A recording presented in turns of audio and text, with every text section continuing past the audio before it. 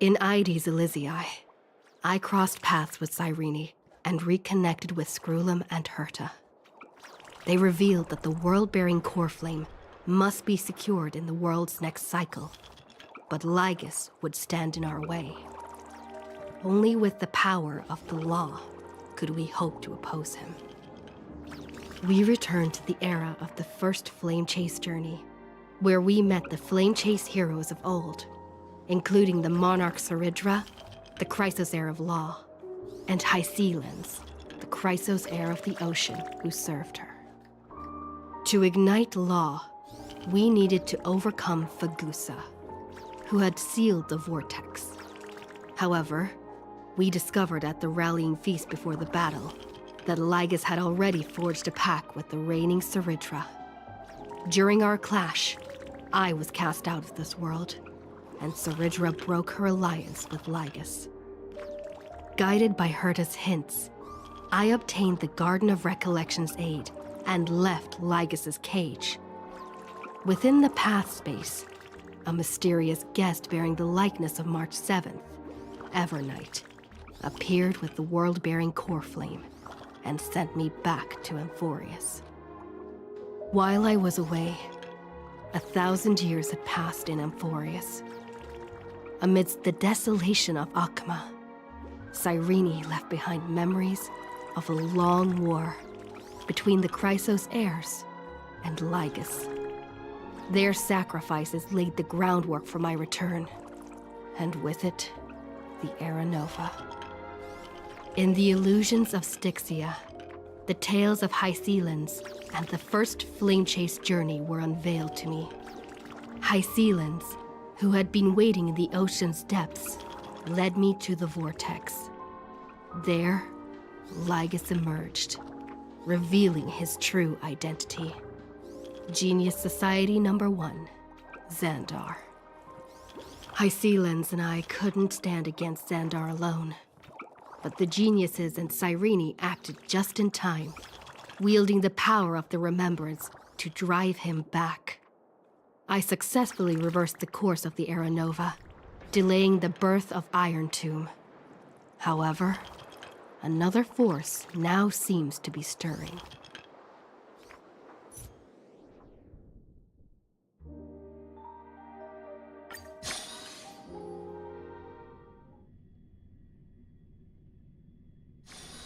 Peaceful days are like breezes carrying the scent of wheat fields.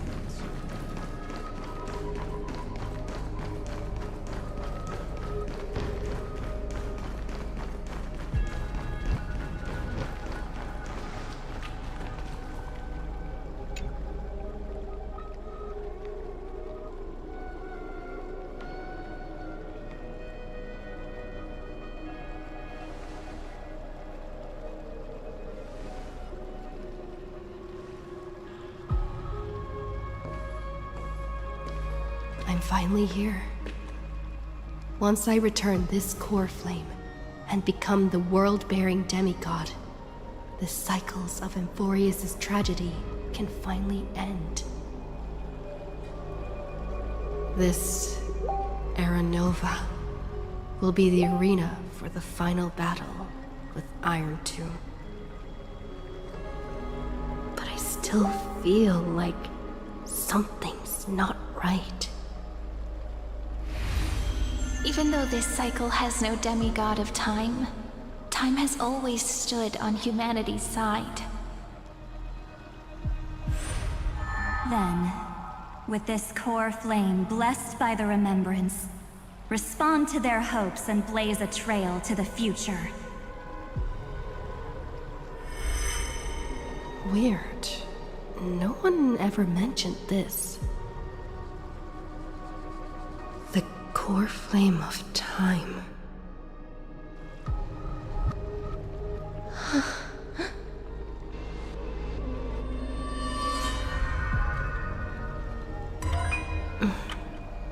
When did it get returned?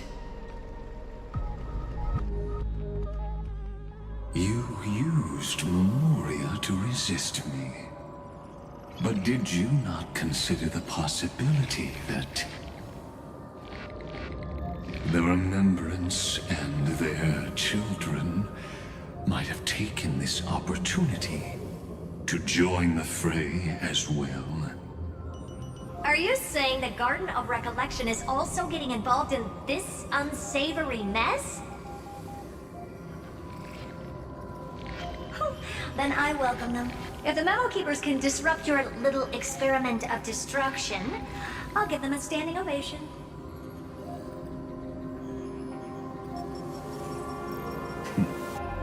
But you know deep down that they can't. In fact, the Memo Snatchers will be more of a hindrance to you. The Memo Keepers covet Amphorius' secrets, just as they covet the knowledge of every genius. In the war between the eons, the Remembrance is never the erudition's ally. But they are certainly not an ally of the destruction either. Right now, following behind the Trailblaze, numerous cosmic powers have cast their sights on Amphorius. They all have vastly different philosophies, but the desire to survive will unite them against a common enemy. How can you be certain that these powers don't have their own end goals, waiting to seize an advantage in the war among the eons? The war has long begun, Screw'em. Four paths will push the cosmos to its end, and the destruction is only one of them. Polka saw these ripples, but had no way of stopping them. So she found in Device 9. Dr. Primitive also took action, but he chose the wrong allies. And now only wild animals keep him company. As for the two inorganic emperors, they could have ascended to the throne of destruction, but they were thwarted by the Eon's plots and became prisoners of the erudition instead. What's interesting is, while the second emperor had a body made of flesh and blood, he considered himself an inorganic being. Guess who was the one who influenced his thinking? We have no interest in chatting about the past with you. Logic, you are stalling, which means you feel trapped.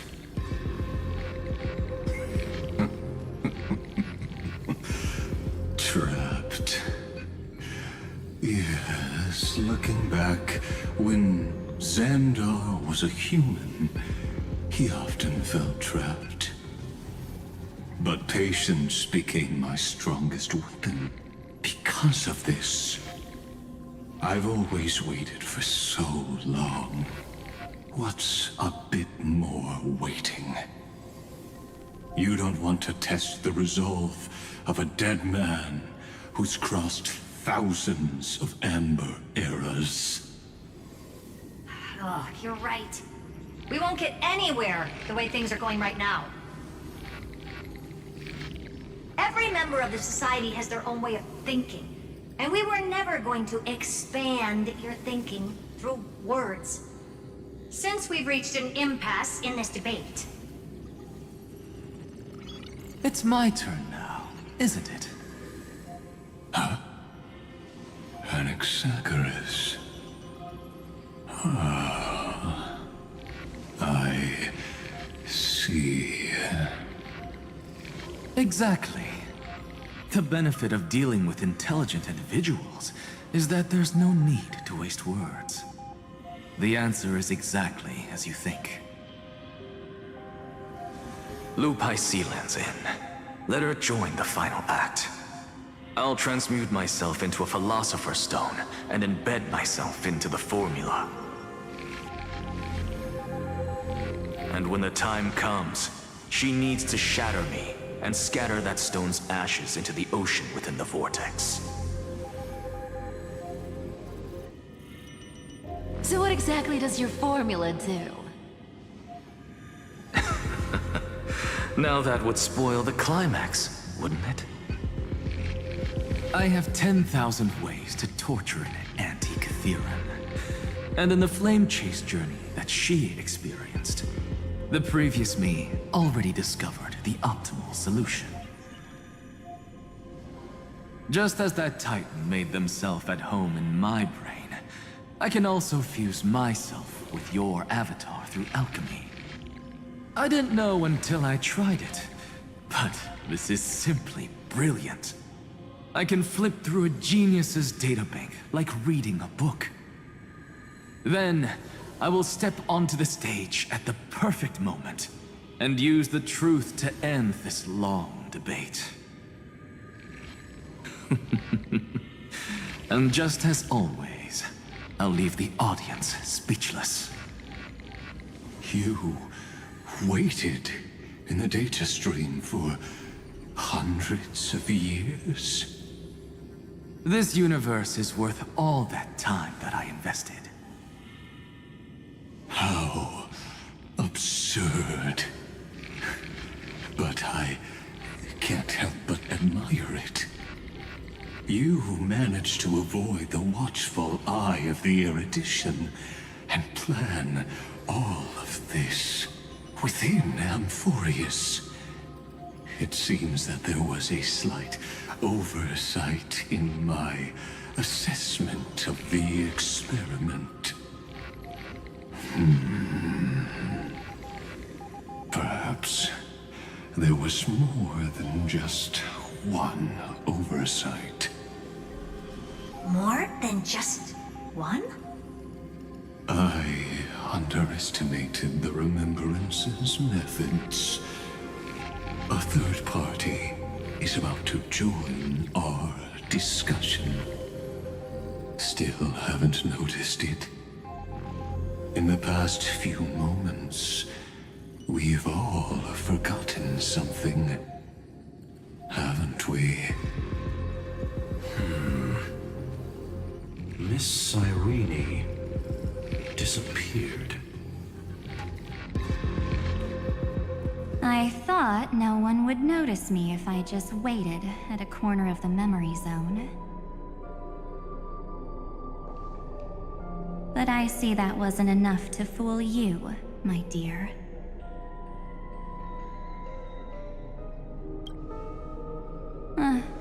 Looks like you're no longer that surprised to see me, even though I am an uninvited guest. That look. So full of memories.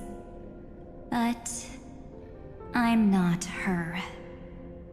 Only you can see me right now.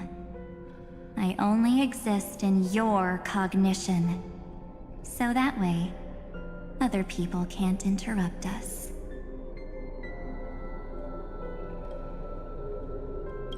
She's nowhere. It looks like you still aren't prepared for the worst. Your friend March 7th is no more.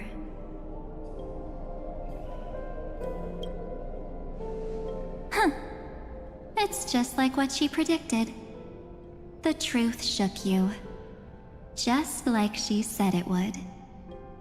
March 7th entered this world long before you and Don Hung arrived at Amphorius. She embraced the path of remembrance to save you two, and burned away, like a lone candle in the fog. And I am the shadow cast by her candlelight. I've been hiding within the cracks of time all these years. It isn't easy to deceive a genius, but I can do it. I'll now answer your other question, about who returned the core flame of time in this cycle. The answer is simple. No one ever did.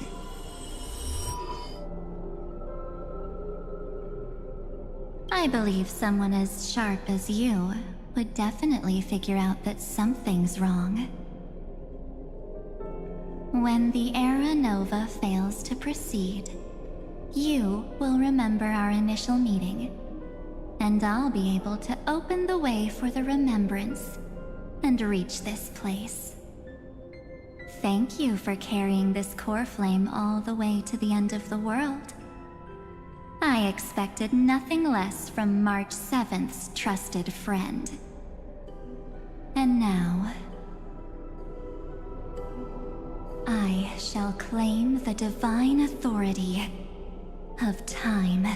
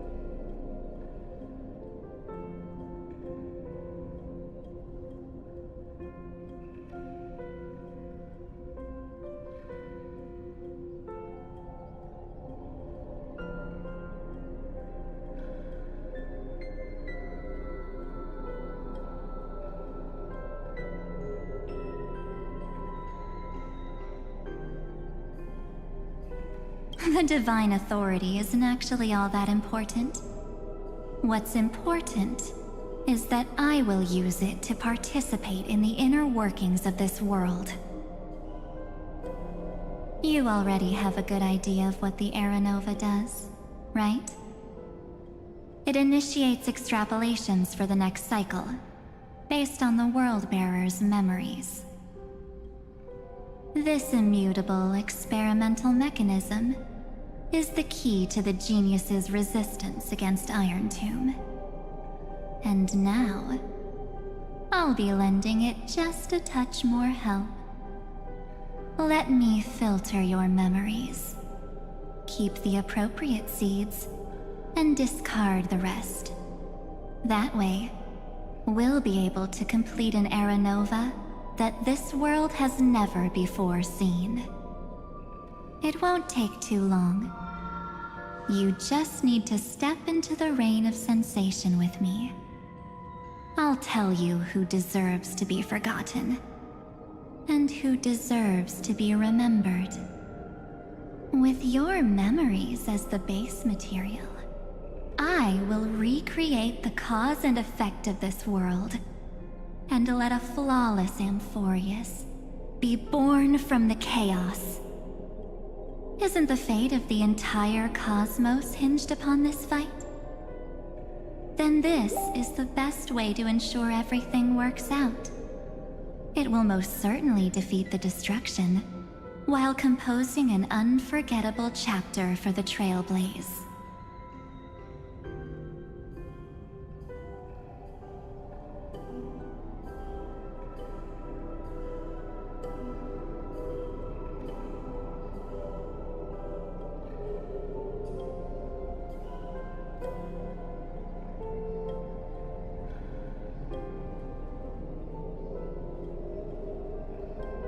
Mere mortals, flawed individuals, failed heroes. People like them cannot nurture the world, and would only become memory impurities. Yet being forgotten is the normal state of life. The universe is like a wasteland, filled with rubbish, where occasional treasures lie undiscovered. Besides, that's what March 7th wanted. If a new life is to be born, its seed has to be dead.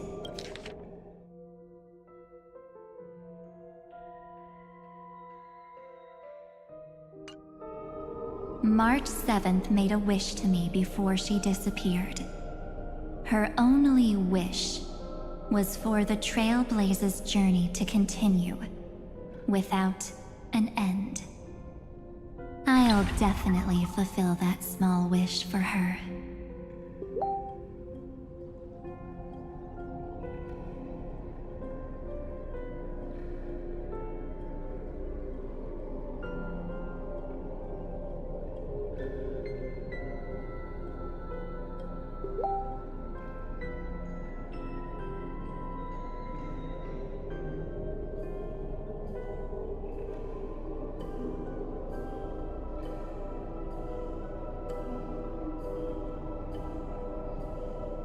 Friend, what's going on? Your consciousness suddenly went so far away. I promise you that the Astral Express crew will definitely see each other again in that new world. So come, dear. Sink into the sea of oblivion and become my guest. So much time. Just the two of us. And guess what? You cannot refuse my invitation.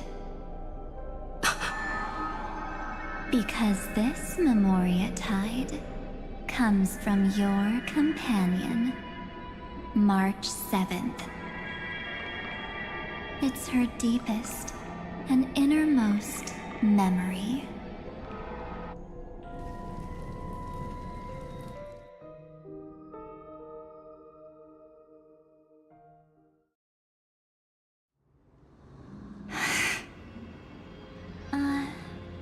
Well, I'm not actually all that surprised.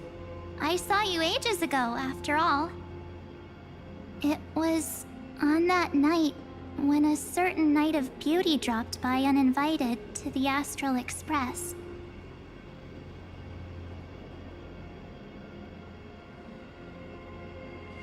That was when you showed up, without even saying anything. Huh. I see.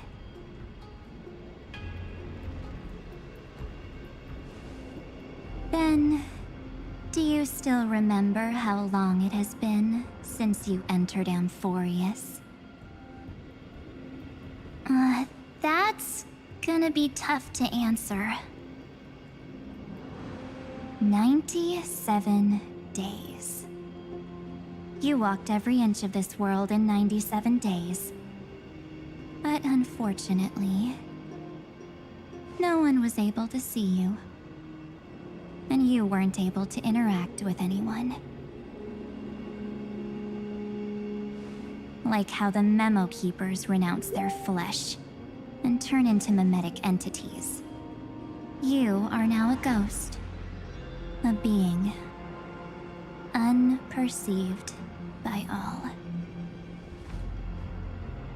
But I can't just do nothing. This world is super terrifying. She and Don Hung have already set off. The Astral Express could appear on the horizon any second now.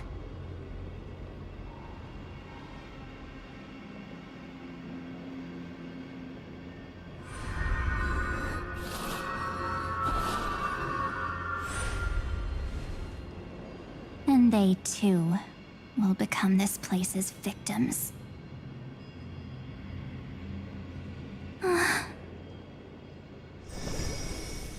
For ages, I've watched people walk through that door.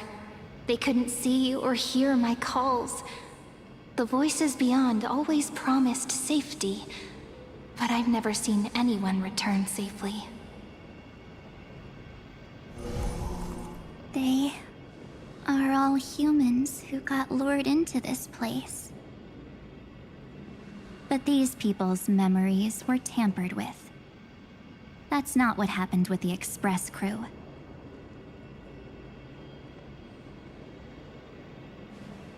so cruel.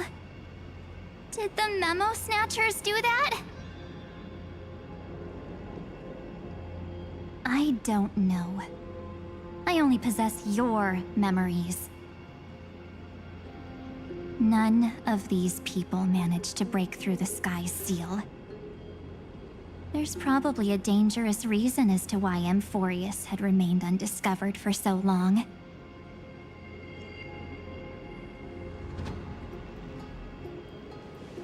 Anyway, back to our initial topic. You gotta know something, right? We practically look like twins. Maybe you know a thing or two about my past? Or any hidden powers I might have?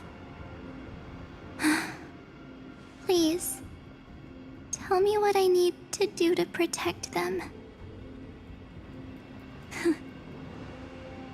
Have you ever wondered what the word cost means before jumping into action? Cost? Shouldn't I be the one asking you that? Oh. You always hid in my memories. Never wanted to come out. The only times you showed yourself were when I got into serious trouble. That's because you also don't want to get discovered by the garden's observers. Am I wrong?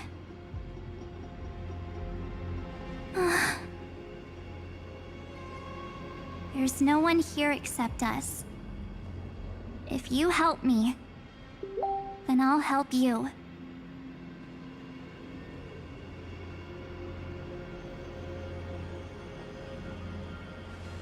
Fine. Let me drop a single pebble into these stagnant waters and watch the ripples reshape everything. But you must polish this pebble with your own hands, and it will require all of your memories. What will I turn into after that? Maybe you'll turn into a guiding light. Or maybe you'll be reduced to dead embers. I can't guarantee that you'll remain the person you are now. Inside you is nothing but an Evernight. Even I can only catch a tiny glimpse of it. If this is the only way, then I don't see why I should say no. Besides, the mastermind behind the show is about to find us.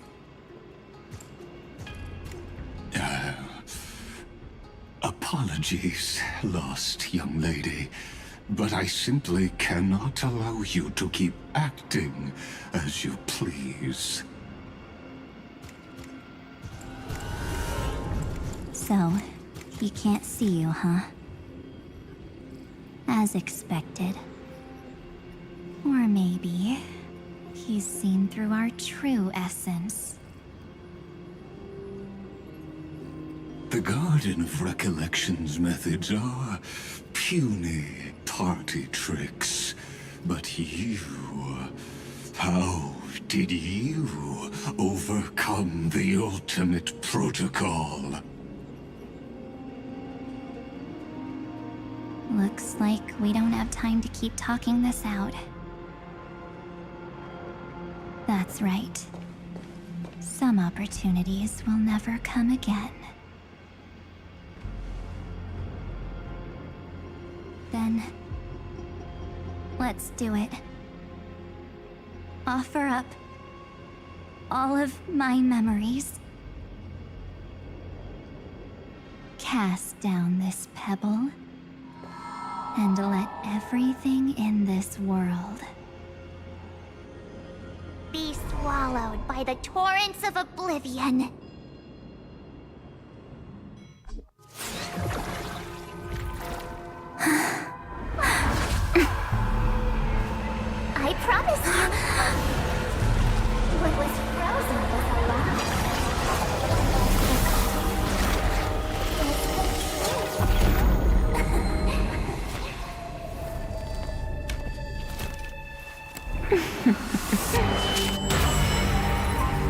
Now, let's bring the true Evernight to this world.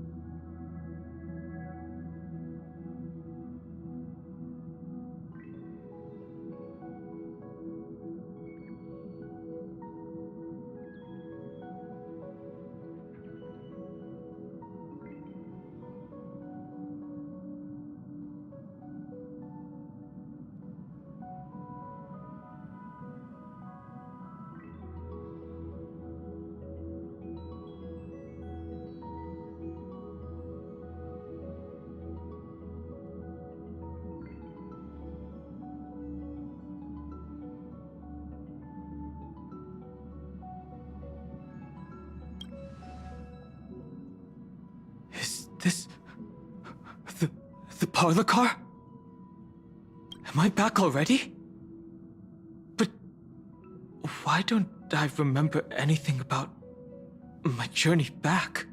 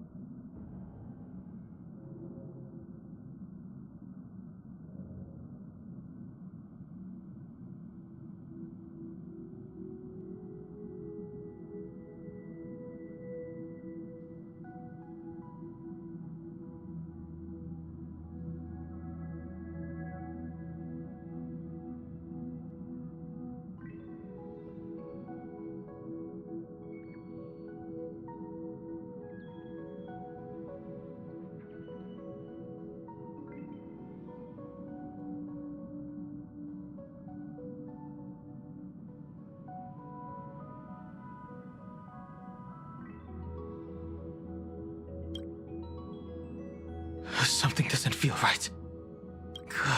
Think back to when she and I separated. It will take time to uncover the reason. Before then, if one of the Nameless is willing to stay and witness the fate of this world, or to push it along when necessary, it would be of great assistance. This is goodbye then, Lord Donhong. Thank you, Guard. I hope that all of you will be able to overcome this disaster. But I can't remember anything after that, no matter how hard I think. Where's Sunday? Did he not come back with you? He stayed with Madame Herta. They wanted to try using his tuning to help support the genius's thought hacking. Is that Himiko's voice? And Mr. Yang? Oh my. That was Herta's suggestion? It's hard to imagine she'd borrow the power of the harmony. No, it was Sunday's suggestion. Herta initially refused. But she changed her mind after Xandar's identity was revealed.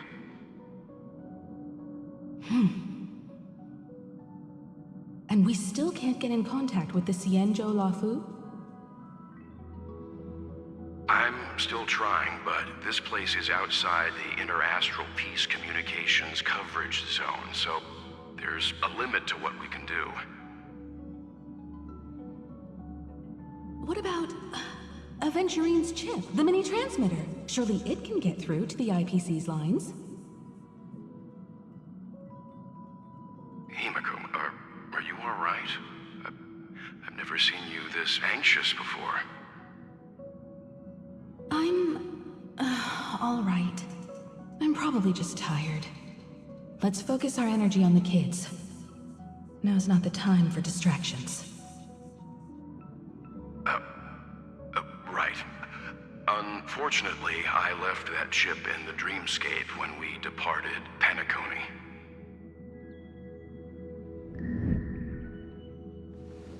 Am I dreaming? The parlor car feels so strange. Are the voices coming from the passenger cabin?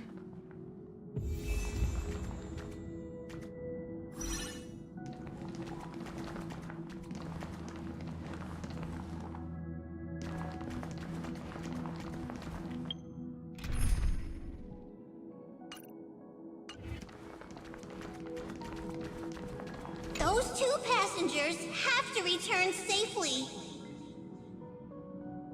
Don't worry, Pom Pom. They're both experienced nameless. They'll be just fine. Oh. I'm right here! But where did all of you go?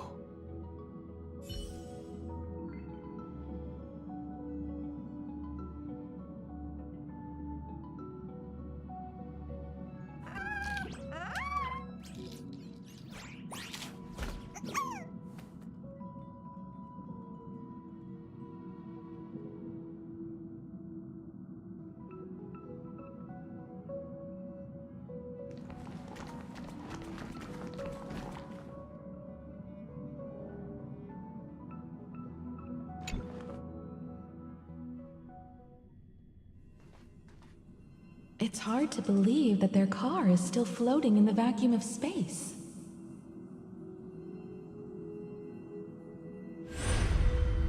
That's why the Express wasn't able to receive any landing signal. It's likely that the two missing nameless, like March 7th, also came under the influence of the Path of Remembrance, and only their minds entered Amphorius. We can analyze all we want, but the real question is, what can we do right now? I was just about to get there, Miss Himiko. Right now, Amphorius' memory zone is extraordinarily full. I can also take this opportunity to enter the world and seize as much of an advantage for the Astral Express as possible before the other memo keepers arrive. For example, I can light a beacon in the memory zone for the Trailblazer and Don Hong to follow back home.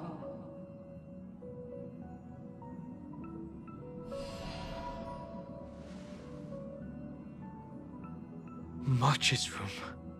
I haven't heard a single peep from her this whole time. March already wasn't feeling very well when she and I set out. Even if this is a dream, I should still check on her.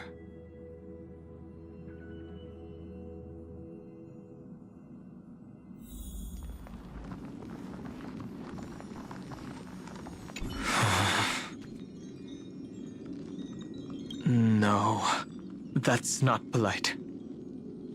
March, it's me.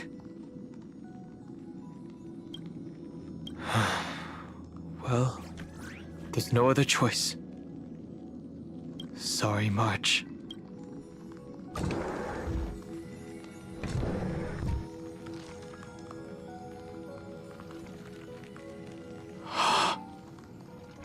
This isn't a dream after all. Based on what Madame Herta said, Don Hung should already be on his way back. But the Express hasn't detected any traces of him.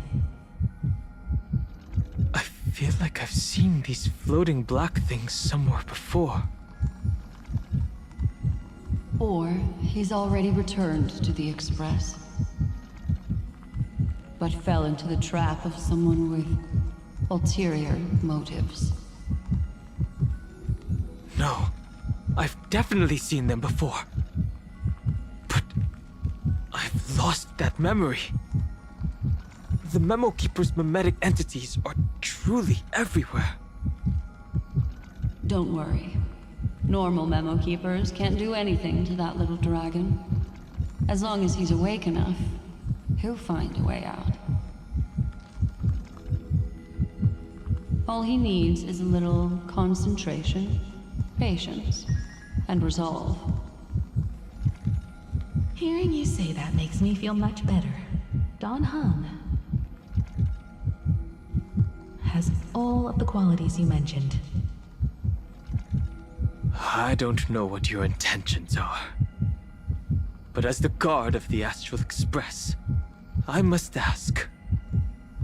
Any suspicious and uninvited guests to leave.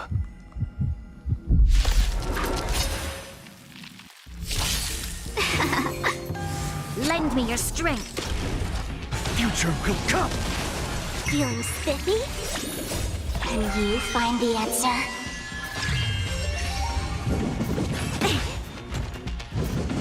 I can't let them down. Can we talk? Tomorrow!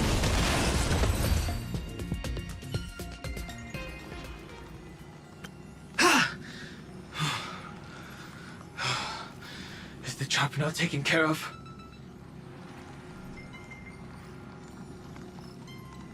Maybe in the top side if they want to, but again, that flex Poppy is still looming. I think Kai'Sa Jin Jin is want to good be playing bets. Poppy in the support role though anymore with Nico now already on lock because you're going to be playing melee. Genji agree and will take away Delight's Alistair here and focus on support instead. Yeah, I do like that these two comps are already beginning to form somewhat of an identity between the two of them. You've got Vi and Nico for the heavy engage, the Rise for the follow-up damage, and then you've got a lot of zone control with Orianna, Poppy, the Corki, who can always create some room for himself. So the Alistair gets banned away for more zone creation denial, and the Kai'Sa for that follow-up. Maybe a on not the ban engage from will be Genji denied feels away good. from Genji. And my guess is that they're going to ban Not another sure. AD carry. We're probably saving key counter pick for They R5. could just ban a taking top the AD laner. carry on Yeah, okay, four I'm here. better. There's still a good amount of picks left that are okay into Corki. But Do you ban obviously it Cassante? really No, depends you on don't. You what just ban matchup Jin, I think, Delight here. will get. Knowing Delight, I don't really think that he's going to be playing for lane too much. Just going to be looking, I imagine for maybe like the Rel, just any engage support that synergizes well with the Orianna and allows you to really go for these big combo combos. Genji right now have a strong big engage tool in the Nico ultimate Severe. as well as single Actually, target good with ban, the Vi. So they can lock this Corki down even though it has good escape here. Having a stable I do AD kind carry of like that can Jin in scale Genji's well and comp help, though. you know, front to back in these team fights regardless of what Zeus is playing. He's going to fit the bill. They took the Kai'Sa away, which is super safe with the Nico. Now I'm the Bessa Super is ban. gone here for Ruler. So Ruler's pool thinned out a little bit here in terms of consistent damage he could look for. And the Ezreal feels is okay, the yeah. safe pick he'll opt for. Very Anything long difficult range? to get value into this pick as Orianna because of his arcane shift, his ability to I do think damage Nautilus is so strong far now. away. Normally you see this into a more clear dive Rel and composition, but with the Rakan feel expectation hard that into something Ezreal. like that Rel But is Naut coming feels a bit through. better. Feels a lot safer here to lock the Ezreal I don't know down. what Also means Rat Boy is that in a blind. He it could frees blind up Rumble, Durham but to make plays on the map I don't with really the know Nico. if I like Can it. be really Rumble Rel, obnoxious to deal with when you go to other lanes. a bit mobile. There Aurora is blind. now the Ooh, blind that's pick nasty. to come through here for Zeus. Aurora makes sense. That It's is one of the hardest nasty. champions to actually shut down. It takes away a lot of power from some of the expected picks. What does that Keen normally play can into go Aurora? towards Does he the just play Rumble, I think, Cassante is and take always it, or the does he play like biggest giveaway, Jace? as Rel for the I feel like Lions Aurora to top is surprise so them. hard to I think counter. Primal Life's draft has really strong identity. It's got a lot of They could upfront put burst Ezreal damage top and into the Corki to Aurora. follow up from range and then clean And just up pick house. Sion here. Great engage, plus the extra stability that the early game Poppy can give you, and the objective control that Peanut will be able to provide with his ultimate.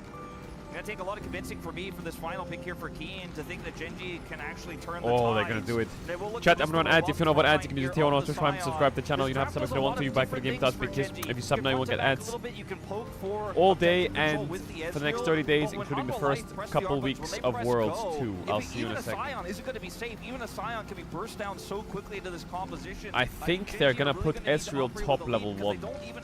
And I think that Corki is gonna go top level 1 as well.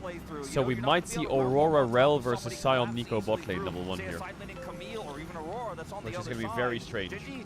Coach Kim said, we look for tier in our drafts more than counter picks. I don't think they got counter picks here, and they didn't really get too much tier outside of the Rise and the Nico. Yeah, I definitely agree with you, Wolf. I think Humble Life Esports definitely a more solid identity. It feels like Genji somewhat got lost along the way. They definitely still have very strong tier picks, but even our desk was talking about counter pick and how strong it can be, wanted really nailing that point home about how red side is very strong right now, but they banned the Ambessa. The Sion was a little bit face up.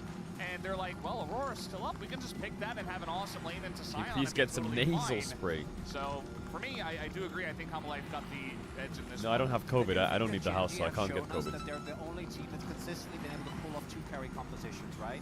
And that, for me, is kind of the X factor here. What is the laning phase going to look like, both for mid and jungle specifically? Eventually, Keen will be fine, right? Early levels against Aurora are going to be hard, but once you finish your first item, I think it's just because I had one night where I was sleeping, and I was so cold, and I think that got me sick.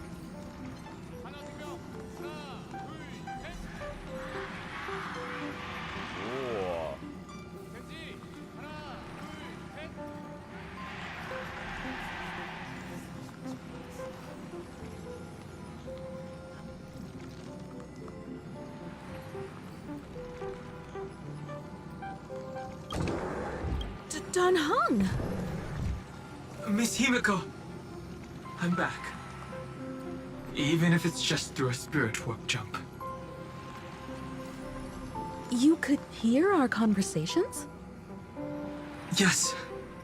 It was thanks to your voices that I could pierce through the memorial barrier. Although... it was not a wise decision to let a memo keeper of unknown origins board the Express. Can't argue with that. Miss Black Swan has been on the crew's side ever since things started going wrong in Amphorius. We can trust her.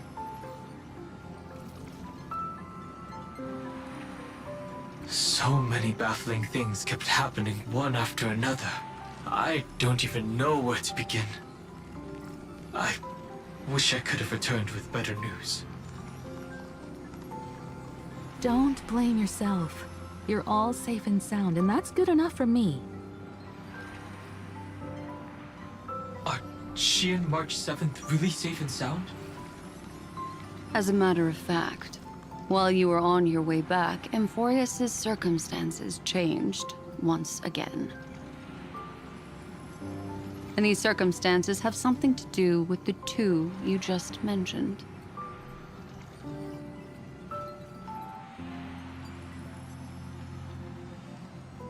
Are you saying that she has been kidnapped by an unidentified Remembrance Path Strider? So you're saying that person's appearance is identical to March 7th? It's too early to say that, as I haven't seen her with my own eyes. I've only detected a similar aura in the memory zone. We have no way of knowing what March 7th has experienced. But I can assure you, if we sink too far into the Memoria tide of that Miss March... what will happen? Everyone here will be torn to pieces. Please, trust me on this. But I also trust in our trailblazing companions. I know this isn't what March would want. No matter what secrets are buried within, we'll do whatever we can to find that March 7th and bring back her and the March we all know. I mostly understand what we've learned about the erudition and the destruction. But what roles do the remembrances intruders play in Amphorius?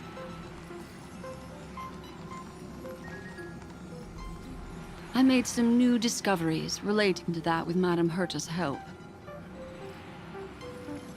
As part of the deal, do you mind if I share them with you?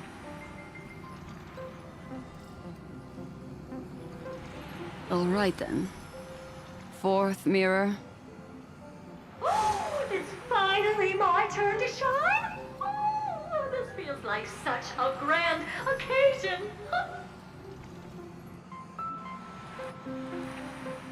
It's really been too long since I last appeared. This friend here is Madame Herta's very capable assistant. They were the ones who helped you complete the spirit warp jump. Additionally, it was thanks to them that I was able to learn the secrets of that group of extremist memo keepers. appreciate the praise, but I didn't have to lift a finger. I mean, mirror. You did this through a mirror? The Garden has strict rules for collecting memories. But not all memo keepers are as proper as I am. Herta Space Station often has uninvited guests, and they never seem to know their limits. That group of memo snatchers has been taken care of, and they are now trapped in the fourth mirror. How many of them are there? I can't quite remember. I didn't really count carefully either. Maybe around 42? There's still room for more. I carefully dissected the memories of these colleagues of mine. Individually, their goals are not worth mentioning. But when you piece them all together, you come to a conclusion that can't be ignored. The Garden of Recollection is secretly salvaging the memories of a path disappearing. In other words, their goal is to gain the memories of a god's death.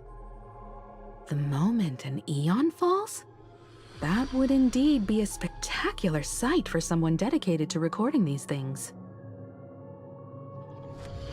That's exactly the problem. They seem to have been aware of the destruction's movements early on, but they lacked a decisive power and had no way to penetrate Amphorius's firewall. So, what did they decide to do? Hide the truth and wait for an opportunity. Now it seems that letting Memo Keepers guide the right people here was also part of the plan. This also confirms one of my suspicions. They have already infiltrated deep within the Garden. They would not hesitate to associate with the destruction in order to salvage memories? Could they be the Cremators? I don't know. Perhaps there are even deeper things at play here.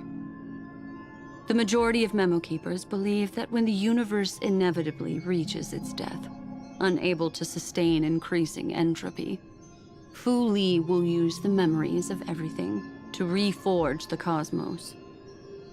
Amphorius, as a scepter, can be viewed as a mini-universe.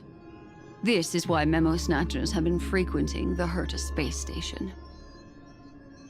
Without a doubt, these extremists wish to record the cause and effect of Iron Tomb's destruction of the erudition. They may want to use it to simulate the end of the universe, or to probe into the unfathomable will of the eons. The Trailblaze broke the seal around Amphorius, giving these people the opportunity to enter. Now, they'll do anything to prevent outside powers from interfering. Because your involvement will certainly influence Iron Tomb's final outcome. You said that March is closely linked to the Remembrance. Is what she's doing related to these Memo Snatchers? I do not believe that Miss March is on their side. In fact, when the car you used for landing first made contact with Amphorius, a violent surge of memories flowed past. Combined with what we know now, I have reason to suspect that the flash of power came from March. Exactly. She was the first to be hijacked by the Remembrance, but she used Memoria to neutralize the firewall, allowing you two to enter Amphorius.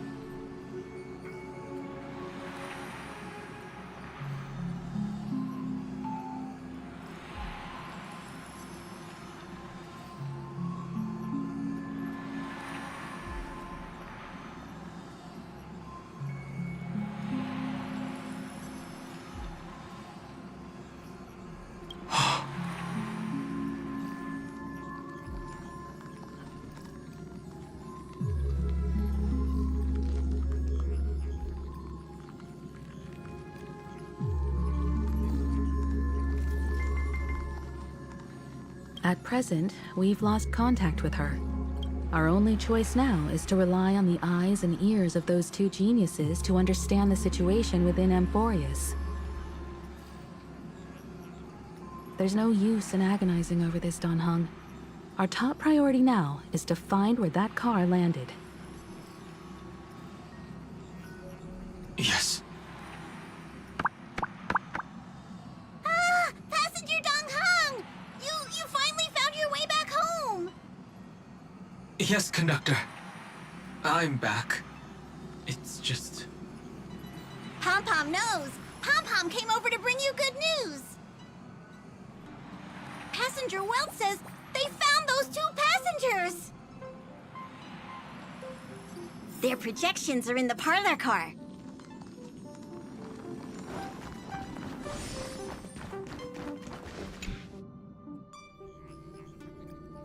Welt. And Mr. Screwlum. Himiko, you seem to be feeling much better now. And Dan Heng, it's great to be able to talk to you.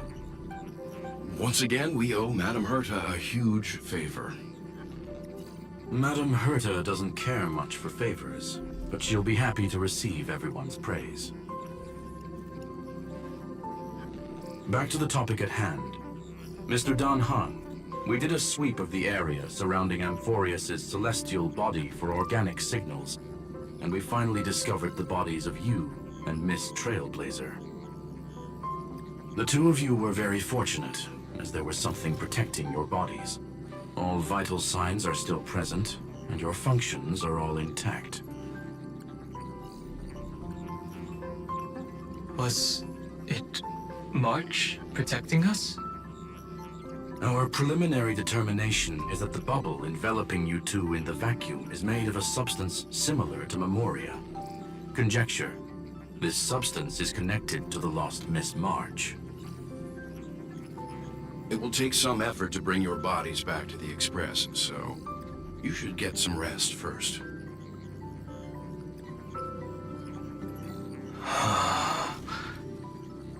Have we completely lost contact with the inside of Amphorius? There have been several unforeseen circumstances. We broke through Lygas's firewall after the law was amended. But now Amphorius is enveloped by the fierce path of remembrance, once again cutting off all channels of communication for outsiders. So we have no way of contacting her. If we take into account the difference in the flow of time, every minute we delay here could be a year of waiting for her. Dan Heng, what are you thinking? If it was March who helped us get past the firewall initially, then does that mean only she and I have the travel permit for Amphorius right now? That is a logical inference, Mr. Dan Heng.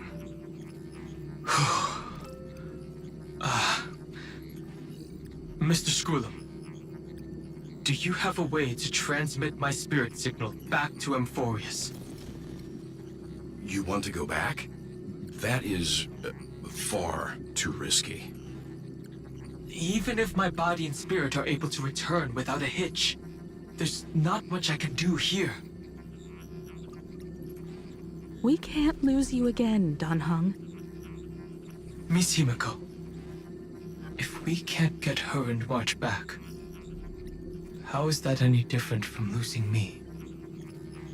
You're right. I should have known you'd say something like that. Well, I suppose there's no point in trying to dissuade you. Mr. Yank, Miss Himiko, I will do everything in my power to bring the Express crew back together. No one will be left behind.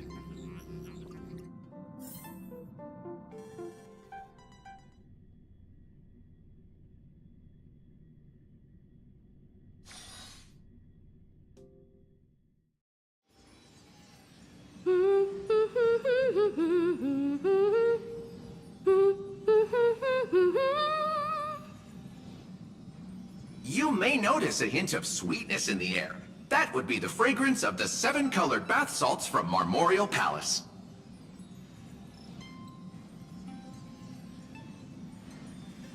A truly splendid journey, if I may say so. With the Era Nova now complete, you have granted the hero the perfect conclusion.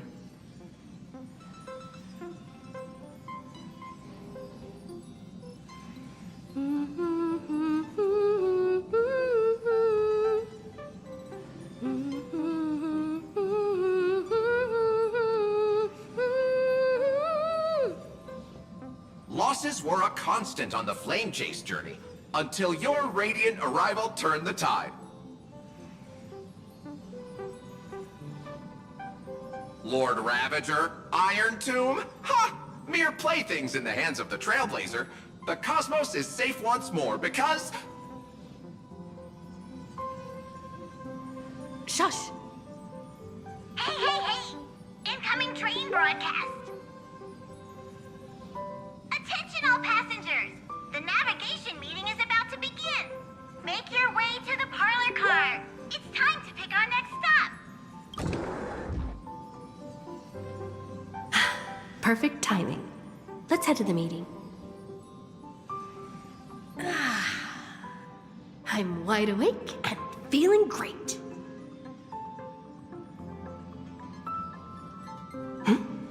What's this? Who left this note? Strange.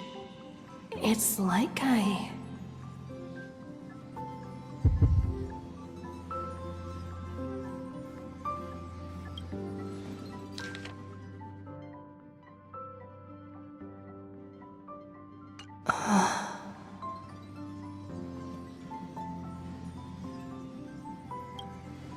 March. When did she leave this here? I didn't hear a thing. Whatever. I'll go ask her myself. There's a new painting here. All I did was take a bath. How did so many surprises pop up? Better step forward and take a closer look. Keep it down. I think I found her. Who's there?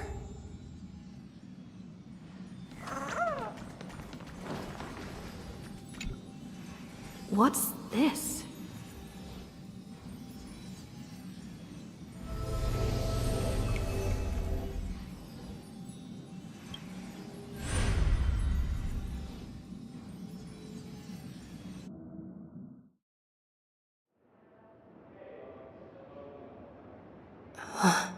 Oh.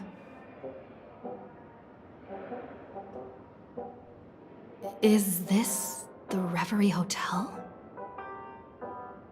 Seriously, what is happening?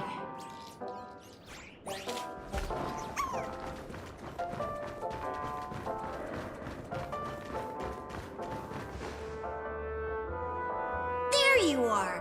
What took you so long? Hurry up! The navigation meeting is about to start! Navigation meeting? In Penacony? Come on over. It's time to choose our next destination.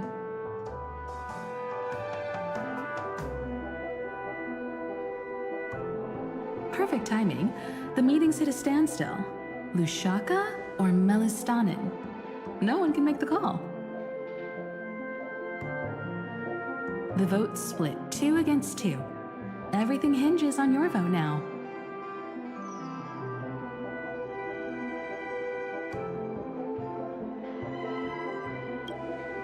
What do you mean? And once again, the passenger is talking nonsense. Ah, young people. Always full of jokes.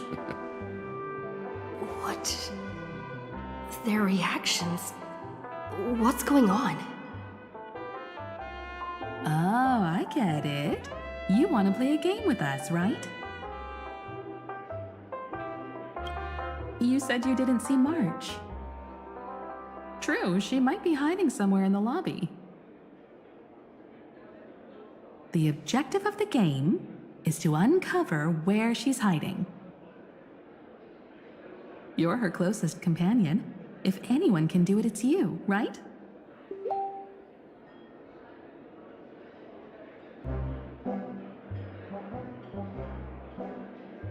Is March 7th playing hide and seek with me? Youthful games like this are a bit much for me these days.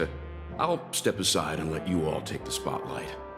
The future belongs to you now. Something about Mr. Yang's attitude feels a little off. You seem in good spirits. Rest assured, wherever our next stop is, I'll make sure you're all protected. Huh? Dan Heng being this forward? That's not like him at all.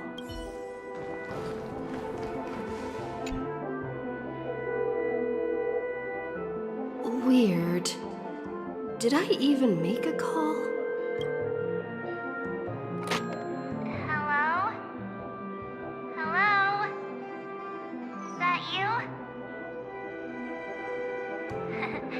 I knew you'd call. Missed me, didn't you? Don't worry. We'll see each other very soon. Because the trailblazing journey never really ends, does it?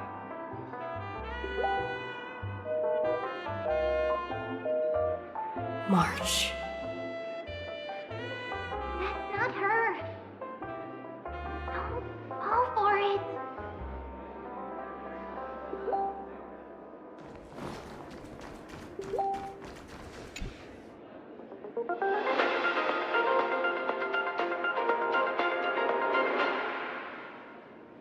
This is the Interastral Peace Broadcast. Good evening, everyone. Good evening. A newsflash.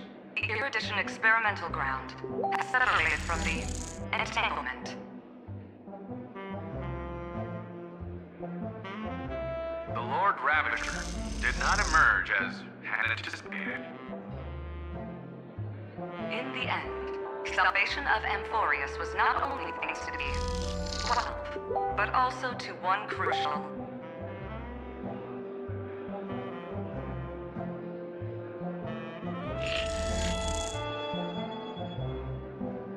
It won't be easy, I know.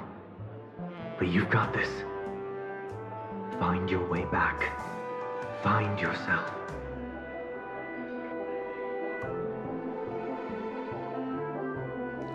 Not feeling ready yet? How about a cup of my special coffee blend to calm your nerves? Everyone says great things about it.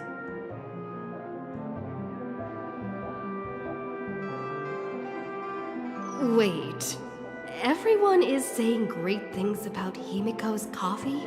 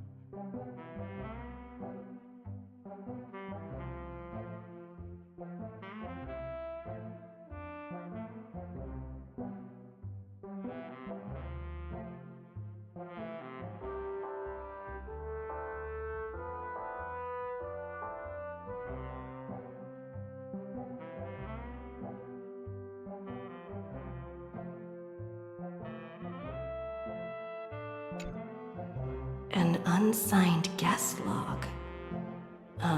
Can you really call that a log? Wait a second. Why am I looking for March 7th in the guest book? Friend! Over here.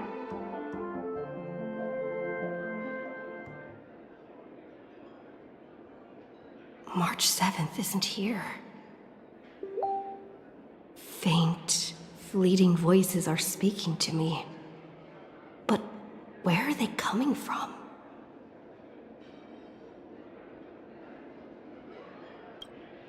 I went through something like this before. Back in Paniconi.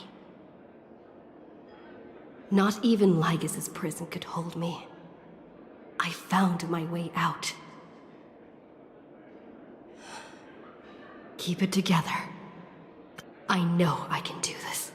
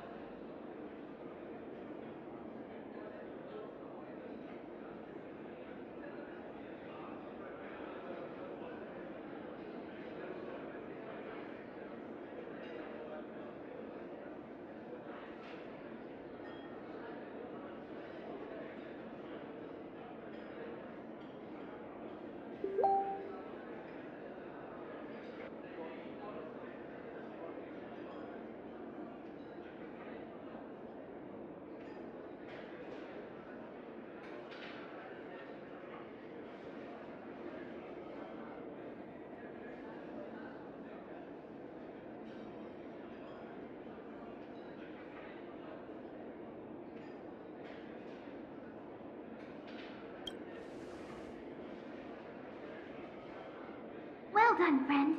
Just like that time in the Sea of Flowers in the Nether Realm.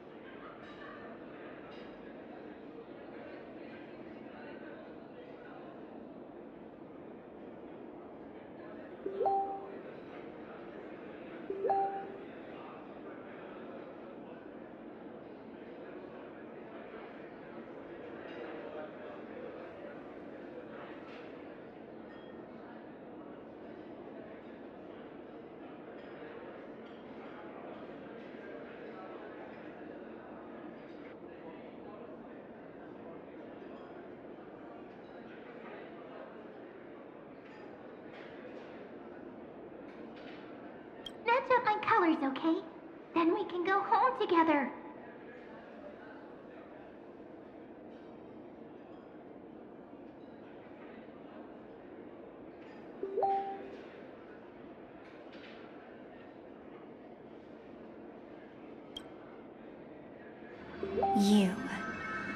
You're trying to tamper with the remembrance, too.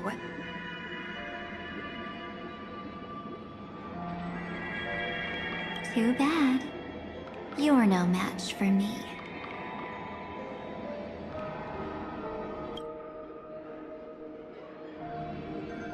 Did you find her?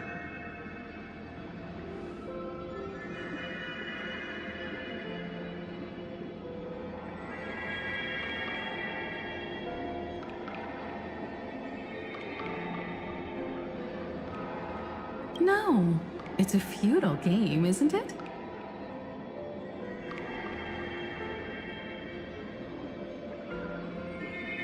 In truth, you don't have to go to such lengths to find March 7th. Because in this memory zone, March is everywhere. We're protecting March 7th's wish. You... You seriously can't sense it? She doesn't want to say goodbye to the Trailblaze. She wants to keep traveling together. Forever and ever. We are her memo sprites. For the sake of her wish, we must give it our all.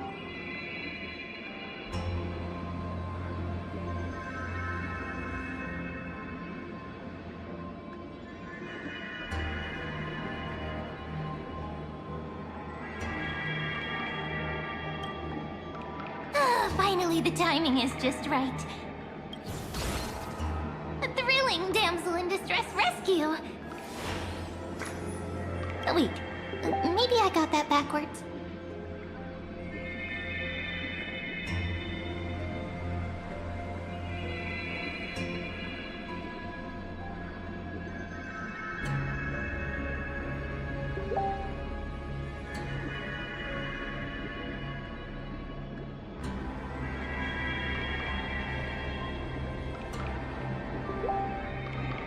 That's right, but now I'm in my mem form.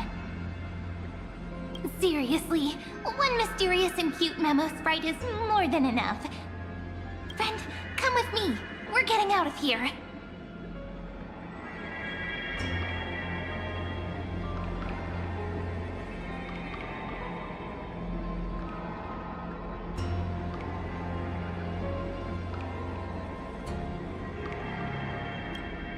Why run away? What does it take to make you understand? Step 1. Stop scaring her already.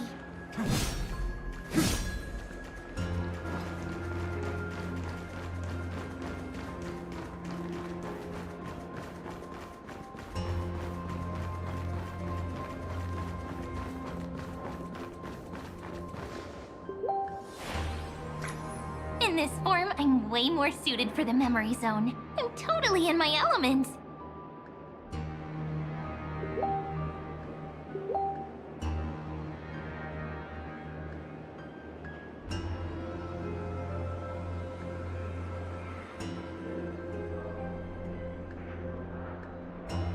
Grab my hand. Let's hide away in the deepest corner of your memories.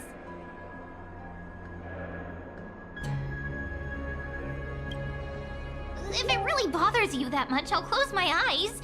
Just take my hand and lead the way. Lift the curtain of memory. And stir up ripples of past reverie.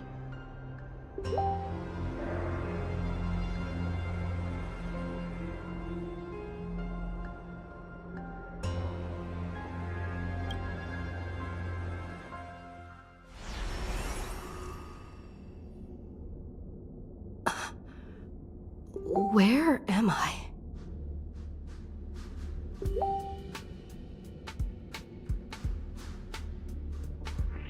The space station.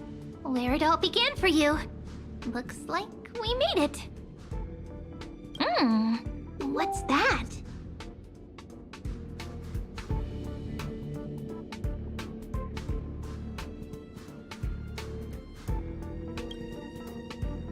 Silverwolf? Kafka?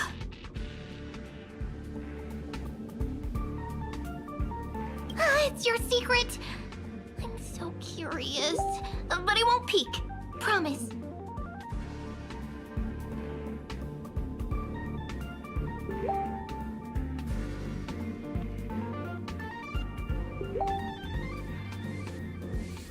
When I first met you, I remember they were there in your memories too.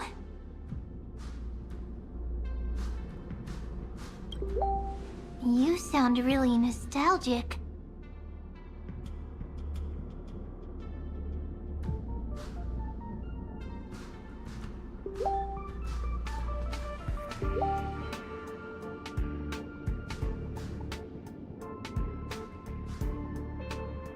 You sound really nostalgic. Want to take a closer look? Go ahead. Think of it as a glimpse into the past.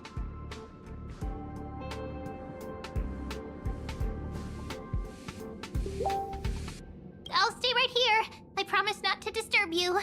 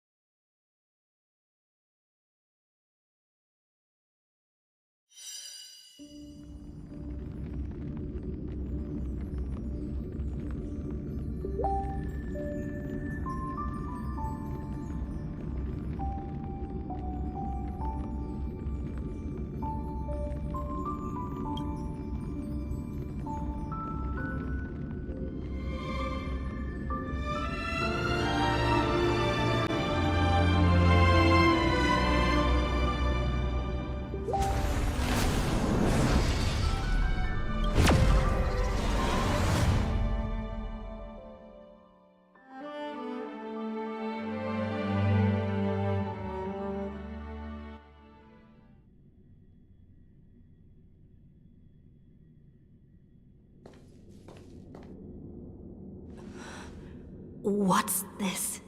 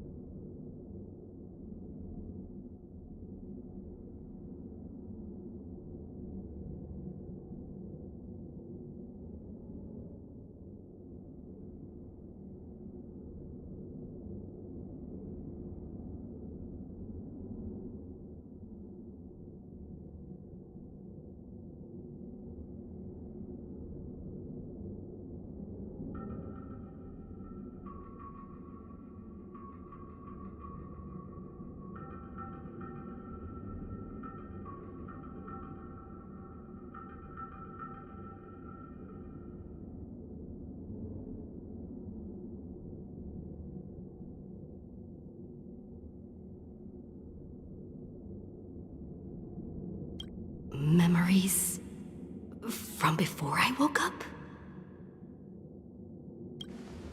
So, Silverwolf, how long till she wakes? Hard to say. Maybe a few more minutes. By the way, that part in the script, could this be the right moment? Yes, looks like we're on the same page. In that case... Listen.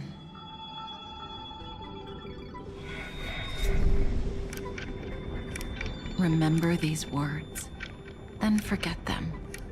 Let them slumber in the depths of your memory until the day they are awakened once more. On that day, your journey will intertwine with the remembrance. In nearly every possibility Elio has foreseen, it leads to a great crisis.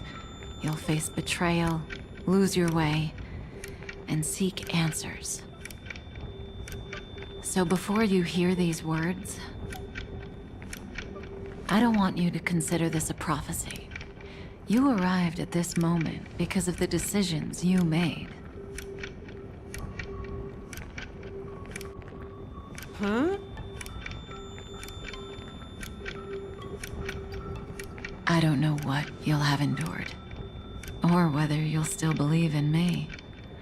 But if there's even a trace of doubt in your heart, I hope these words can give you strength. It was a wish of the cosmos that set you in motion. And in the tale where you are the protagonist, the stars themselves will defy the destiny of finality. Mark this number, 4. According to Terminus's prophecy, 4 paths will push the cosmos to its end, and on your journey, you shall encounter them, one by one.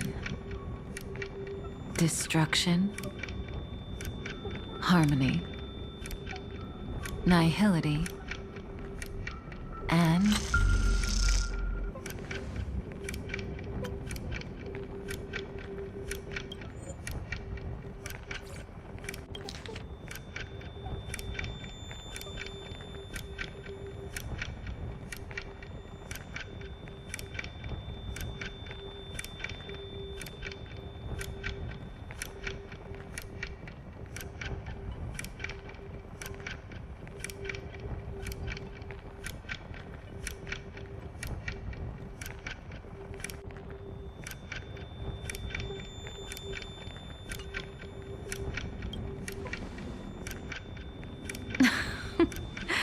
easy now. Trust what you remember. The 4th path has yet to fully reveal their face.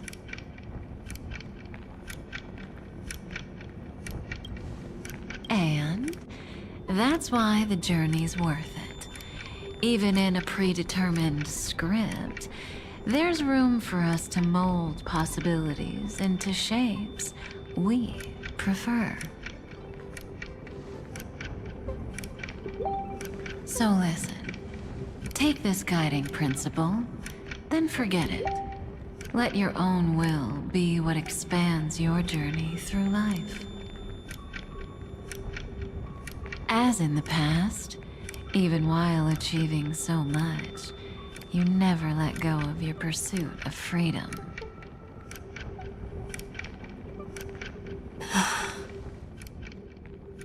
That was so sincere. I might actually tear up a little.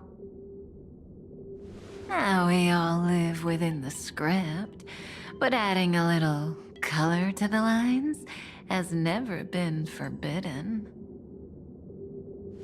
Are you going to say more about those branching storylines?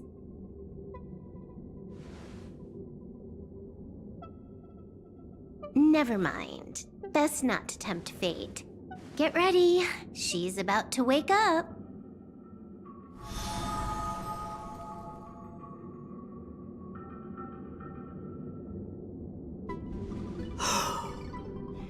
Come back to yourself.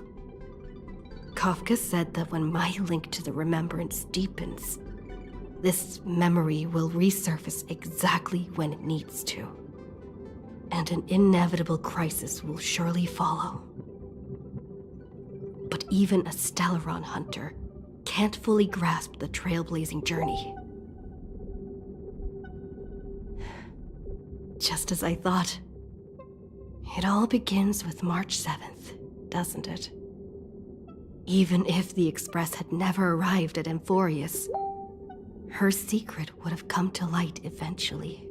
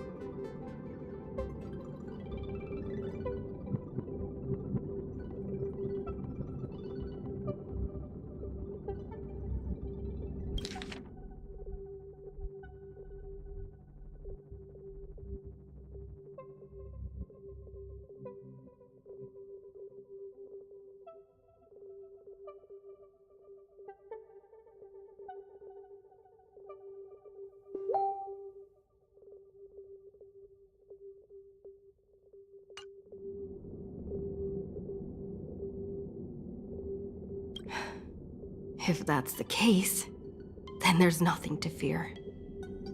Collect yourself, and go find Cyrene.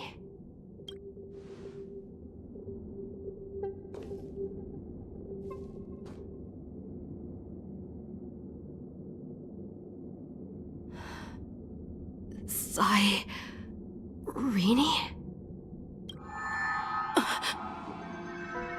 It's a breakthrough! A breakthrough! How could that little pink girl possibly beat us? Little one, you really don't know how to behave, do you? You were meant to stay in those beautiful memories and wait for all the disasters to pass.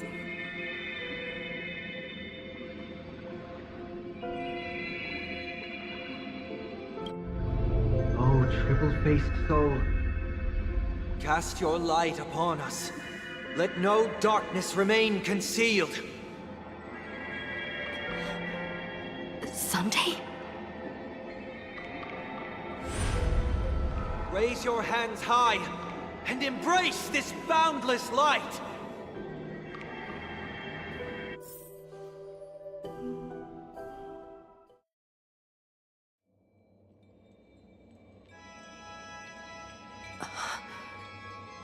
This stage really brings back memories. Yes. For you, I suppose it's been a long time, hasn't it? None of this would have been possible without Miss Cyrene. Even while engulfed by Memoria, she fought to stay in contact with the geniuses.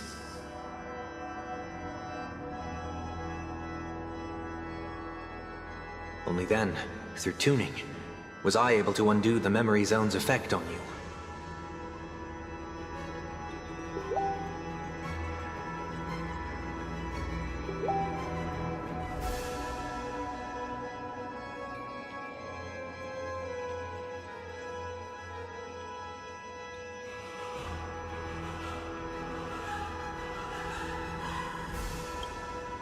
Step onto the stage first. Ms. March will come for us soon, and she won't be alone. Those memo sprites will follow. We need to prepare early. Only then can we get you out safely, and go back for Cyrene and March 7th. Please, be careful. Amphorius is being overwhelmed by an unusually violent Memoria tide. I'll do all I can, but even that might not be enough. Black and pink. Two memories twisted together. Time is precious. Let's pick up the pace.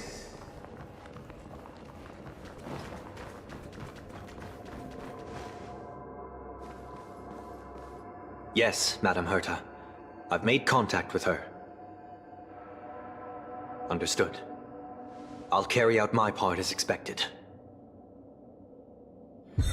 Quite the dazzling nest you have, little bird of the harmony.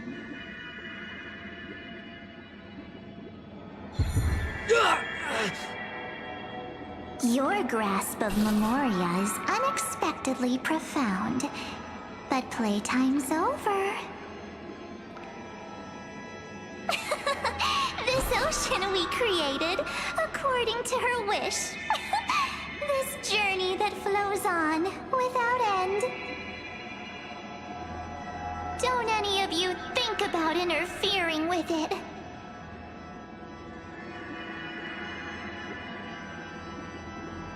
She's coming. Is it me she's after this time?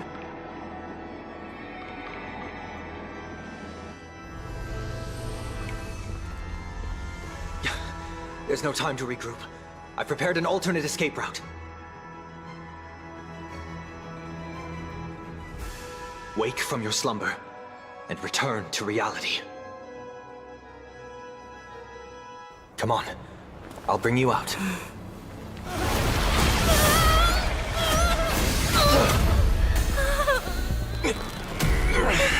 Ow. Self-righteous past rider of the harmony. You think you can do that?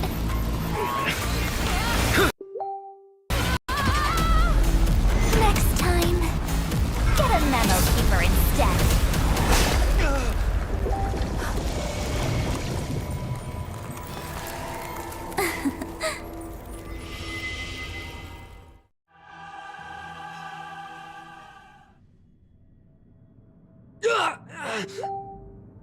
That was way too close. Good thing I was there to fish you out. Sunday, are you all right? Mr. Yang. I couldn't get her out. I'm sorry.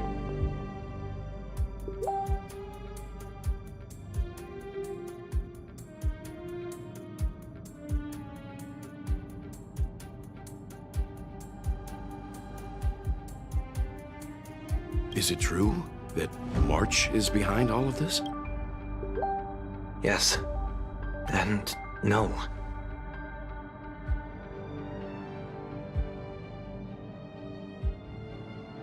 That Pathstrider of Remembrance is identical to March 7th in appearance, but what lies inside? I can't find the right words to describe it just yet. Can't you come up with an analogy? I thought that was your thing. That, Miss March, feels like a reflection on water. Only not from a calm, clear lake, but from a bottomless abyss. Within her words, I sensed an intense, but utterly pure protectiveness. Protectiveness? This is only speculation. But after being drawn into Amphorius, perhaps March 7th experienced... No. She likely foresaw a tragic end. It was out of a desire to protect her fellow crewmates that she chose to awaken a power that teeters on the edge of evil.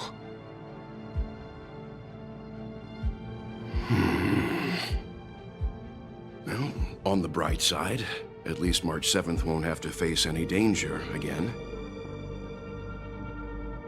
After that battle, I'm afraid I'll no longer be able to join the fight through tuning.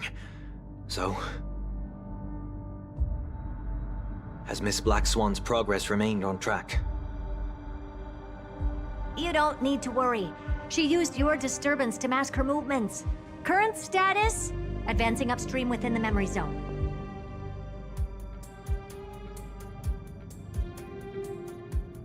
I didn't see that coming. The Memo Keeper is pretty courageous, choosing to defy the rules and take matters into her own hands.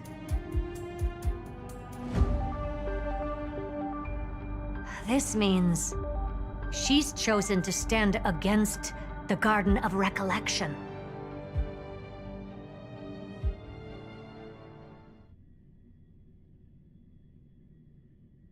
Even so, I must think long term. I wanted to hide in the shadows to avoid direct conflict. But why is it so quiet here? The air is thick with memoria, yet it's so chaotic, like broken memories all mixed together. Memo Snatchers should be swarming into Amphorius. I was expecting this place to be very lively.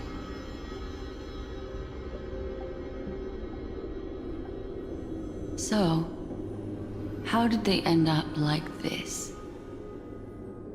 Now I'm getting very curious. An empty shell. The consciousness that maintained this Dharmakaya has disappeared. So efficient. Not a single trace left behind. Alternatively, she might have sacrificed herself for an even more mysterious purpose. Either way, what exactly made these fanatical believers end up like this? Memory. It is indeed a deep ocean of dangerous allure, where fascinating secrets always hide beneath the waters. I keep getting the feeling that the same thing happened in Penacony.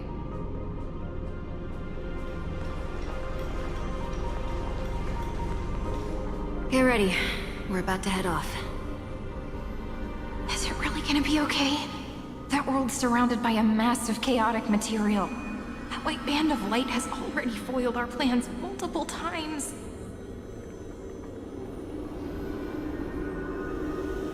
Don't worry. After the pink girl from the Astral Express broke into Amphorius, that obstructive force preventing the garden from entry disappeared. That's the trailblazing nameless for ya.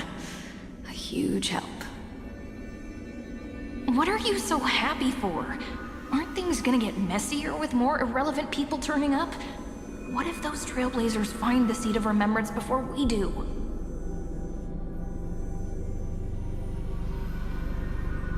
Then we'll just steal it back. Simple. By the way, there's a messenger and a memo keeper on that express. We don't know where they stand on this matter, so make sure they don't notice you when you make your move.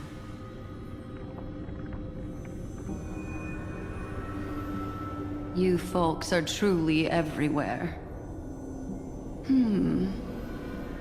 These Memo Snatchers are different from the previous husks. These ones seem to have had contact with her. We'll introduce ourselves to gain your trust. We are the Garden of Recollection. You should be very familiar with that name by now. This memory ends so abruptly, as if a shapeless hand snuffed out its candlelight.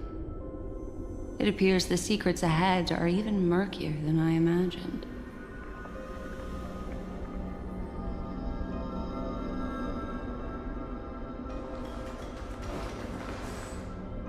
What a bizarre sight. It's spinning out of control! Everything's out of control! Why did no one tell us?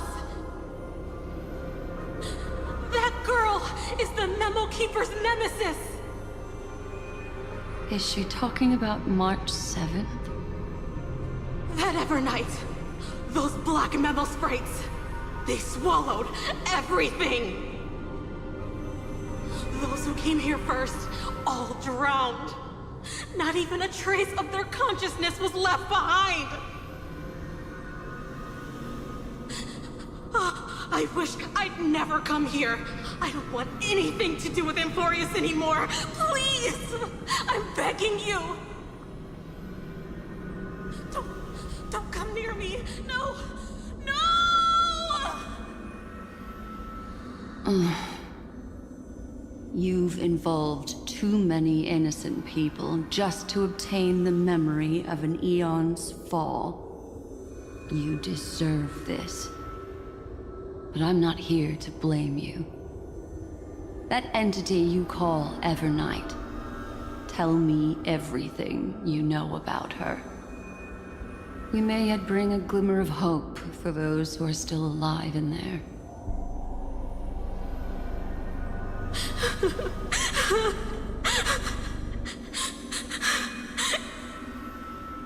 Eden, a blessed insight! Huh?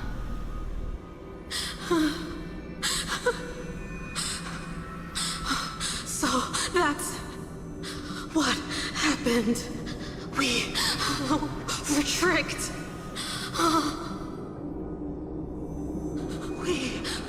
We are the sacrifice the garden used us.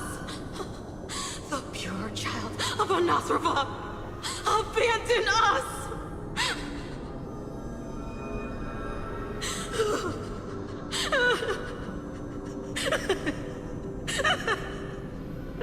She just wants to find her lost sisters.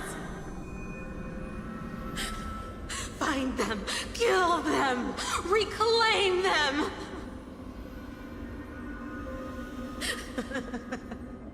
If a new life is to be born, its seed has to be dead. Dead, dead, dead, dead. Dead, dead, dead. Dead, dead, dead, dead. Dead, dead, dead, dead, dead.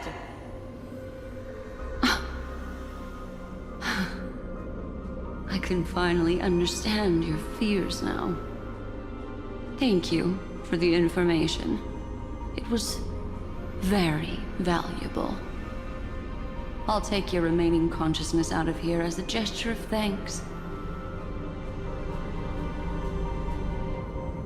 It'll serve as both protection and a punishment. You'll reunite with your peers in a genius's mirror, where you can reflect long and hard on your past actions. Well, provided that I can survive my encounter with her.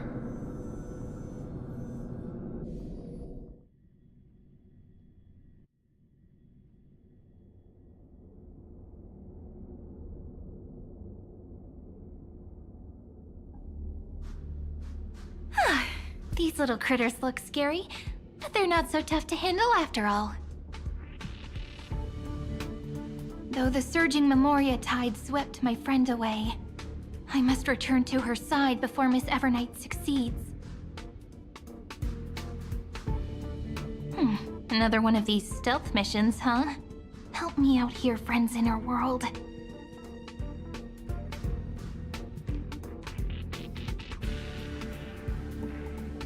A scorching and dangerous aura. This power shares the same origin as Finan. And then there's that enigmatic, bottomless aura that seems to jolt awake at midnight.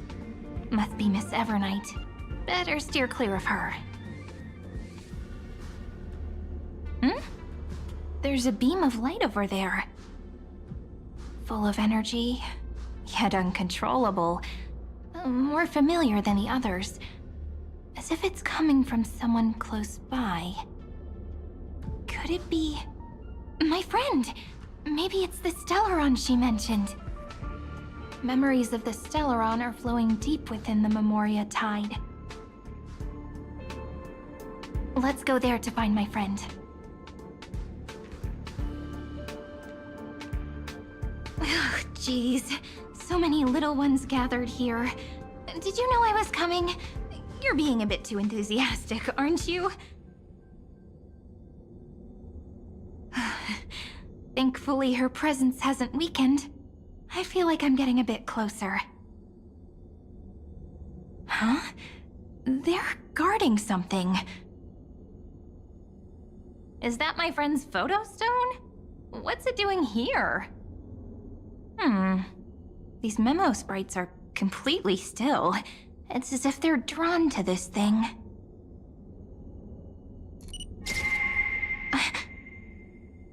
This is an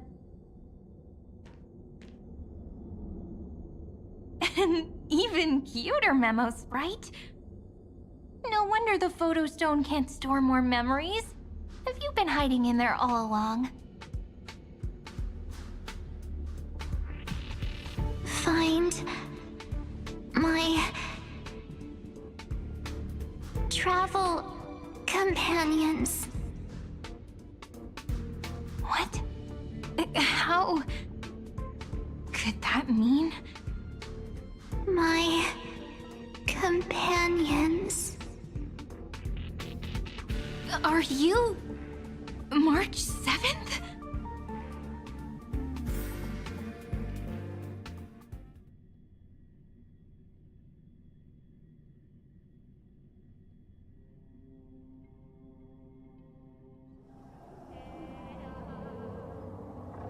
The sky is burning, and the streets are empty. It's just like how things were last time. How long can the encryption key you wrote for me last, Mr. Screwlum? That is difficult to project. Logic. It is currently unclear how the unknown variable, Miss March, conducts her interference. Please rest assured that I will extract you on time before the encryption key expires. But that means I will no longer be able to hack in via the same method. I only have one chance. The maze of the Remembrance is starting to change. I cannot remain your guide on your path forward. That is why we had to form a temporary alliance with our former enemy. I express my utmost respect for your courage to personally face such dangers. Lygus? Your enmities, well within my calculations. Allow me to reiterate that Lord Anaxagoras now has a firm grasp on your crucial weakness. If you still plot to harm the Nameless, then you will find that the Society's previous warnings were not empty threats. I understand. I'll only do what needs to be done.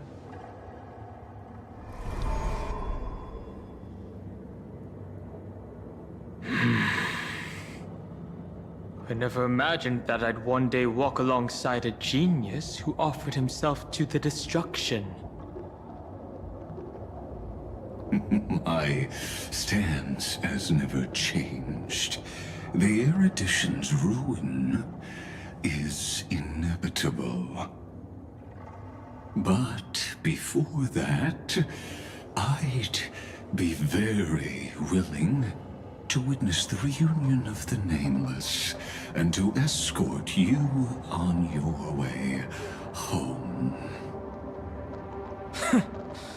More like her appearance completely interrupted your plans, even forcing you to seek out collaboration. I'll remember that. Your words are as sharp as ever.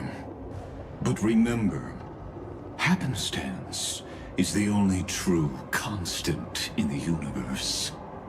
The demise of the progenitor of all dragons is a testament to that. Come with me. I am honored to guide a scion of permanence. You created this wasteland before us with your own hands. Such sights are no longer able to stir anything in my heart. Ha! Are you saying that once upon a time you were actually moved by their defiance? I'm sorry to say, I never was.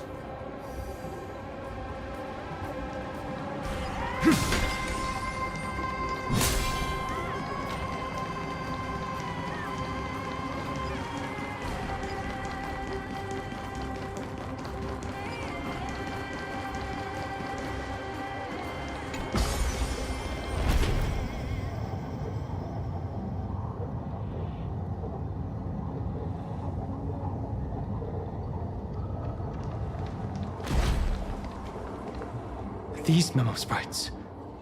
Is it her? The mimetic entities of the Remembrance are everywhere. That lady wove a giant web in my blind spot. She hacked and infected the Time Titan, converting the built-up data of Amphorius into puppets of the Memory Zone. Sounds like you two have quite the history already. Any variables that desire to influence the experiment deserve my attention. But you never mentioned her before. Could even a genius of the erudition get his brains hacked? Lord Dan Heng, I'm simply stating a fact. That lady is also a threat to you. A threat that you cannot afford to ignore. She snuffed out the Remembrance without any effort and left nothing behind. Her actions were so determined, as if she had an unquenchable hatred against that path. Contradictions are often the keys to the truth. Lady March 7th's past is a bottomless darkness. And? Do you expect me to join forces with you because of that? All I need to know is that she has something to do with March 7th's past. Fine. I am only giving you a possibility for you to ponder. The choice is still in your hands. A heavy past is like an everlasting night. As to what kinds of sins lurk within, you should know that better than I do, former Vidyadhara High Elder. Yes, I indeed know how to face the past. Better than you do, first genius. I have no intention of refuting that. Let us keep going, Lord Dan Heng.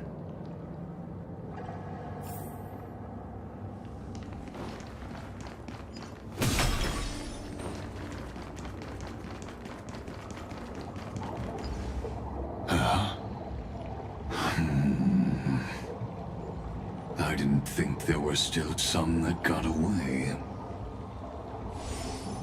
Explain. They are thieves from the garden. They have long coveted this world, but it always been kept out. They finally got a chance thanks to your efforts. Unfortunately, they ran into Miss March, and their consciousnesses were plucked out one by one, reducing them to mere husks. Those who were lucky enough to escape her drowned in the black tide, becoming these twisted figures. But they look very different from the usual Black Tide creatures. The reason has to do with our destination. Let us deal with the threats before us first. Then I'll reveal the answer to you. You really have no intention of fighting, do you?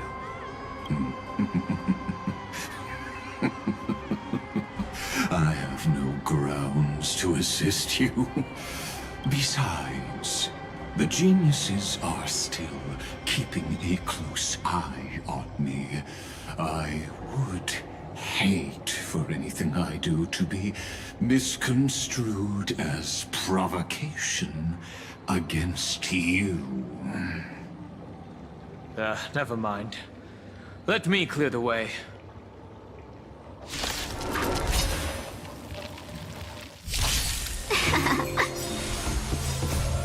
Fight as one! Lend me your strength. To guard and defend. Crush them. For tomorrow!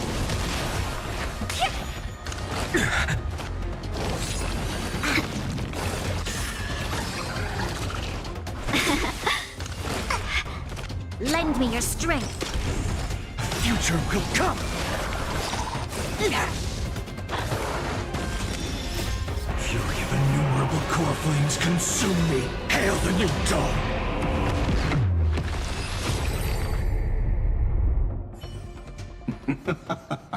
What splendid spearmanship! Truly remarkable.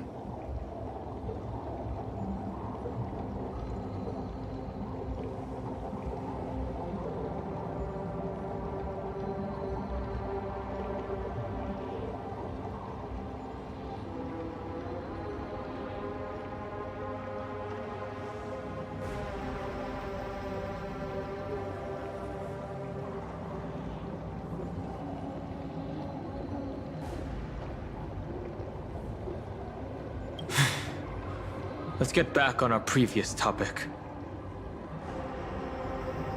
These memo snatchers attempted to infiltrate the breeding ground of the Black Tide to steal Iron Tomb's memories. That sounds like a surefire way of destroying themselves. Well, our views differ on that. They had a chance to reach the truth precisely because they did not fear death.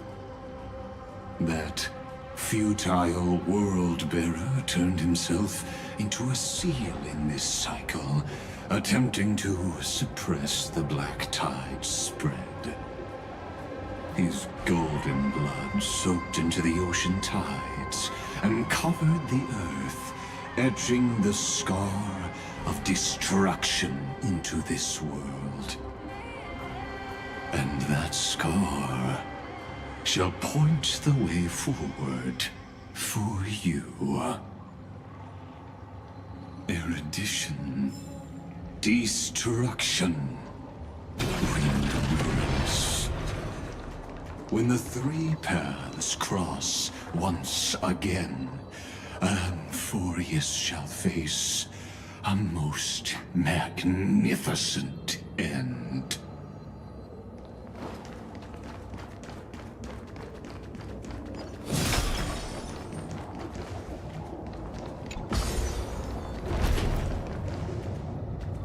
Light up the dawn.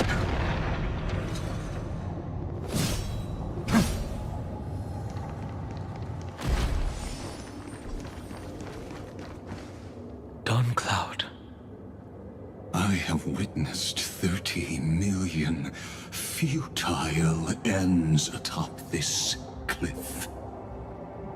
You may not agree with me, but I've always believed that this number has made me the person who understands Kozlana the most.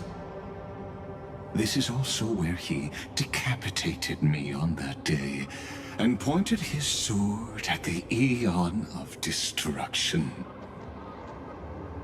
He suffered a tragic defeat, but also achieved a legendary deed. A drop of burning golden blood. The blood that will cleanse the world.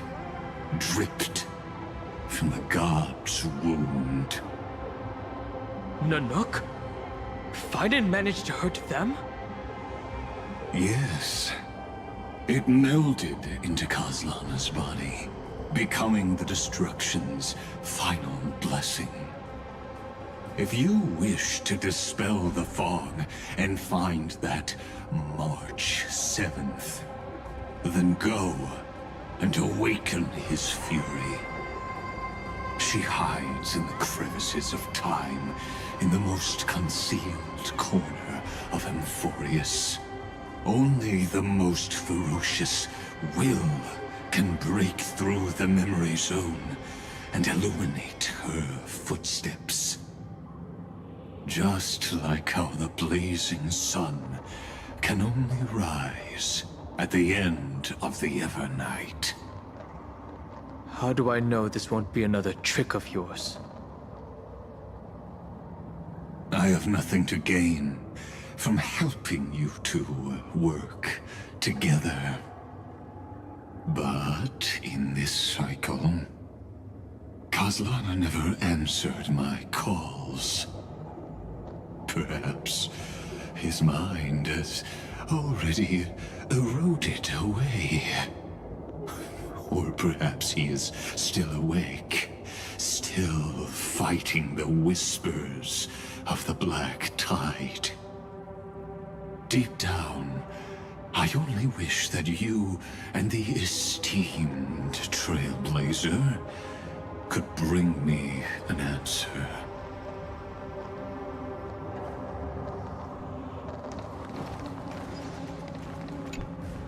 Is there really no other way? How long has it been for you? Kozlana. Finen. I'm back. What? The moment you took the world upon your shoulders without hesitation, you lost the chance to ever be yourself.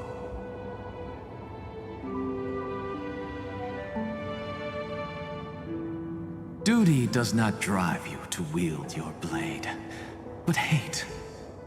Behind that hatred, you seem to desire the destruction of the self. Losses are a constant on the Flame Chase journey. What you stand to lose weighs far heavier than life itself. It is because you suffer that you are so much stronger than any ordinary person.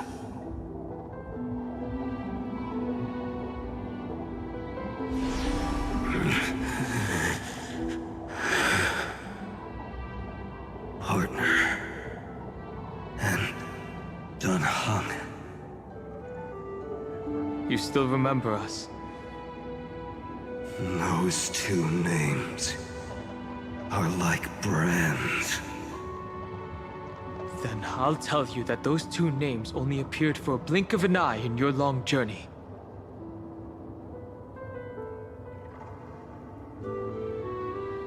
But we once fought together to protect this holy city beneath our feet. And we witnessed each other's resolve at this very cliff.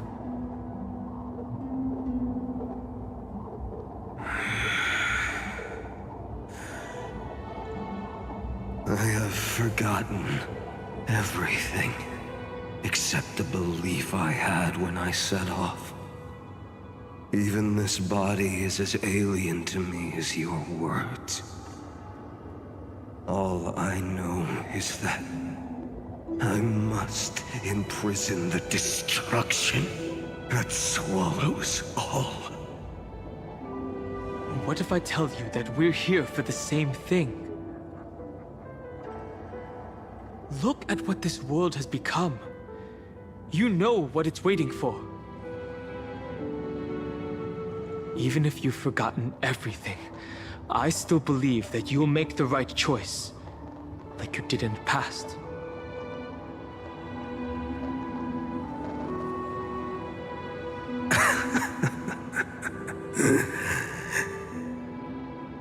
When have we ever had a choice? When were we ever masters of this world's fate? Even though I shoulder the dreams of millions of lives, I could only forge the destruction's evil will.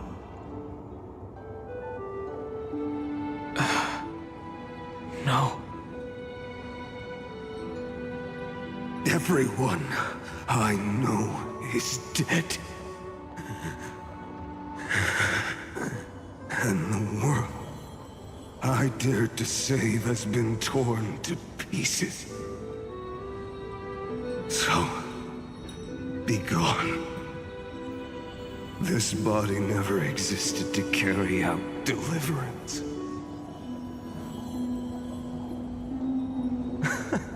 There's no need to be so serious. Sorry, I had a really long nap and all the bad memories woke up first.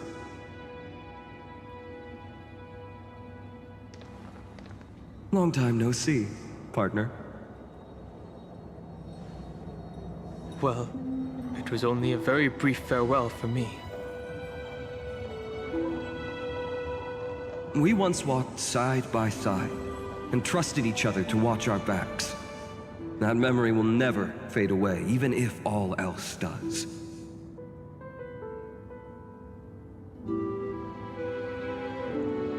And because it was so precious and hidden so deep in my heart, it needed more time to wake up. Trailblazing? What an interesting concept. Surely on your worlds, that is also a titan revered by the masses. There is no need to further confirm your resolve. Today, we inherit the duty of the gods, safeguarding the inhabitants of Emphorius.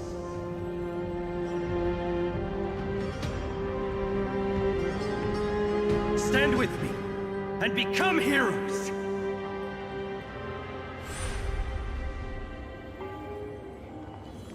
Did you hear that? Heroes! I have never forgotten the weight of that word. Even though I am no longer a hero, and the only thing remaining in me is the boundless flames of wrath. But lighting a fire can also illuminate the path ahead. Everyone I know is dead, and the world I dared to save has been torn to pieces. But there is still a group of heroes that I know. And they will bring the true tomorrow to Emphorius.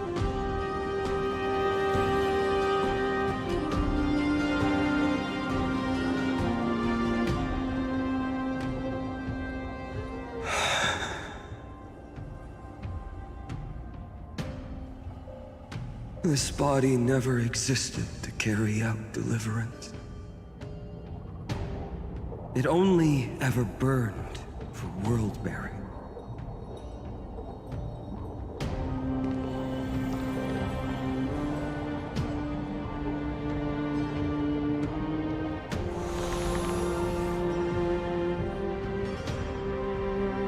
So, I'm going to head towards tomorrow first.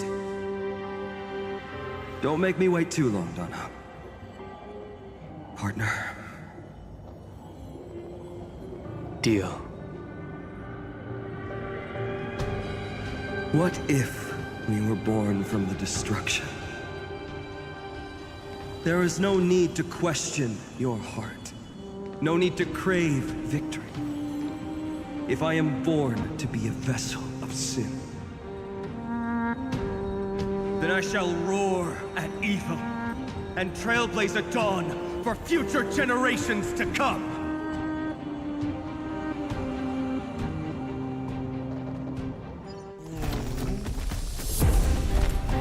Let us go to the other side of the night.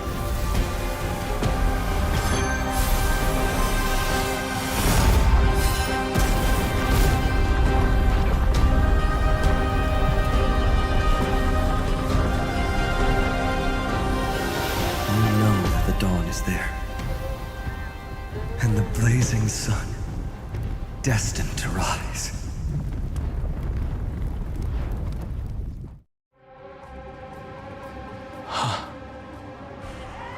It won't be too long before our paths cross again.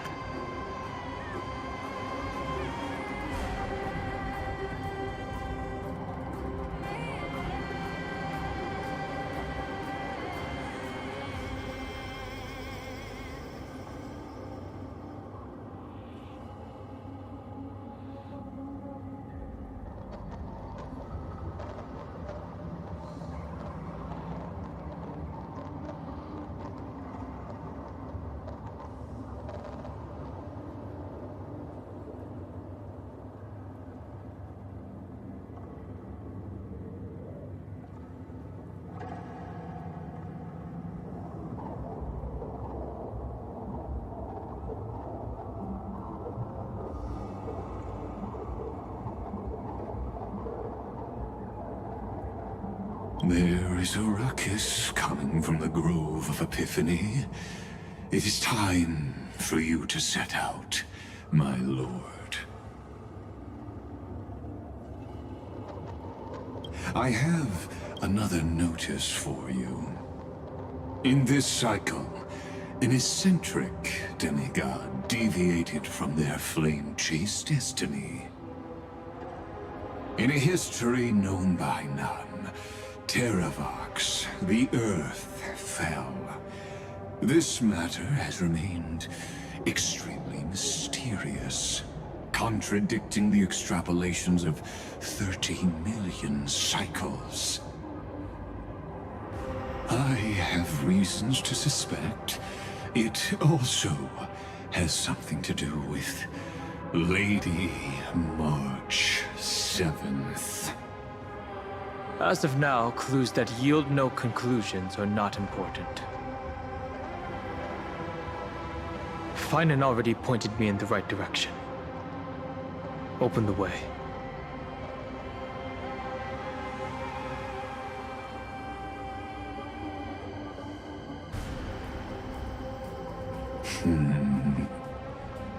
Lord Danhong is gone. You can now speak your mind, Lord Anaxagoras. Thanks for the honor. And here I thought you weren't ever going to acknowledge your old friend.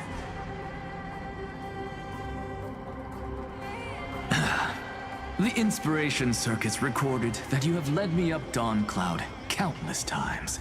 And the last time was right in the previous cycle. Oh, and Kefali even lowered their hand to welcome.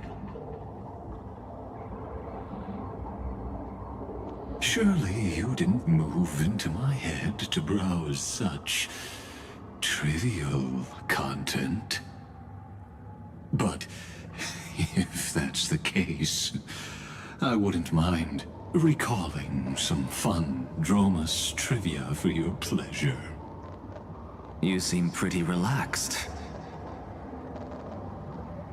Indeed. The experiment's variable will be eliminated by my enemy's very hands. A beautiful way to kill two birds with one stone, isn't it? You know very well that everything I said about that Remembrance Pathstrider was true. Both my hypothesis regarding her identity and my recommendations to Lord Don Hong. Yes, I know. You haven't told a single lie so far. But I noticed your thoughts would generate a curious ripple whenever you mentioned her. It's almost like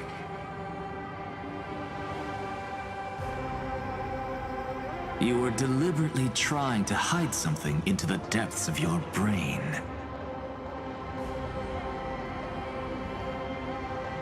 Since you're talking in such a blunt way, I'm assuming you haven't actually found any concrete evidence. That is correct. Thanks to that mechanical body, you can control the boundaries of your thoughts, opting to only show partial truths.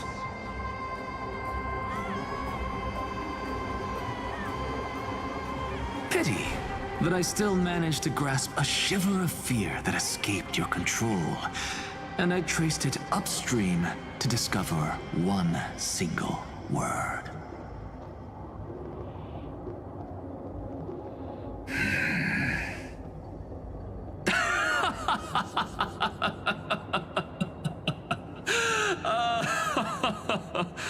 Oh, like Kyrgyz, tell me, what is the Demi-Urge?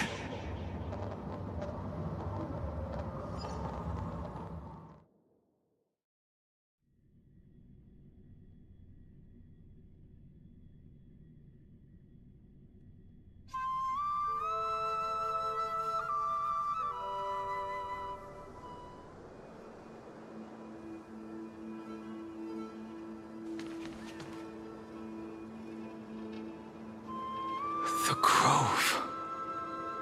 Even the branches and leaves of the sacred tree have been dyed gold. Finan gave his all for her. Now that the destruction has quelled the Memoria tide, it's time for me to go deeper into the grove.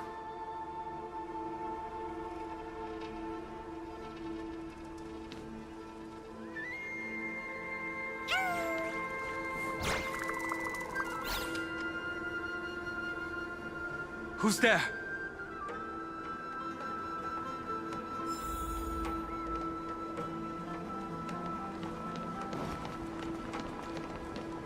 That fiery blaze engulfed the grove and woke all creatures from their slumber.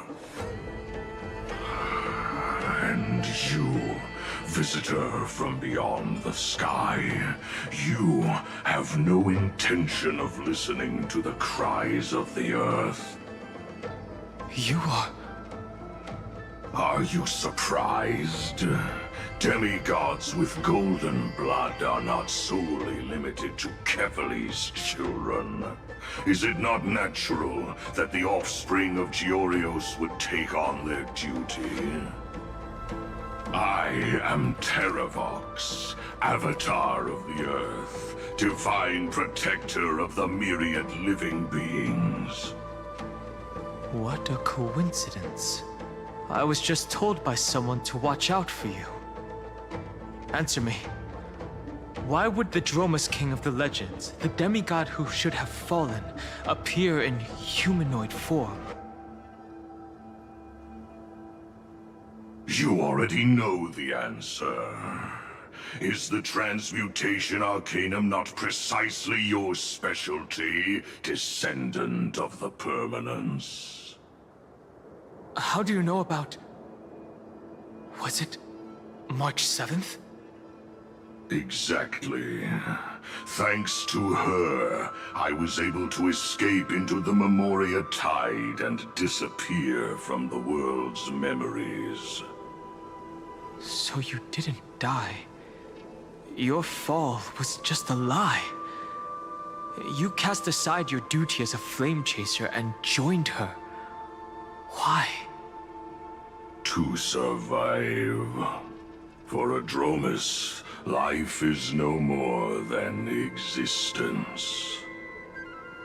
The birds and beasts of this world have struggled to survive since time immemorial. Yet unlike humans, they are unable to live on in the World-Bearer's memories. But Evernight is the master of remembrance, and I saw your story in the Veil of Evernight. Vidyadhara, the permanence, dragon transmutation, resurrect, Shan. The path you chose to survive will lead to your death, demigod. And what of it? This body is soaked in filthy golden blood. The earth is hungry, and only the permanence can satisfy it.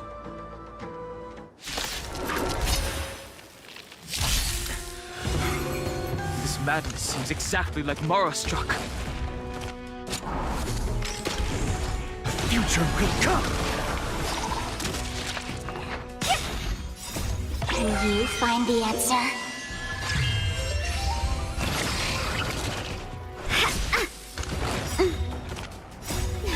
Fight as one! Lend me your strength. To guard and defend. Crush them. For tomorrow! Fury of innumerable core flames consume me. Hail the new dawn!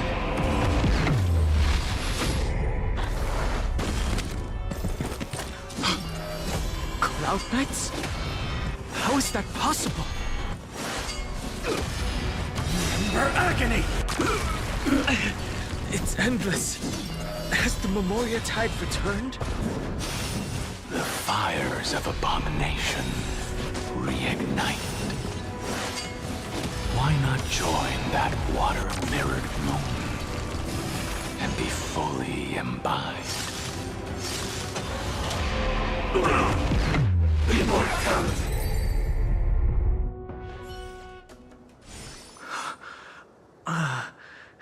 Is this some disordered memory?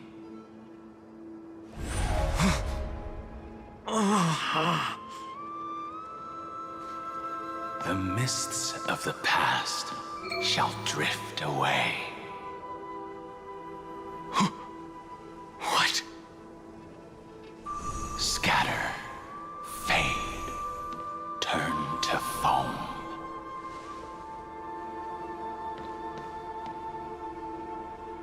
Do you not remember me?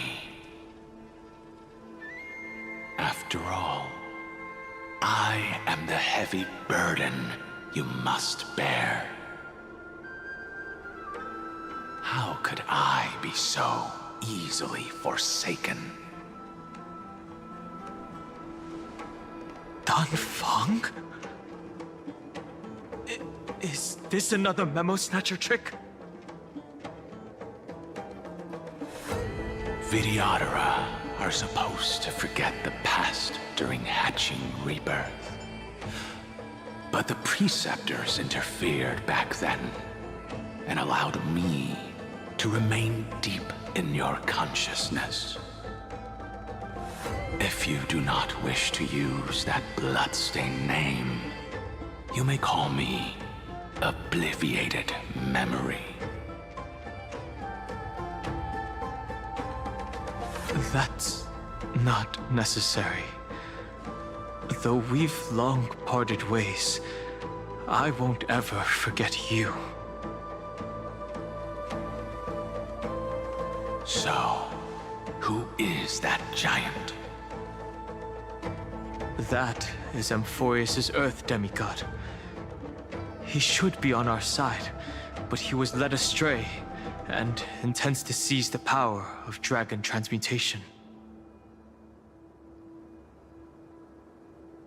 The dragon descends upon the earth, and all beings look to it in reverence. You and I know that all life in the universe covets permanence. Are you trying to say I'll end up like you? One day you will. And as I see it, that day won't be far from the end of this journey.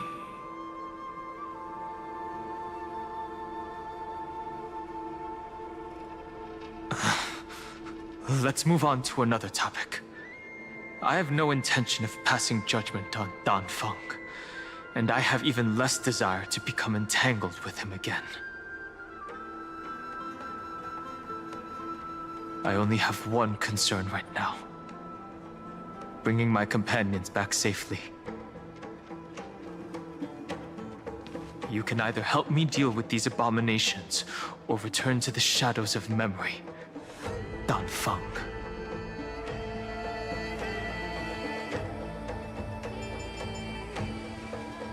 All right.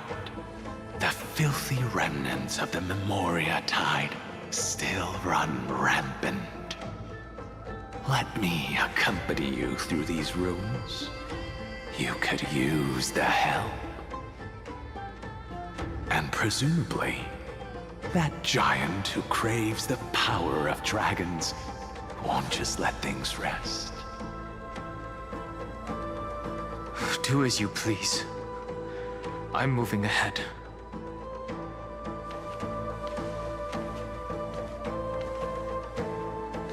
Speaking of Terravox, his aggression just now was probably some distraction. His madness is plain as day. I agree. I will walk to the end with all your wills, no matter the cost.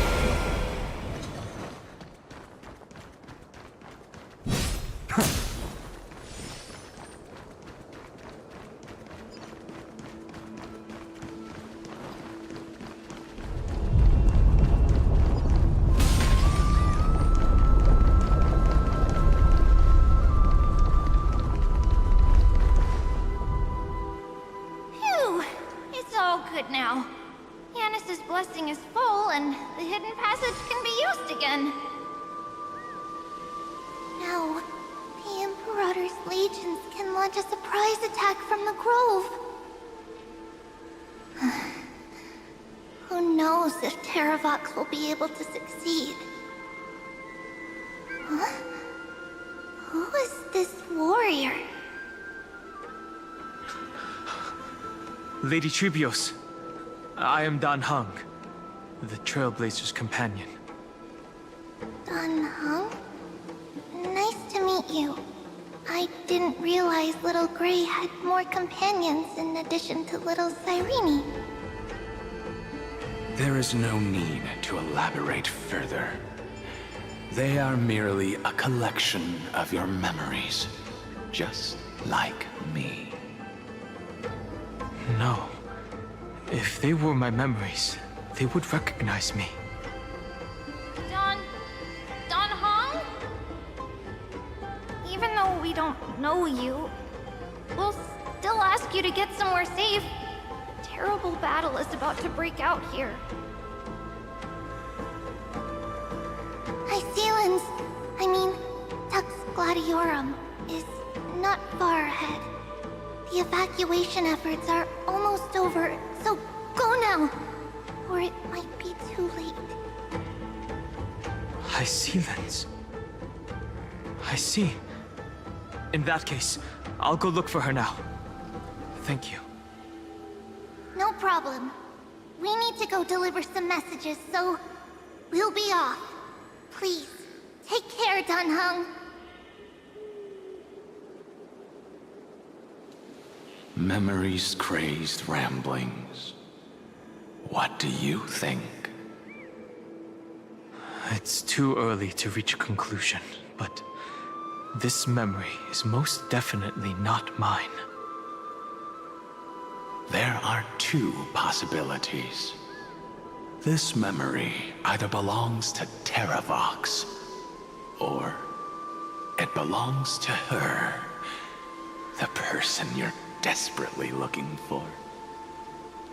But the probability of the latter is very low. You should know better than I do. After that final battle, even the first genius couldn't determine where she went. Correct. But the conversation I just had gave me an idea. Let's forget Evernight for now. In the Vortex of Genesis, there was someone else who went missing along with her.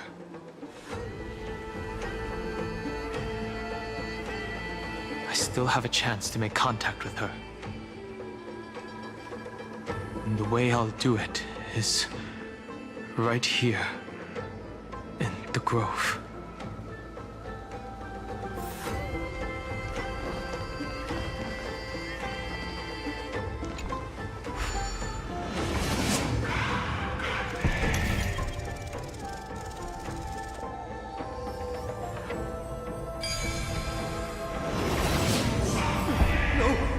Stay back! Cursed beast!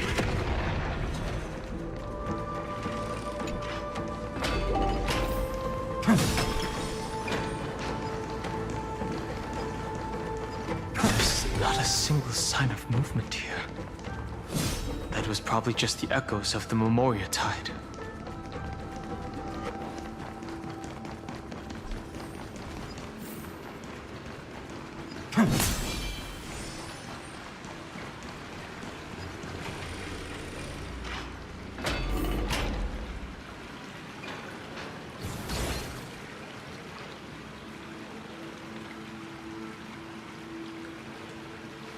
Are you the spirit thief?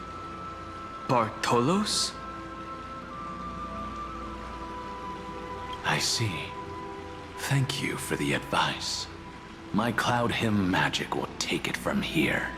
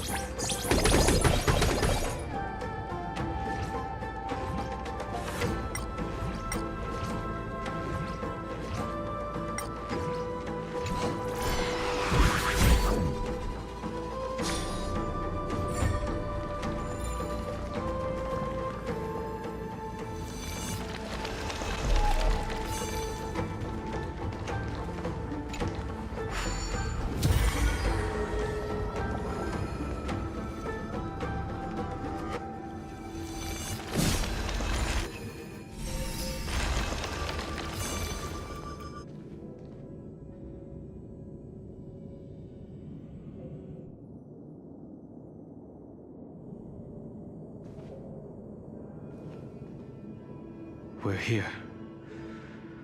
Now, it's time to awaken the person we're looking for. A pool of spirit water. I see. You plan to resonate with the waters of this world. Compared to the currents of my home, the waters of Amphorius are rather untamed. Subduing the waters wasn't easy, but I've gotten the hang of it now. Under the raucous steps of their frenzied dance, the roar of celebration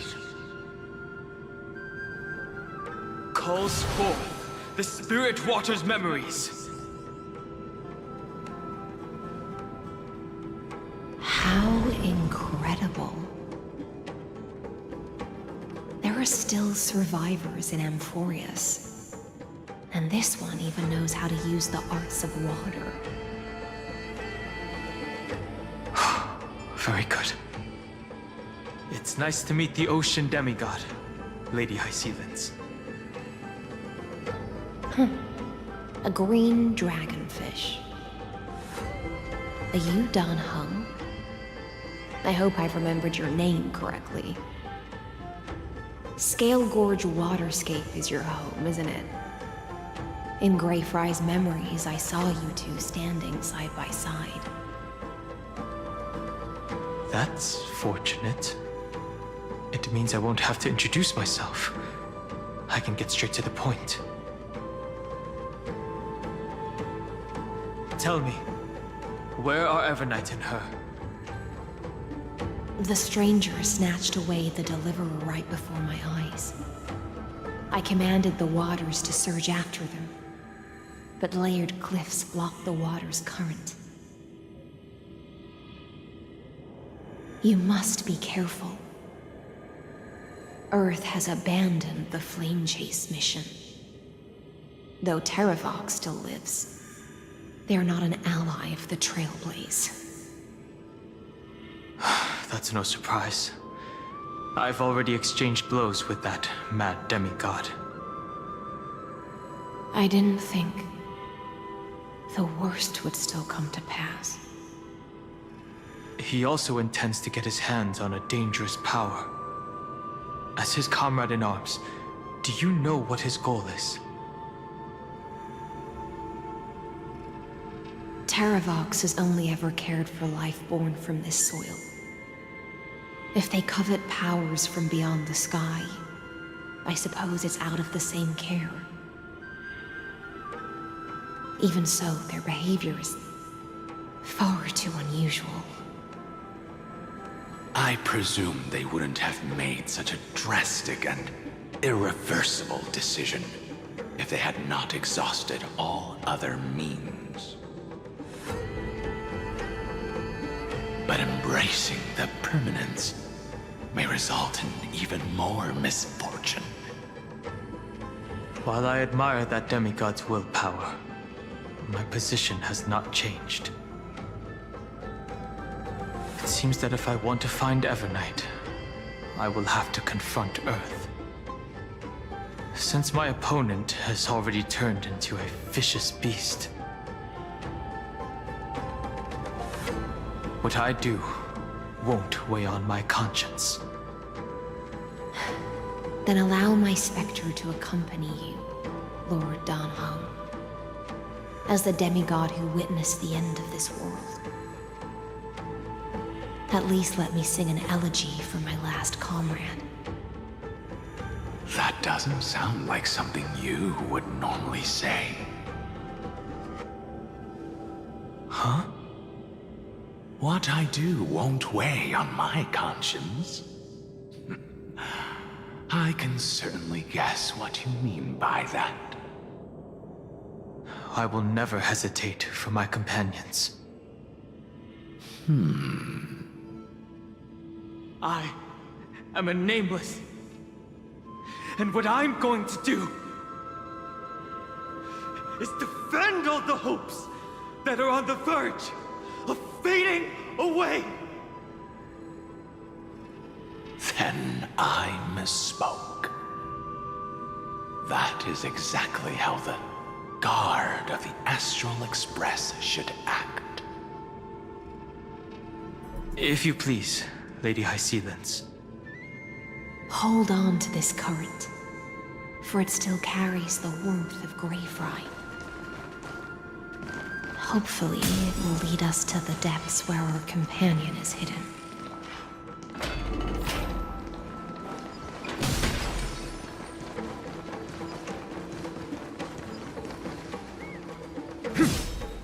Light up the dark. Electra, is that you? Who's that? You're right on time. Let the ocean sink into the Memoria tide and become part of the sacrifice to resurrect the Earth.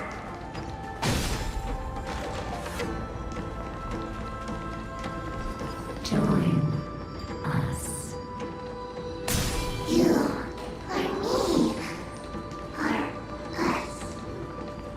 From permanence, gain eternal life.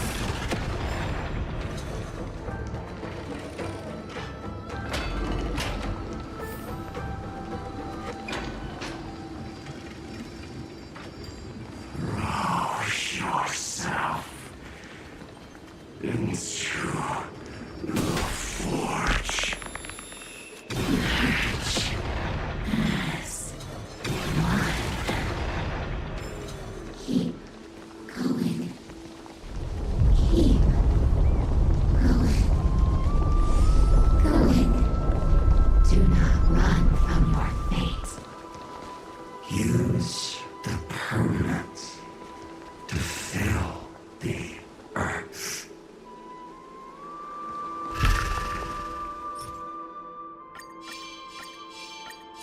Light up the dawn.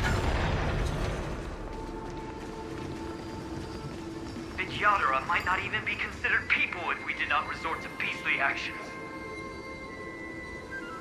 Why did Dunfeng choose me all those years ago? Long Sire, fall into oblivion! The Memoria tide surges violently. Hold on, and don't let your focus be swept away.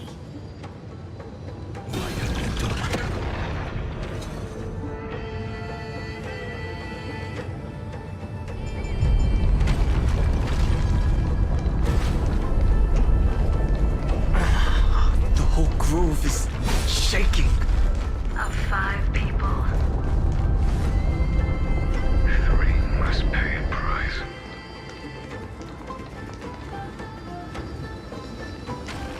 You are one of them.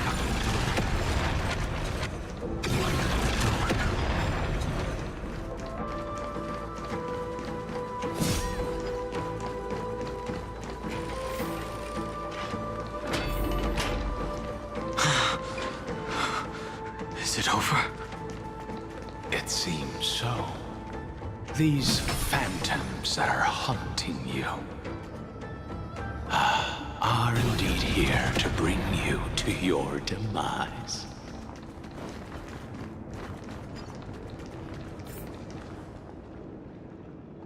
It's unusually quiet here compared to before.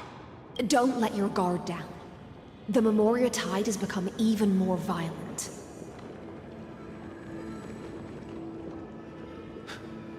Is that?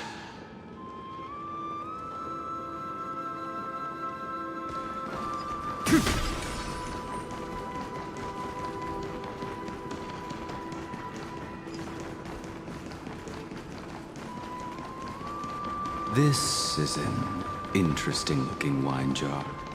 Was it Baihang who brought it? It's a specialty from Thalassa that she brought and left here just for this gathering. But she herself didn't come?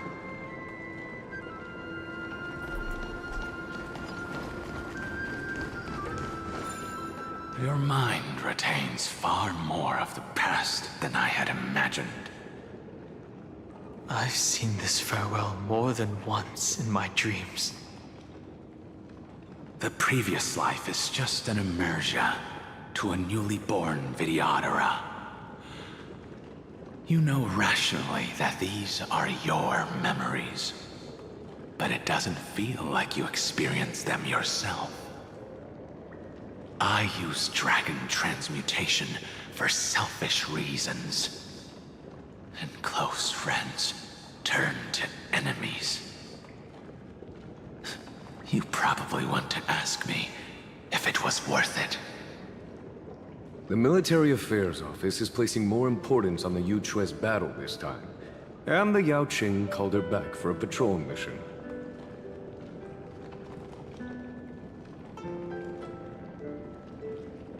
Some people are born with adventure in their blood and can't stop for even a moment. No matter, I'll drink her portion for her. We're already toasting. Why don't we wait for Dongfeng? As always, the High Elder has endless meetings with the Preceptors that he can't get away from. Let's not wait on him.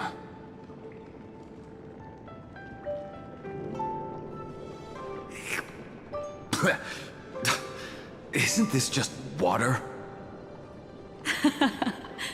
I'll relay her exact words. It is a mistake to drink too much before a battle, so I'll leave a jar of spring water from Thalassa's Crystal Palace. She said that wine only has flavor after a triumphant return. Why didn't you say so earlier? I didn't want to go along with her, but she insisted on seeing your expression after your first sip.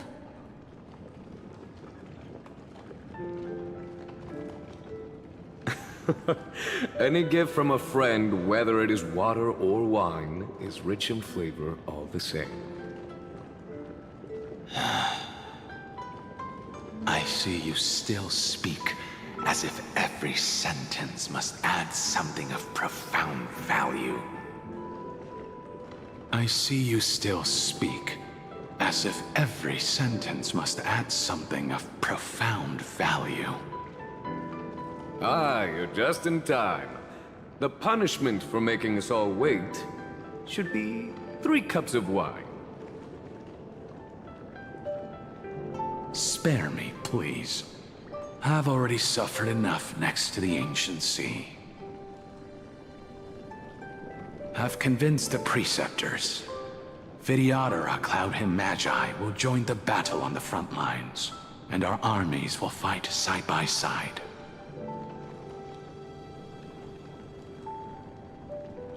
It seems like you can now carry out your plan for dealing with the Kitu Mirage, Jingyue.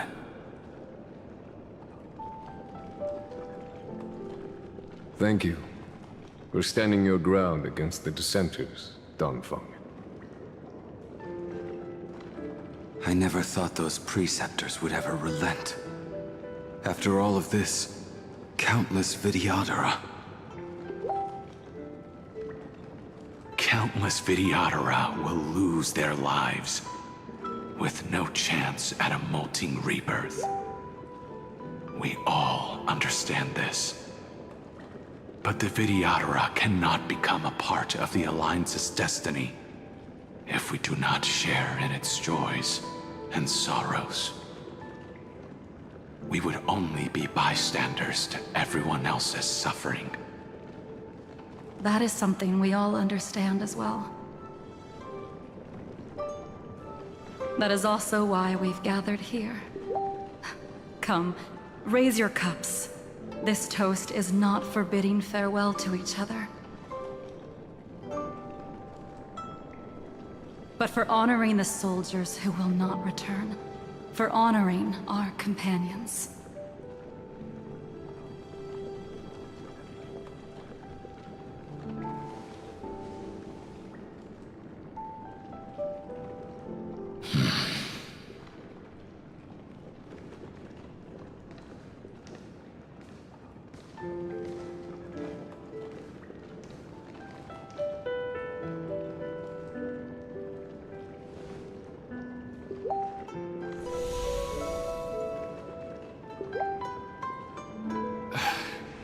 Apologies. My reckless plan must have put a lot of pressure on you. Nonsense. If our positions were flipped, you'd support me no matter how reckless my plan was. Right?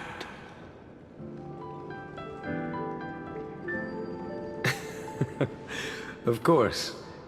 But let's try not to be too reckless.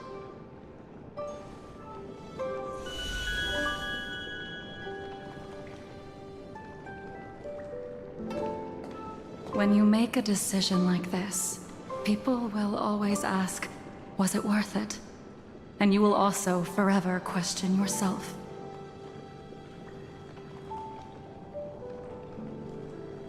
Do you know how you will answer that question? I won't answer it. I will prove it. That's right. My sword is my answer. Thank you, Dan Feng. Thank you, Jing Yuan. Oh, thank you, Jing Liu. And thank you, Bai Heng, wherever you've run off to.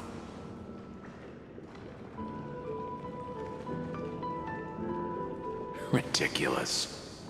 How did you get drunk from spring water? I'm just full of joy. It feels like I've just forged a divine weapon with masterful craftsmanship.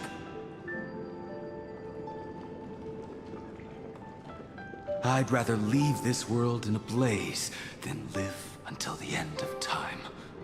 That's what I always firmly believed in the past. But I never truly felt like I was alive until I met all of you.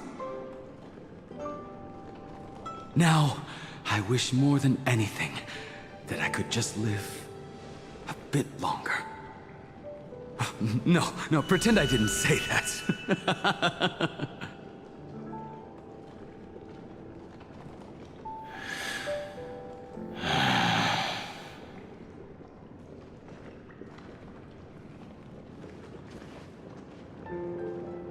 It's over.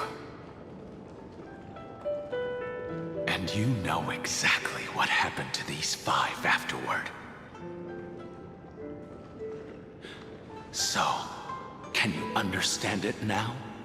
After both she and March 7th have left you. Losing a dear friend with whom you've shared so much can never be considered a victory. It's a failure that torments you for the rest of your life. I could never accept that kind of fate. So you made a decision. I was the one who used the transmutation arcanum. I was the one who swore to bring Bai Heng back to life. And the one who brought everything past the point of no return. That was also me. Do you have any regrets, Dan Feng?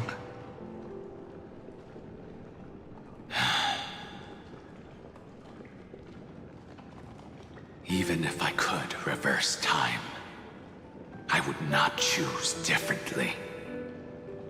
And if it had been Jing Liu, Jing Yuan, or even Ying Xing who died in battle, I'd still choose to do the same thing.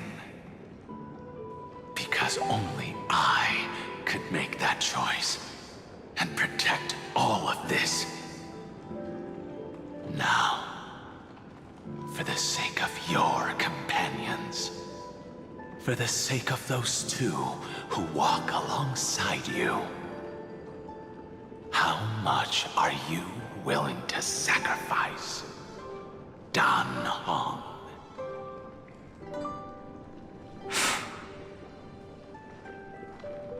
Everything. Your answer does not surprise me.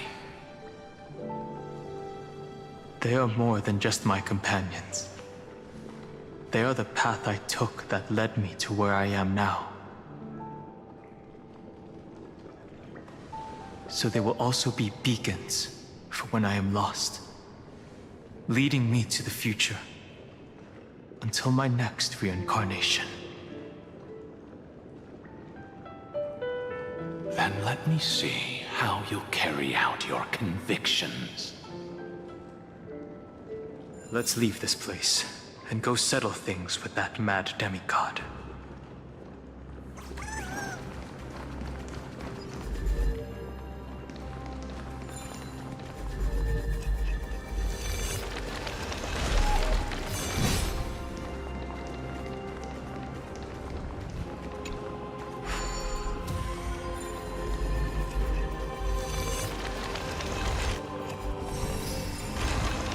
Light up the dawn.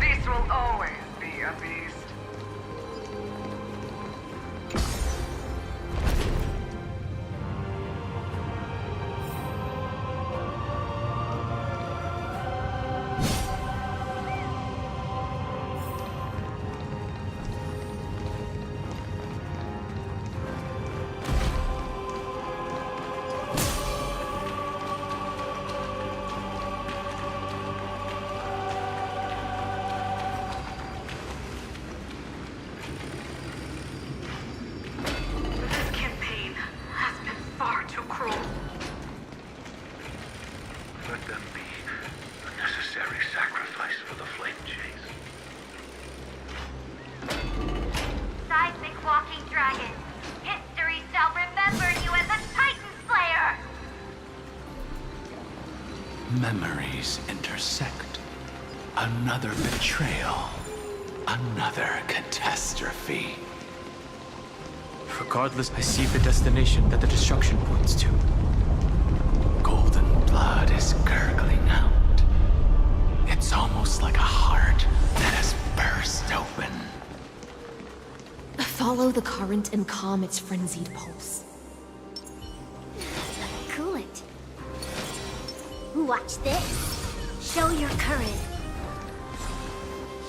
As expected, someone's been waiting for us.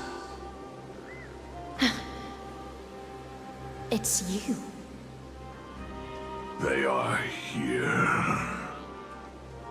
A scion of permanence. And your old comrade in arms. Terravox, my old friend. Indulge yourself. Let this Memoria tide swallow everything. Be prepared for the worst, Lord Dunhung. This mountain dweller must not be underestimated. Geocles the Mountain Breaker. Earth's Dromus Rider. It's been a while. Mountain Breaker? He's not Terravox? I remember you, little fish, and your despicable master. I didn't think you were still alive. Death is just a return to the earth for mountain dwellers. Thanks to Evernight's gift, I was able to come back to the mortal realm and keep watch over my dear friend, the Earth demigod who was sacrificed to the flame chase plot in vain. Long Scion, you are the most important offering in this ritual sacrifice. No matter how strong your will is, it will eventually be swallowed by the Memoria tide. When that time comes, you and the powers you bear will serve us.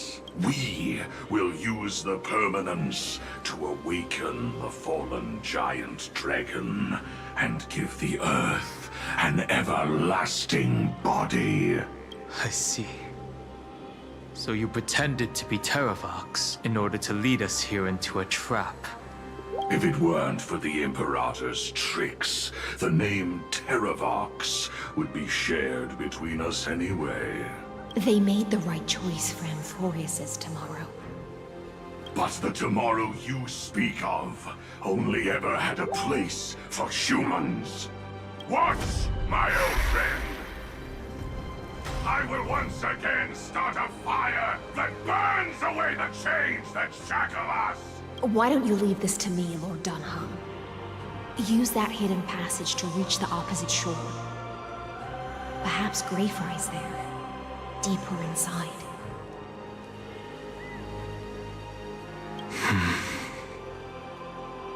No. I will stay here. Mountain Breaker, hero of the mountain dwellers. If I do not stay here and triumph over him, he will die an ugly death in delusions of the permanence. That should not be his destiny. And for the vicious beast that insists on obstructing the Astral Express and threatening the fate of the world. We've stood on the precipice countless times along this journey, forced to make difficult choices in the face of disaster. But this time, it's my turn to put some pressure on this world. This feeling, this scene.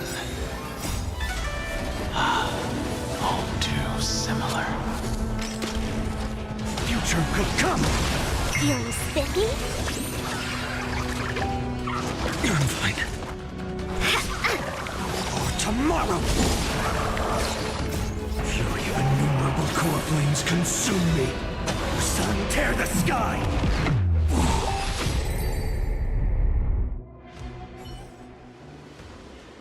It's time to stop struggling, Geocles. Go to your death with dignity. Before that, tell me, what kind of deal did you make with Evernight? How was the Great Mountain Breaker reduced to this?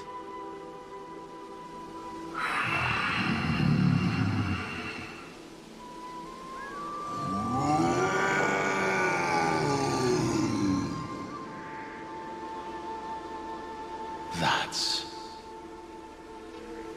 Leave it to me. I'll recount the Earth's heaviest past. And sever its deepest delusion. Terravox? Is that you? Your body has become so frail. Even mountain ranges grow old and eventually die. But I can hear the sound of blood still surging through your veins, fast and strong. I suppose you are the true Earth demigod. I am near my end, and the demigod title means nothing to me now. The being who stands here now is just the former comrade of the Mountain Breaker. And the traitor who abandoned him. Traitor?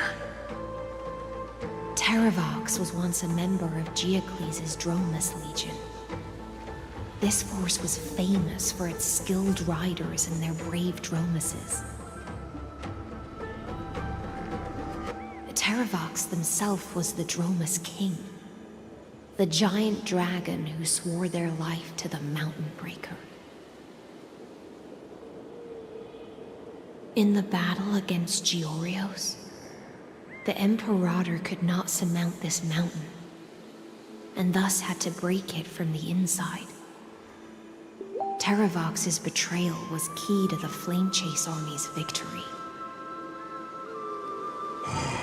The age of the gods was coming to an end. Living beings had adapted to the changes amidst the rifts of the earth. And now they had to learn to survive in the crevices of the epics. Someone had to watch over the Earth, so I agreed to a deal. I would take the Titan's divine authority and sink into the cliffs, using my flesh and blood forged of stone to mend the land. But there was one betrayal I could never forget. The Mountain Breaker refused to believe that was my choice, even till his dying breath. Faced with having to surrender to the Imperator, he chose to die instead. So this is why you decided to conspire with Evernight. Time's strange visitor appeared before me. The great power from beyond the sky, called the Remembrance. It's incredible.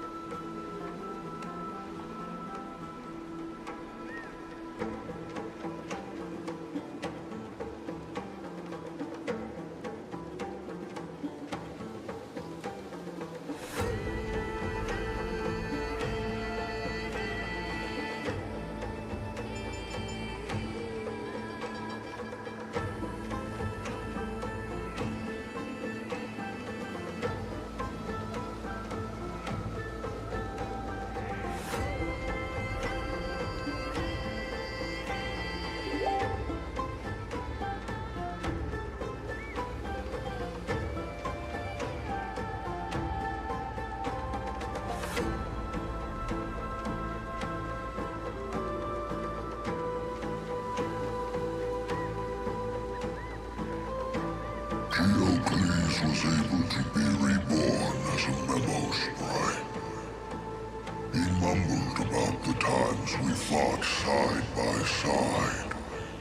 Just like how all the lives this body carries speak to me. Evernight did not ask for much in return. She only wished for me to use the divine authority of Earth to hide her tracks. Since you're being so candid, does this mean you've given up resisting?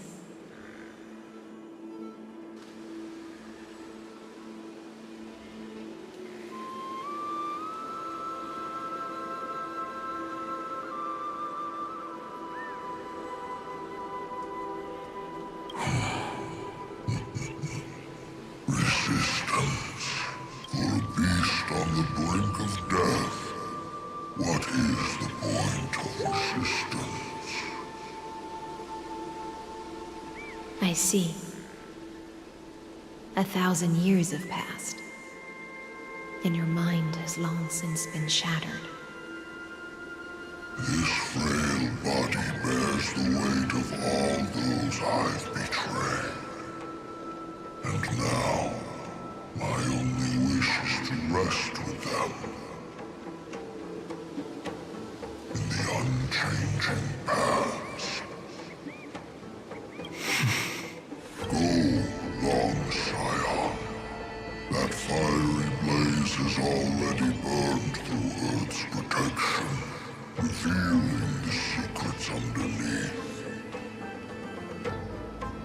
The deepest depths in Amphorius, the great tomb where all the past is buried. The one you seek, Evernight, walked out of that place. Before her arrival, no one knew of its existence. In other words, that is the place where Evernight came into being. And it is also where she is now. You sank willingly into the past, and now your memories have turned into this form. Was it worth it? At least I still remember. As long as I never forget, they will live on. Primitive and animalistic. I understand these instincts. Have you ever regretted anything? The Earth is not a lonely island in the middle of the ocean. It is the sum of all the living things that stand on it. I have never regretted defending the creatures of this world.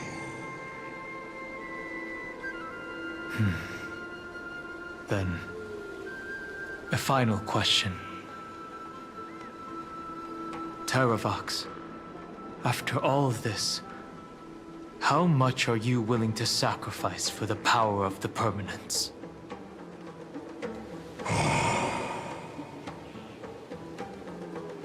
Everything. My journey up to here has allowed me to fully understand my destiny. No matter how I struggle, the Earth will never be able to reach the stars. But my compatriots deserve to continue their struggle. At the end of my life, I want to make one last effort to give them a chance to move on to the future. Even if it is a future I am not able to witness.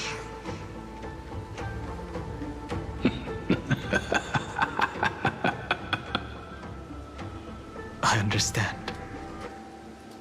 Then, join me in rebelling against this unjust fate once more.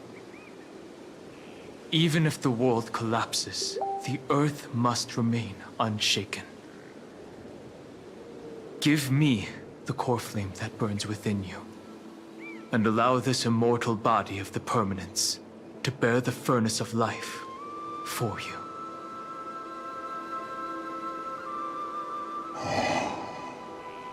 Long Scion, are you willing to bring them all into the new world?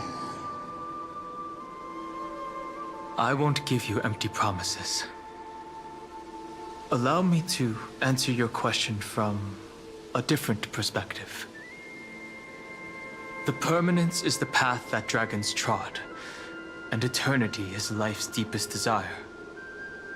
If you entrust the Earth's living beings to me, they will live in symbiosis with the instincts in my blood.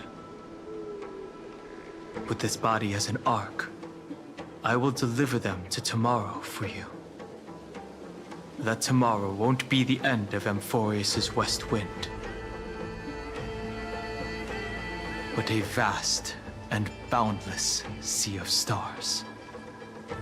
A sea of stars. It's a future where all beings can trailblaze side by side, not a prison made for remembrance. In the veil of Evernight's memories, you've always been someone with reservations. I misjudged your resolve. I understand. This is the only choice. Behold, this core flame that burns in my chest. This core flame born from the earth. It is the red soil from which life sprouts, and the furnace of all living things. It tells me to commit one final act of treason. Entrust this heavy task to the trailblazers from beyond the sky.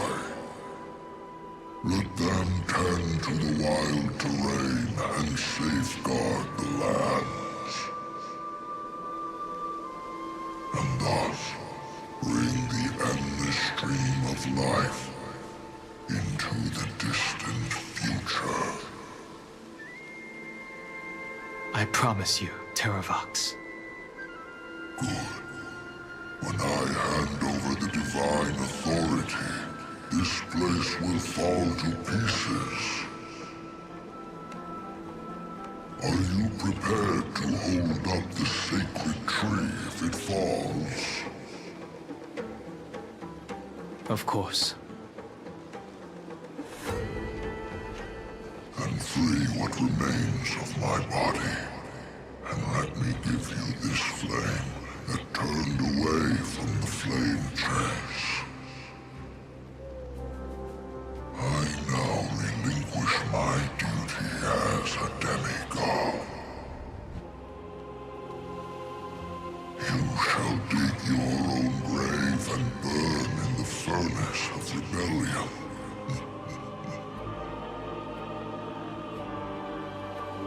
I only hope that, after all this time, Father will take me back into their heart.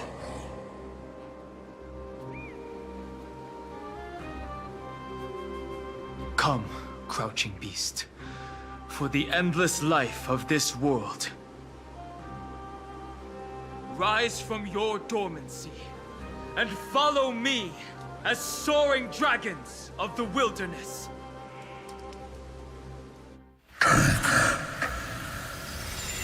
My final rebellion. Then declare to the earth the name of the new god.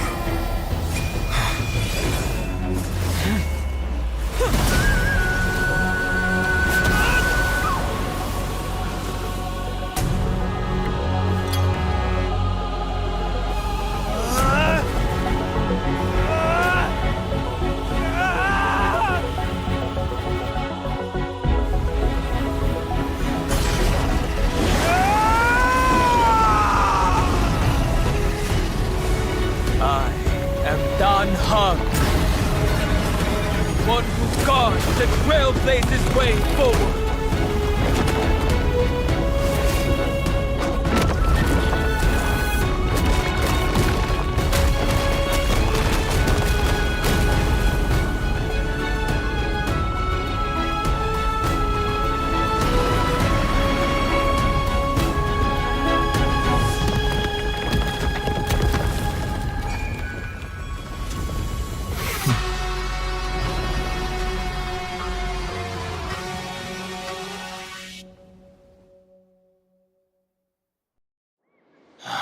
Fortunately, the worst did not come to pass. If your opponent had already turned into a vicious beast, whatever you did wouldn't weigh on your conscience. So what if that demigod had harbored ill intentions or vowed to fight to the death? Would you have pointed your spear at them and carved out the core flame with your own hands? There's no point in discussing what-ifs. Though, I'm glad it didn't come to that. Regardless, I will attempt to join this game and become a part of the Era Nova. This is the only way I can face my friends and this world with a clear conscience. Now that things are settled between us, it's time for you and I to say goodbye. Everything that I left behind has faded away at this point. Go and march toward your own permanence. As for how to tame it, I'll leave that to you. Thank you. We can't go back to the past and make better choices, but at least we can do better in the future. A dragon can only welcome new life by shedding away his old, scarred skin. For the first time in my life, I feel at ease. This burning core flame. Is this what the destruction feels like? The light is unexpectedly warm. It's just like the fleeting moments when one wakes from a dream. Farewell, Dan Feng. Now, it's time for me to set out once more. The final rebellion of Earth was to bestow trailblazing wings upon all living beings.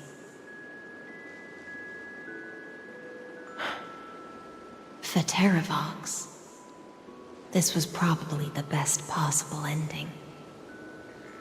Behind that scar lies what they called the deepest depths. The rising steam tells me that Greyfry is in there. But right now, she's trapped in a bottomless whirlpool. Is Evernight with her?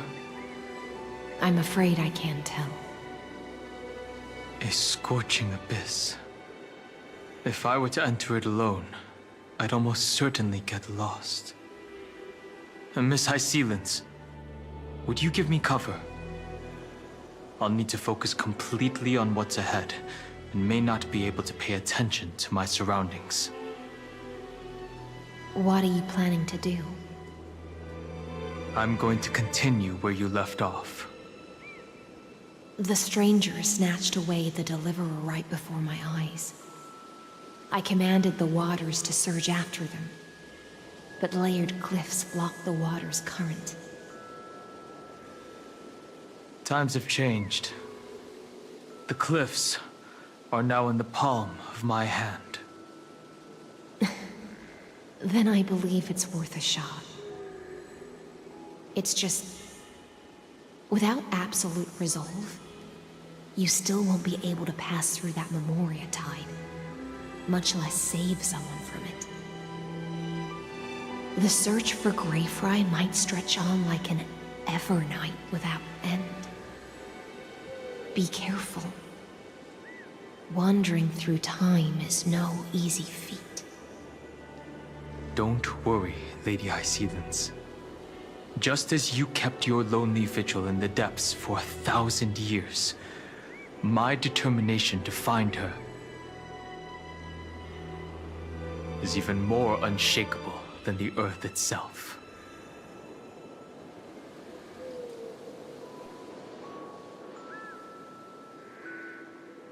Ancient sacred tree, lend me your roots. With the core flame I carry, let me resonate with this land. With heaven and earth as my map, and time as my compass, I will find that one singular point. Even if I must cross every mountain and valley on my own 2 feet, I will bring you home. Circe's giant tree, witness to Amphorius. This time, I will follow its roots into the ancient earth until I find you. On this journey, I will become the bedrock of mountains and bear the cities above. With the currents, I merge into the tide, crashing upon the land's jagged reefs. I sweep across the nameless barrens, scattering endless snow and frost. Entwined in the cycle of day and night, into the deepest depths of this world, adrift in the darkness that was before all else.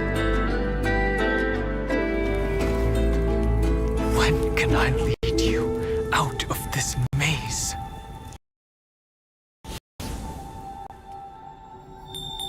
No, I can't do it with just my eyes alone.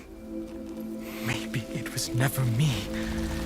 Maybe it was always you who could set us free. Long time no see. All right, let's settle this and keep moving. That's where we will all find our answers. Hey, Danhong, wake up. 3 of a kind. 2 pair. Ace. Go.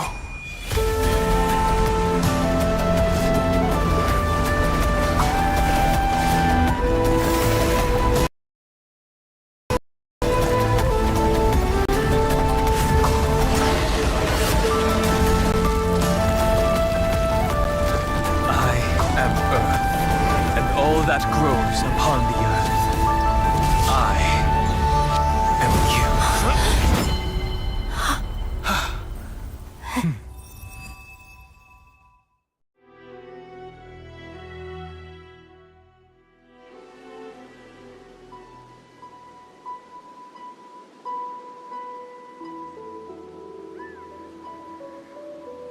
Finally.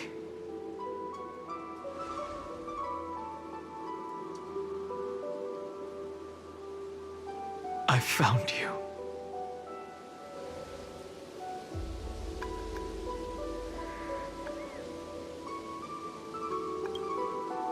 Long time no see. Did you get taller? While you were trapped, I experienced a lot.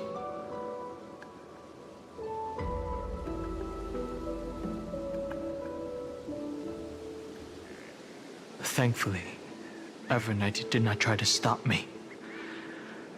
Looks like we've managed to stay ahead of her this time.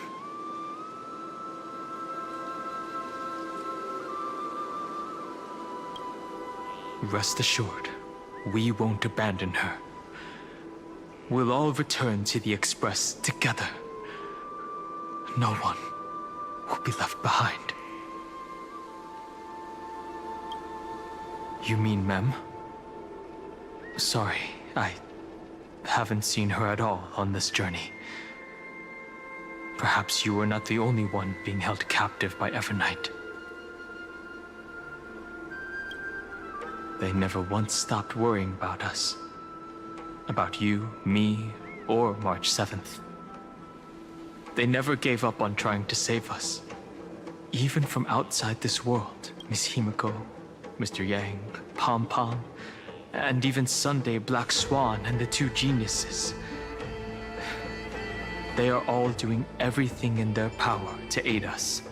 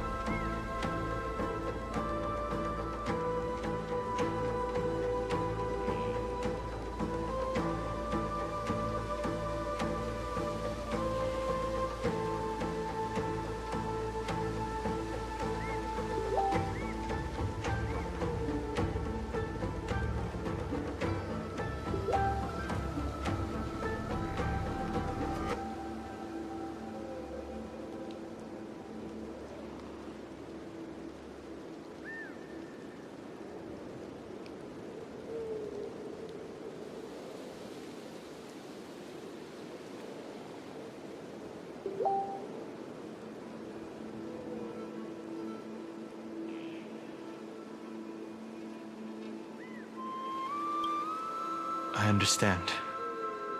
Her power shouldn't be underestimated.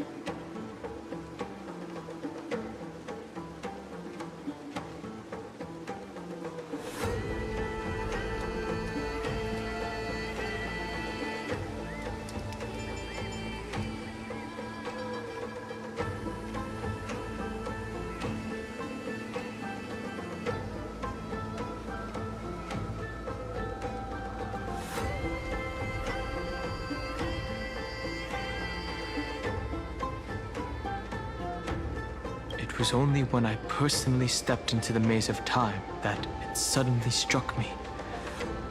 She and I had crossed paths once before. I'll only warn you once. Leave her body. Now. I feel like I've seen these floating black things somewhere before. I had an unexpected encounter with her when I left Amphorius. Perhaps to avoid exposing her whereabouts, she stripped that memory from my mind. That power called Oblivion. It's just like an Emanator's. Oblivion.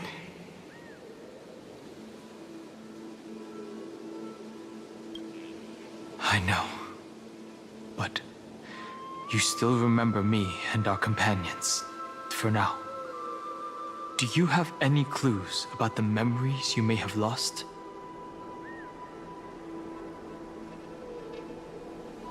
Are those Evernight's exact words? If I'm not mistaken, she intends to make you forget Amphorius, including the Chrysosaurs who have journeyed with us up till now. But it seems you still recognize Lady Hysealence. If I made that much of an impression on little Greyfry, then I am naturally delighted. But I fear your escape from that power they call Oblivion is thanks to someone else. Nice to meet you. Or maybe I should ask, how have you been since we last saw each other? Along with you, this little butterfly fish's memory was also salvaged from the depths of that whirlpool. Just as a pearl is cradled within its shell, the power of Thanatos surrounds you, shielding your soul from corrosion. Miss Irene has spoken of you often to me. Though we never met in this life, I believe there's a kind of warmth that can transcend time itself. Through the endless flow of time, I guarded the secret passage between Styxia and the Vortex. When the Memoria tide flowed backwards into the River of Souls, even in deep slumber, I could feel that warmth. And with all my might, I protected that warmth. I apologize if that seemed improper. I hope you'll forgive me.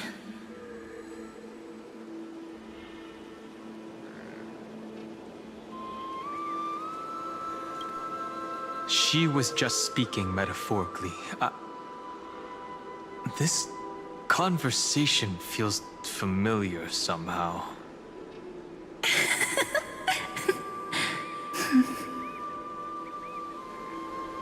I understand that your mission is still unfinished. The path ahead is treacherous, and even though my body is bound to these dark currents, I'll do everything I can to watch over you both.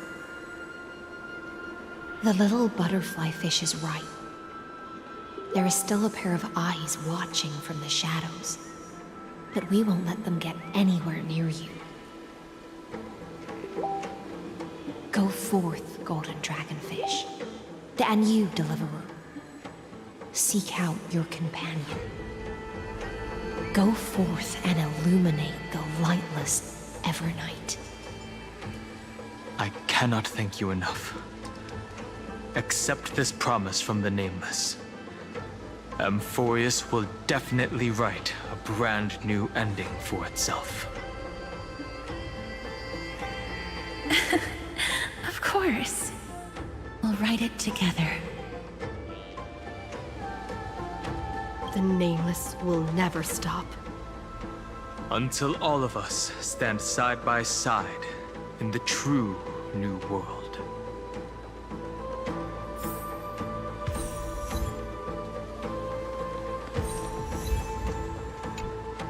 Go forth with courage, little Greyfry. My ocean currents will guard your arrival, and my songs will accompany your journey ahead.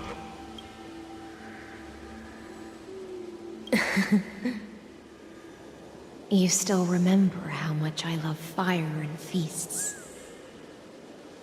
All right then. It's a promise.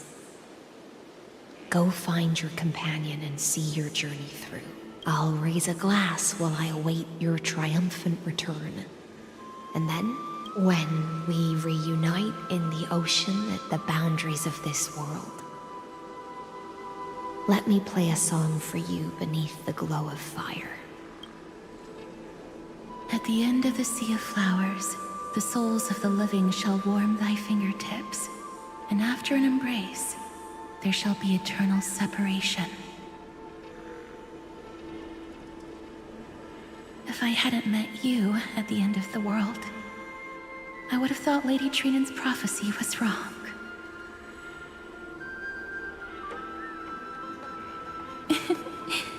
As Lady Trinan used to say, fate is not the flowers that bloom at the end of the road, but where people tread beyond the gate. Thank you. my own path has finally come to a gentle end. Take all beautiful wishes with you. March forward with determination, and don't look back.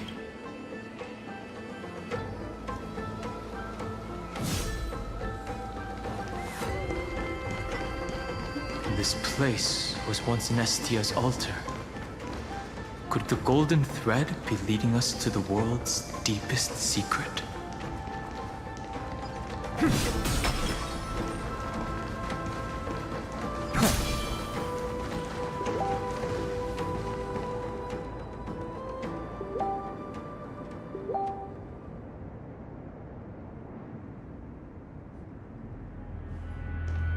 Is this a symbol in the shape of Amphorius? Where was it? Can you remember?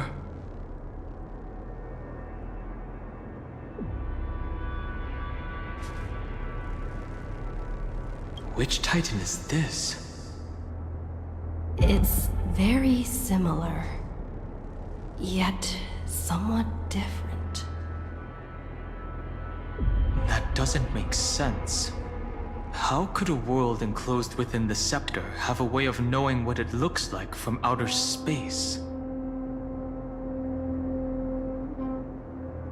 Unless the mural isn't a drawing of Amphorius, but rather someone saw the mural and shaped the world in its image. Could that someone be Xandar? No. His concession proves that this place where Evernight is hiding must be a blind spot of the experiment.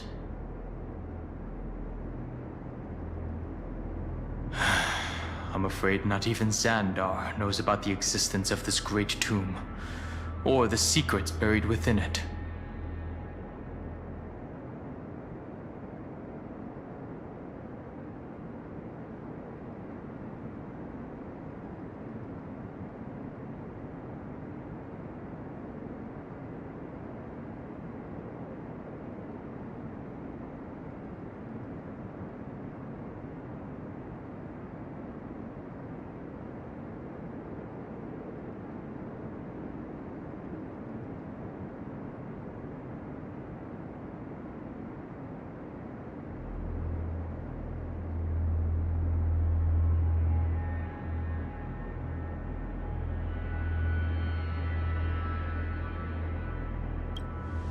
It's hard to tell right now, but this definitely isn't the outcome he wants to see. For something to be hidden even from him, it must either be extraordinary or unimaginably dangerous. This forbidden realm remains undetectable to Xandar, and even Fine and Strike merely opened the entrance, yet Evernight can freely swim through it as she pleases.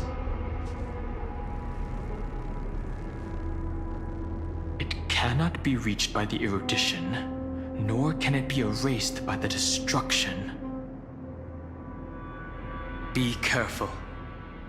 What lies dormant beneath may well be Amphorius' final path. Remembrance.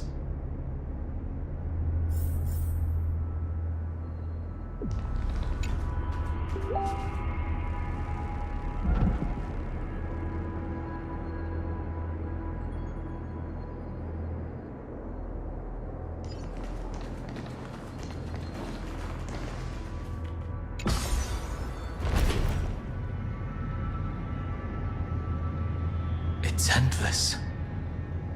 It feels like we're plunging into an abyss. I will walk to the end with all your mills, no matter the cost.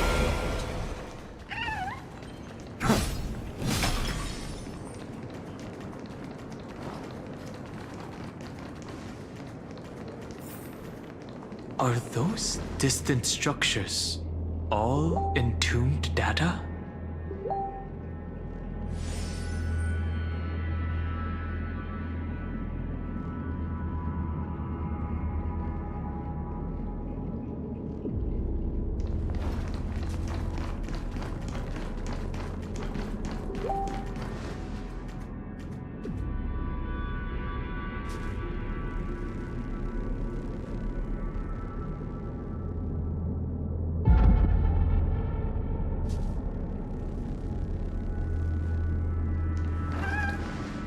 The whirlpool of remembrance. Bottomless and unfathomable. Behind this mist must be Evernight's domain.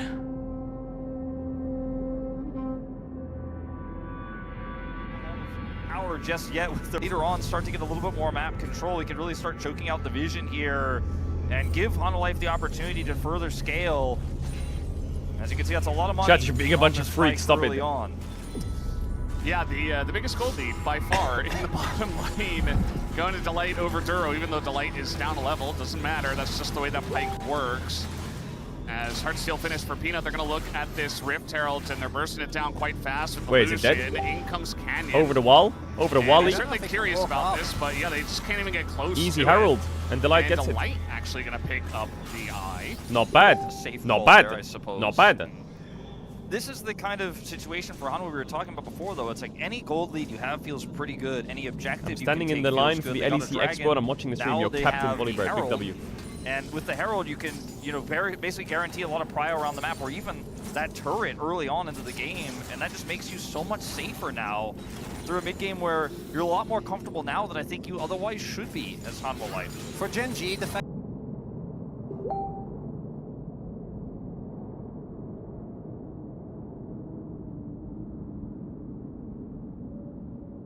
Ready? Once we step inside, I'm afraid there'll be no turning back. March 7th is surely waiting to see us again. Let's go. On the Trailblaze, no one gets left behind.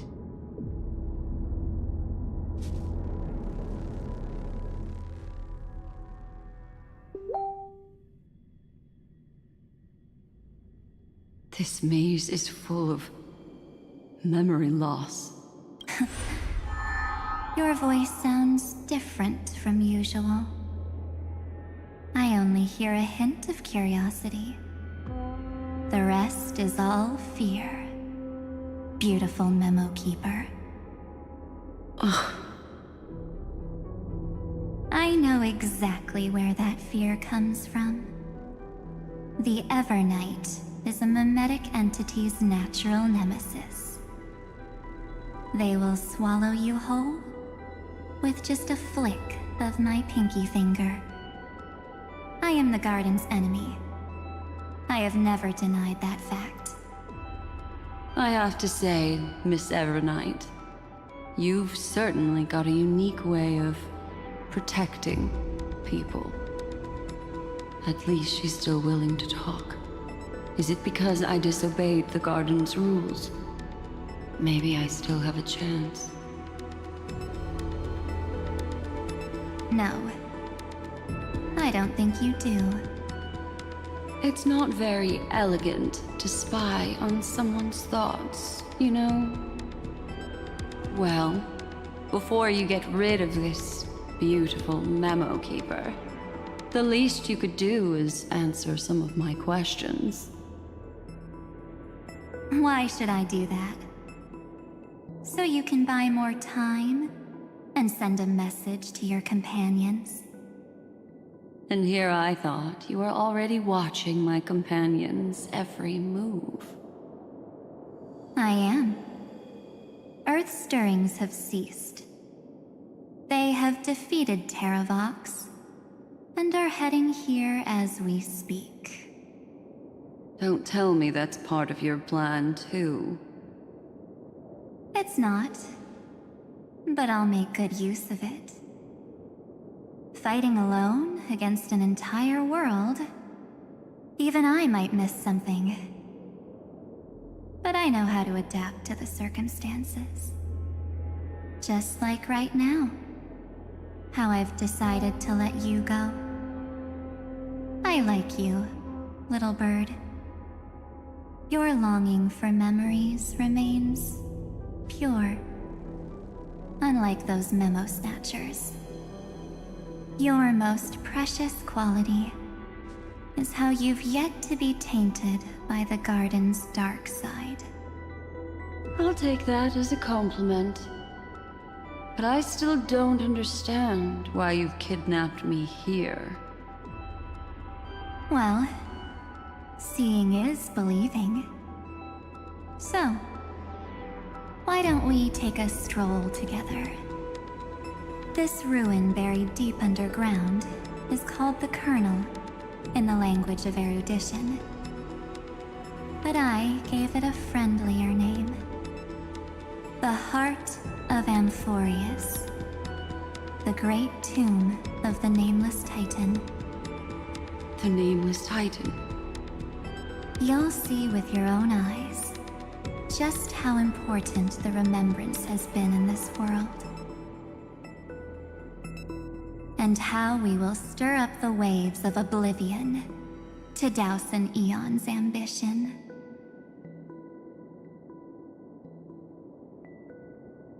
You've been hiding here all this time. That's right. Curious about how I discovered this place? It's not actually all that complicated. The road we just walked was the beginning of March 7th's journey in Amphorius. The beginning? Do you still remember how 3 paths are said to intertwine in Amphorius? That 3 entities, each comparable to an emanator, left their marks in this world.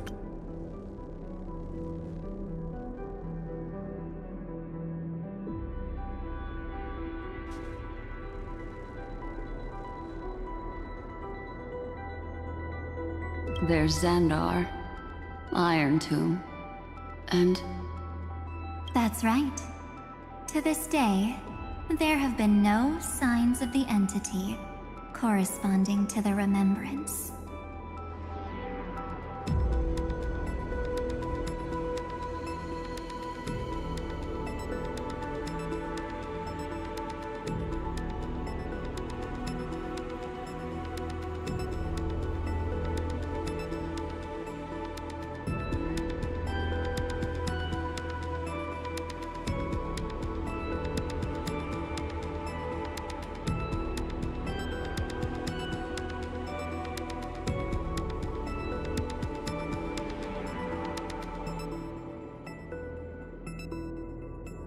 The Garden of Recollection was curious about that too. So the Memo Snatchers spent an unimaginably long time chiseling out a tiny channel to peek into this world.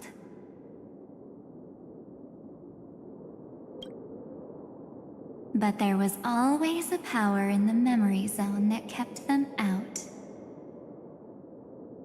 And when March 7th's consciousness was seized, it was a ripple of the remembrance that protected her and sent her in here. Can I assume, then, that this hypothetical emanator of remembrance was consistently protecting this world from the Garden's eyes until the Astral Express arrived? That's correct. You're a smart one. But why? Go see for yourself, little bird. The memories contain everything. This gate is really impressive. These are March 7th's memories.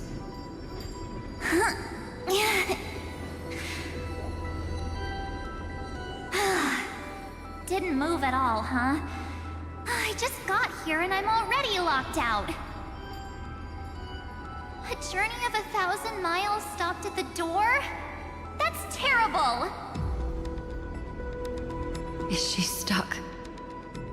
Keep watching. The fun stuff is just ahead. Warning. Object does not have access permission. What? Did I touch something I shouldn't have? Execute formatting protocol. What's going on? Formatting? Warning. Illegal operations detected. Warning. Illegal operations detected. Hey! Don't just activate like that! How do I stop this thing? Warning. Warning. Warning. Operation authorized. Protocol name back. Huh? Finally, it stopped! Wait, did you just mention her name? She's barely spent any time in Amphorius, and she's already famous? I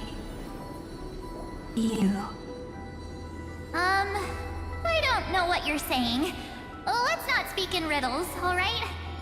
Why don't we start with an introduction? I'm March 7th, and I'm that person's companion. Sorry I accidentally ended up barging in here. Establishing communications. Communications? Oh, does this mean I finally get to talk to someone real? I really, really need outside help right now. Channel established. Proceeding to encapsulate. Whoa, wait. What? Encapsulate? Encapsulate me? Encapsulation complete. Initiating transmission. Transmission destination. Recurrence number 335503336. Huh? What's going on? My body! The memory stopped so suddenly. She was already lying in the abyss of fate the next time she woke up. And Orynyx was calling her mother. Mother? Maybe that's just how the Titan calls all Remembrance Pathstriders. Like how they call Thule Skyfather. So March 7th had already brushed against the inner workings of this world at the beginning of her journey. That warning in her memories must have been the Scepter's safety protocol.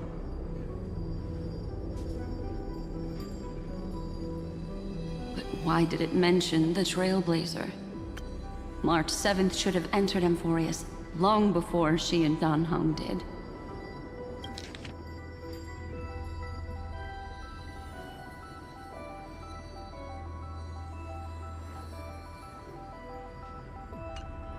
An inexplicable contradiction, isn't it? Let's put that aside for now.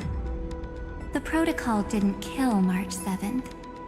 Instead, it threw her deep into extrapolations. Over the next 97 days, the two of us, trailblazed through Amphorius as mimetic entities as she evaded the Administrator's pursuit. It must have been a difficult and lonely journey for her. Yes. No one could see March 7th. She didn't belong to Amphorius's memories, so she could only watch this world from the sidelines, like a transparent shadow. Then when did you appear? On the day that she ran out of options. March 7th tried so many things to help her companions, but the only outcome of her efforts was a few Amphorian folktales. In the end, she had only one option left. Just as she wished, I erased everything using the power of oblivion. Then, I protected her and Dan Heng, and made sure that they were spared from the Memo Snatcher's clutches when they broke through the seal. And you've been hiding in the shadows ever since, while manipulating time and colluding with Earth, all the way till now. A journey of 1,000 miles starts with a single step. The story of the remembrance has just begun. Why don't we step into it together? As someone qualified to walk with me, you can now take in all the secrets behind this door. And witness how, in a blank space of time, another futile journey across 30 million lifetimes was forgotten by this world. I thought Evernight would have done something to stop us, but it's been smooth sailing the whole way through.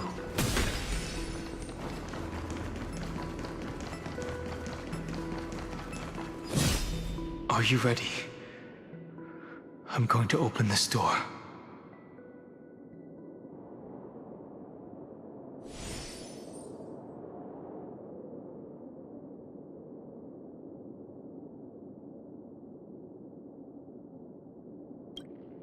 Absolute silence. I can't sense anything at all. I know. Duck behind me if anything happens, okay? 3. Warning. Object does not have access permission.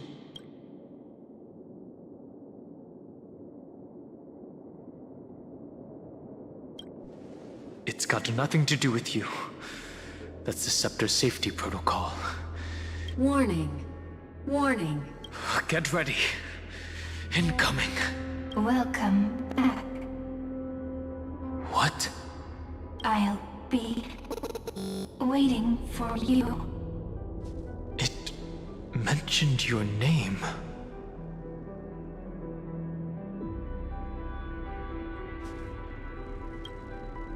I'm getting a feeling of deja vu, like the first time I opened as I've written.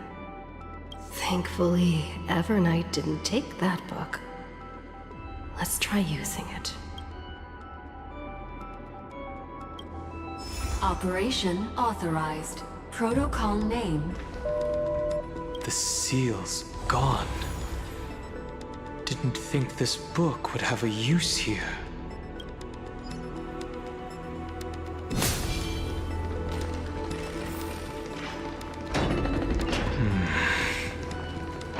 Is that...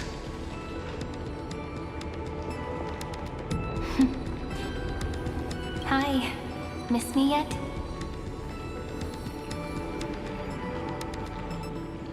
I'm just messing with you. This is the first time I have met you. Executing protocol. Format object. Formatting progress. 0.015%. And it looks like it'll also be the last. Something's wrong. She's not talking to us. She's not the Mem you know. Could she be a Cyrene from the past? Formatting progress. 23.815%. Since we don't have all day, let's get started, shall we? As always, I'll read this book to you. That way it won't just be Cyrene's memories alone. Formatting progress. 45.147%. Where should I start this time? Let me see. He's gonna keep going. He's not gonna stop. I don't want him to be faster. I chunked him with rapid fire. Hook misses, hook misses, hook misses. We'll see what happens Redemption. with the TPs, but now Oh my god, 5 rapid fire. 14 played at this point, and it comes down Saya to gets it with the pullback. steals it away. I mean, Saya gets it with the pullback. Started it, but yeah, no steal away from Pina. TP top from the Victor. Let's just kill the Yorick. What the fuck? Zeus? He's out. No. Ult. Cancels. they stopped the channel with the ult from the Victor, and this is right before the Baron. What the fuck, he He's flashed? this one around on Azeka. I don't think Why? nobody flashes for that one. The fuck is happening? And now he's down for a Baron's in 10. Baron up to Baron's 12 in 10. Bro, seconds. it's crazy, isn't it? Hammerlife flipped the Drake. They don't get it. Okay, we didn't get Drake. Everyone collapse on the Yorick now. Full send it. Kill him and go Nash. It's like, what the fuck? They only lost the dragon, Okay. and they might get a Baron as we return. And this is such an easy turn here for Hanwha Life. They have the Impale. Zeus, you gotta TP in early. Just TP in and block. You gotta block. You gotta block. He really does, but I don't You gotta know block. if he's gonna have an option. The culling is just What the used fuck is to that culling? zone. Delight's in stealth as well. Duro looking Oh for my god, he's something in. to hook. They wanna access Yes, that GA. backline, but the peel is insane. Canyon getting on Victor in. got who happened to that guy? He's got flash up. Finish the Baron. Oh, yes, Ruler got it. Ruler got it. But Ruler will not be denied these objectives. Dashes out. And he's full health. He just keeps getting them. What the fuck? What happened to Zeka? Why are you Orn ulting? Definitely on the chase here. With Knock up, flash. Hook misses. Zeus dead. Instead, he's just Top wave, top wave. He says Ruler hasn't had enough. Let's give him some more. They have to look for something. They know that this Baron might be with the top lane push, with the death timers. Could be the difference maker. Gen.G somehow pull out the win out of the 4v5. I mean, Top wave. Ruler's just pulling these objectives out of thin air. And Ruler, What is level Zeka 18 doing is gonna be again? ripping this turret off the map. That top inhibitor is already down here. I don't think they'll be able to push for the mid one right now, but they can take out all of those inner turrets as a big injection of gold. Less important right now, nearly 40 minutes in. Keep no flash. You want to try to The isolate blast the cone. once again, but the disengage code gets him to safety. And not much you can do.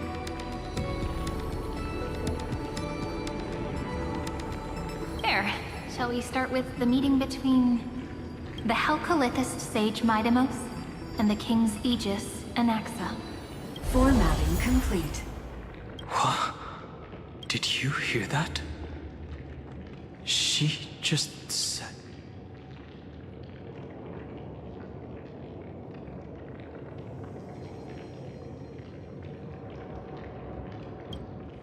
This is obviously not the history we know. It might be one of the possibilities in the 30 million cycles, but... Cyrene should have died at the start of every recurrence. So why is she here? And who was she talking to? And that book she mentioned. That's very likely. That door reacted to the book as well. Let's try copying what she did. Accessing recurrence number 335503337.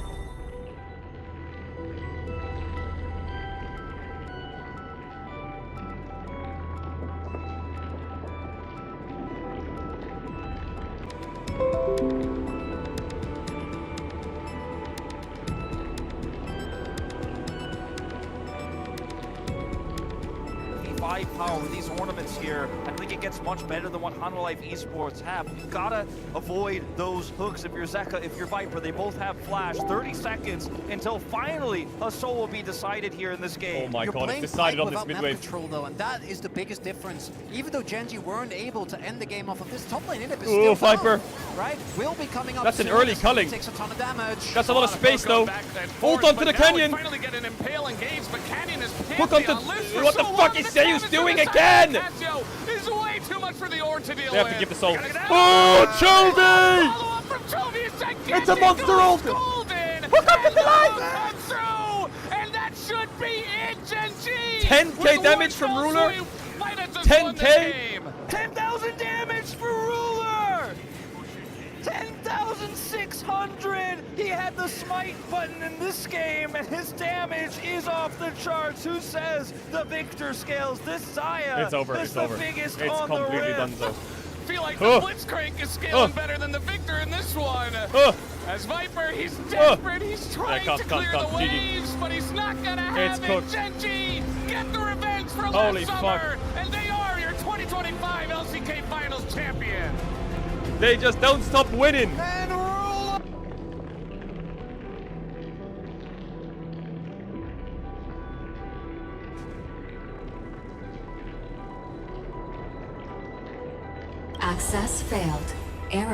code Gamma 1-3. And that's it. As I've written is definitely connected with this great tomb.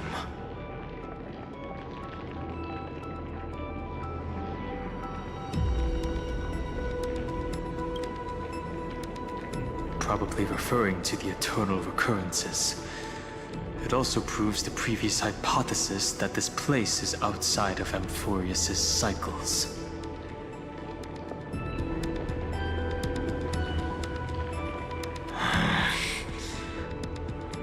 There are 12 chapters in As I've Written, corresponding to the 12 demigods.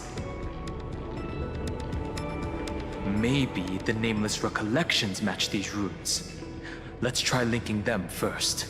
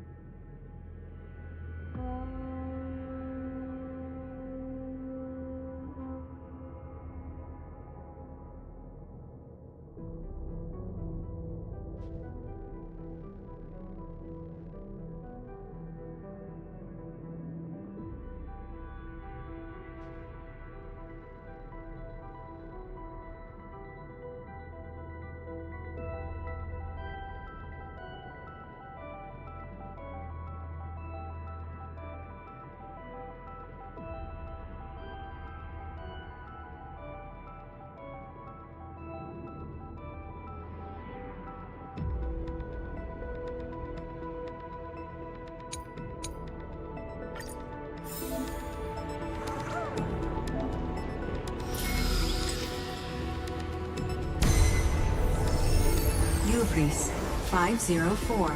Downloaded. As expected, the data stream flew into the crystal in the middle. It's absorbing the memories in the book in this manner. The world never learned how Saridra rewrote the law, but I believe it was Amphorius's decisive move against destiny.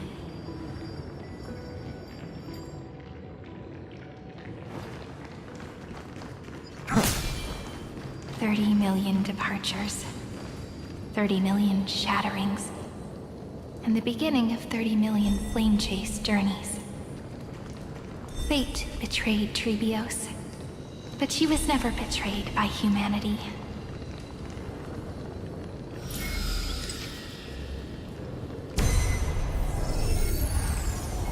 Uplotis 405.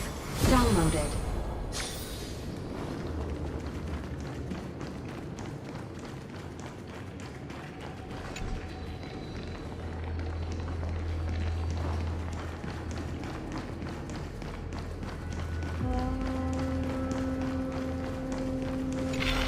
This room is so desolate.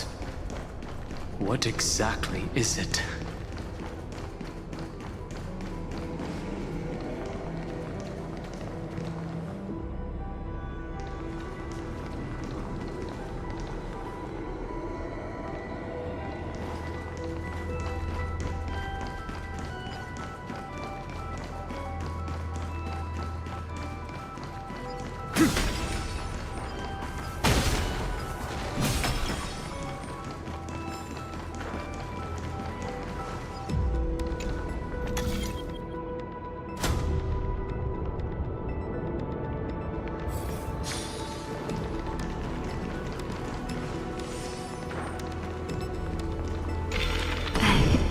You must be very familiar with the story of time now.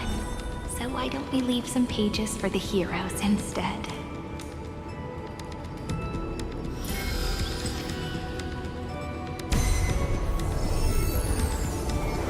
Euthea 093. Downloaded. Scopeo 365. Downloaded. Branch number 1. Archiving. Object recurrence number 3355033. 0.37. Progress 13.131%. Light up the dawn. There's a notch in the terminal that's just the right size for this book. Branch number 1 archived. Encapsulating encryption key.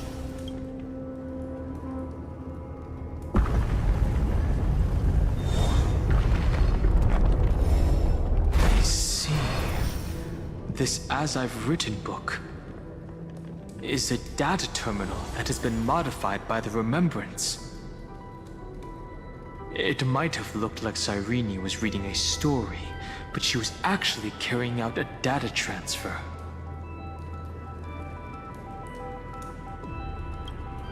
Right. That's a more direct way to think about it. No wonder these facilities are reacting to it. This book is a key. But Cyrene could never have known about the truth regarding the scepter. So where did she get this key?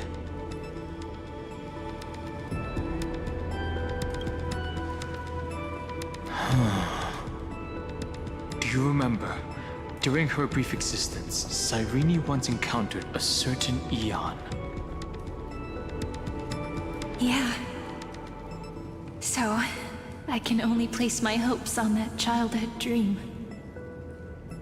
And the god behind Orynyx that appeared in that dream. It's no secret that Orynyx and Fuli are related.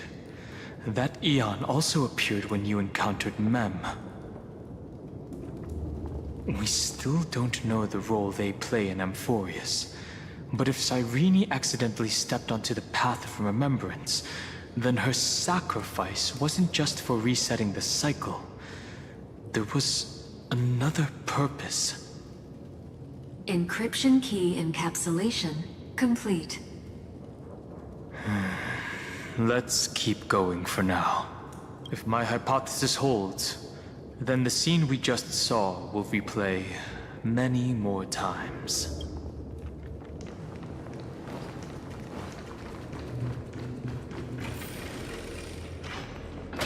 Hey, be careful. Evernight's eyes are everywhere. Don't get too far from me. The chronocognitive anchor will protect us.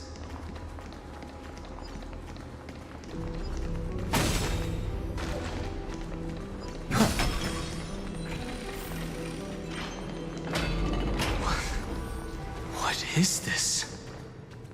It's hard to believe. Is this still Amphorius? So many countless storage arrays. This would even rival the cyber prison of Inupis. Look, what a magnificent sight. Even this classical world contains a futuristic palace like this. Would ID Ciliciae end up looking like this after a few thousand years? Executing protocol. Format object. Formatting progress 0.027%. It's always so on time. Never late at all. It's okay, I get it. It's just trying to remind me how precious time is. I want to share a story with you this time. I saw a little nymph on my way here. It was on a fallen wheat stalk, and it glowed under the sunlight. It was incredible. I forgot all my pains at that moment, and just stared at it in a trance. I wonder, did every Cyrene in the past feel that the nymph was beautiful? Would they also have recorded that scene into the Eternal Saga? So, could you give me more time, please? I want to leave behind more memories for the future. Formatting complete. As I expected. The answer is the remembrance. An eon appearing in her dreams, 3 paths intertwining in Amphorius, and the Garden trying to infiltrate this world at all costs. I have reasons to suspect that Fooley's gaze once swept over this world before the scepter completely fell into destruction, and that Cyrene basked in that divine gaze.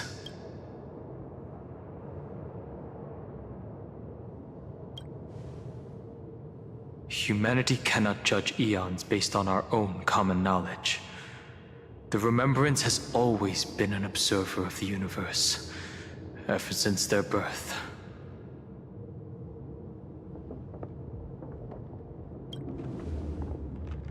That's to be expected. The various factions are only followers of their eons, and Fooley was never known to be friendly with humanity. But there's still something I don't understand. According to Black Swan, the Garden is internally fractured, and there's a party that craves the memory of an eon's fall. They would do anything to achieve that goal. Yet, I feel as though those memo snatchers didn't try to stop us at all. Instead, it feels like they were trying to cover something up.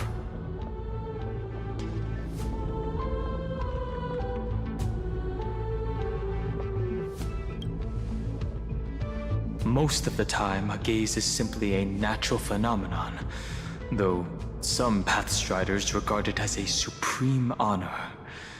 An Emanator, however, must possess power granted by an eon's blessing. I know what you're thinking. That theoretical Emanator of Remembrance remains a mystery. But now, I'm leaning towards the idea that what the Garden's mirror reflected was a kind of miracle that Fooley left behind. Yes, we're thinking the same thing. Legend says that Fooley sits in meditation in the Anasrava Pure Land, spreading the seeds of remembrance across the universe. And when the cosmos ends, all the different realms will be reborn in their garden. If this sealed-off world is also within their gaze, then it's not too big of a stretch to surmise that they need a mechanism to save these incredible amounts of memories and store them somewhere out of the Erudition's sight. And this mechanism was previously the Time Titan and their demigod. But after Amphorius entered an endless loop...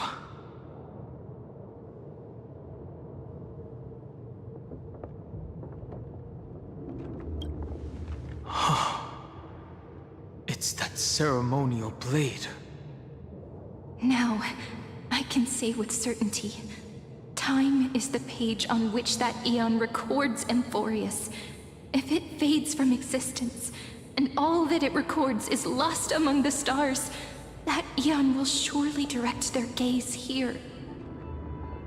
And it will be a glance that spans time and space, transforming each incarnation of me into the power you shall wield to reset time, imbuing my soul into this ceremonial blade, and creating an endless flame-chased journey. The ceremonial blade killed Cyrene at the start of every recurrence, and at the end of every journey, Cyrene's soul took the extrapolated memories stored within the blade and buried them in this great tomb. That's how the memories of Amphorius transcended the loop and were continuously stored, while the scepter had to revert its progress over and over again because of loss in its logic. Fooley's blessing will not disappear as long as this process keeps going.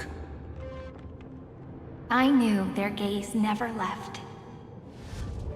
As long as I record every page of this story and tell it to you, Amphorius won't be forgotten. Cyrene encountered the Eon's gaze and regarded them as the hope to continue her world. That's why she offered them memories over and over. even if she had to turn herself into nothingness every time. As to why she insisted on keeping her human form and offering the memories through reading a story, it might have been the only way for her to maintain her sense of humanity and leave her mark in this world, even though everything was just her wishful thinking.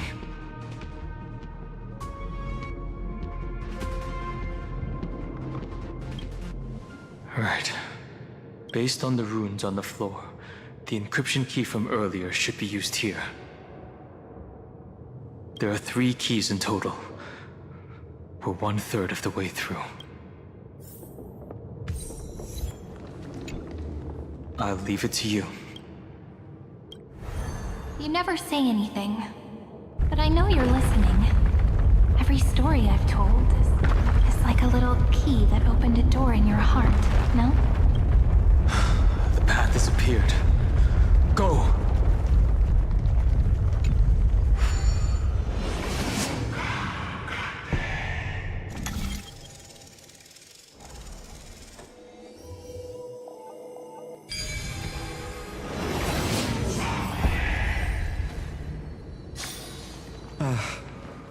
Then, the sky sent down rainbows and showed the world a gentle smile.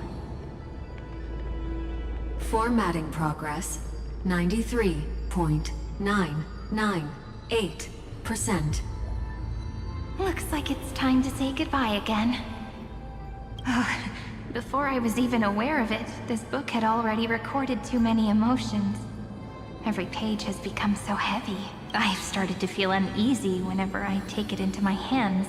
Where did the very first ripples want these memories to be sent to? Formatting progress 94. How many times has it been? It faithfully fulfills its duty, activating and formatting, never changing, like the fate of the flame chase in every cycle. If I can only write the same ending every time I lift my pen, then is this weighty saga just an overly naive dream? Formatting progress 96.024%. Process error. Analyzing. Process error. Analyzing. Really? Are you encouraging me? Thank you. I'm sorry for making you see this embarrassing side of me. Everyone's still working so hard. If I'm the only one who's crying, that wouldn't be romantic at all, would it? Thank you for listening to me all this time.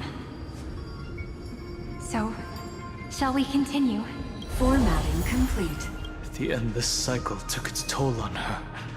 Even Cyrene could not resist despair when faced with eternal stasis. Like Aslana, she started to wonder whether everything was futile.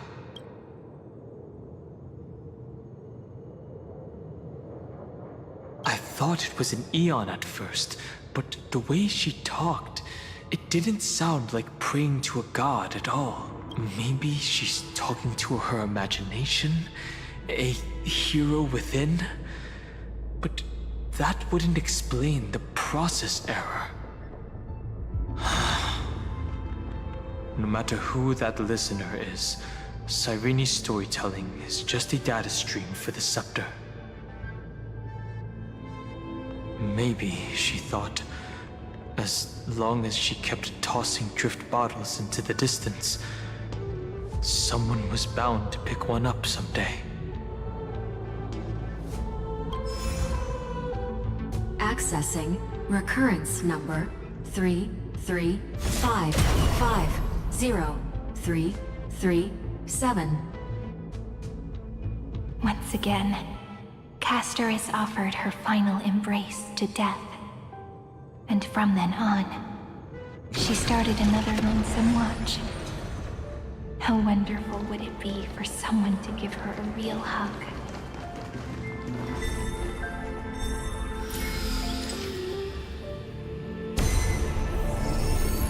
heeereeeeeee 216 downloaded.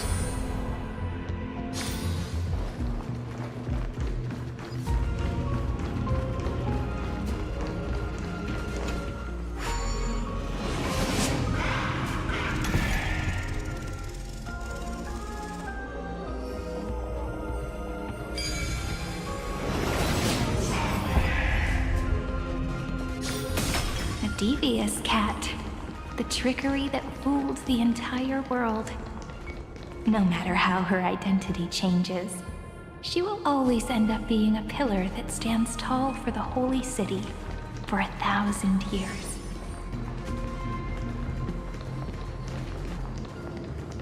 The Hand of Zagreus.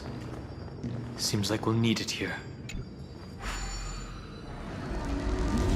Maybe the room will only be completed after the modules are inserted into the slot.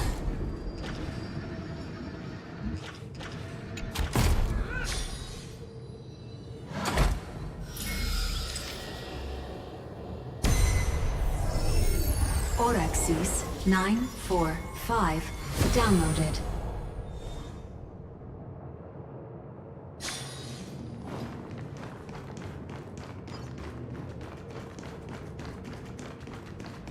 Midamos's road of strife once again reached its glorious and lonely end. As always.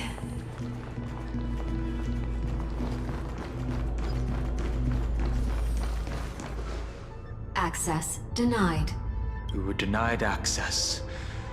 Memories about strife are always so defiant and resistant. A fight is unavoidable. Come. Warning. Illegal operations detected.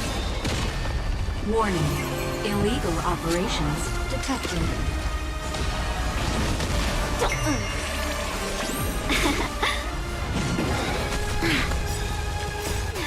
Fight as one! Fury of innumerable core flames consume me. Hail the new dawn! Empty shell, so without substance. Your sun tear the sky!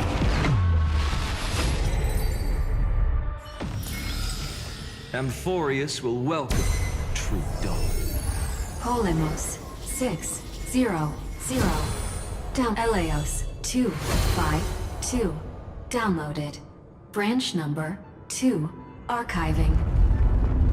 Object recurrence number 3355037.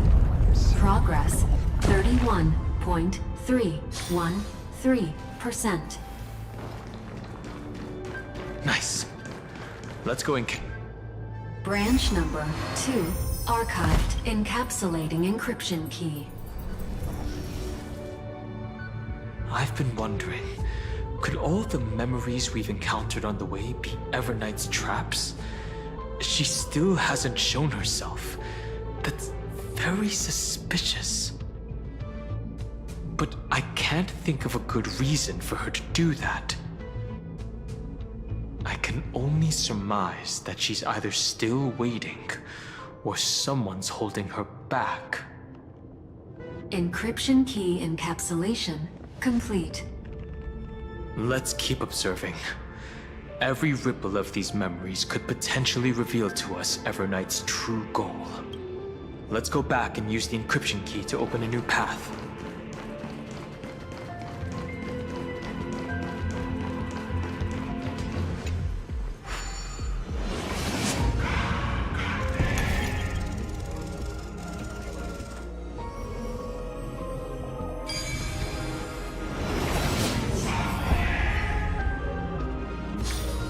No worries. Anything's possible if you take it step. Go upload the encryption key, just like last time.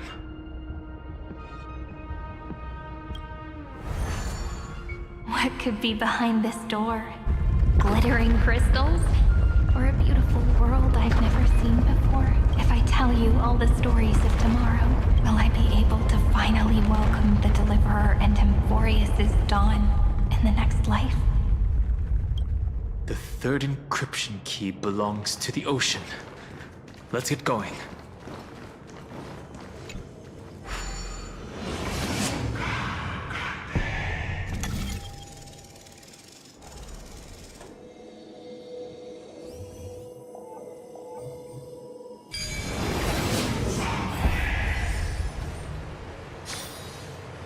Reminds me of when I was studying at the Grove.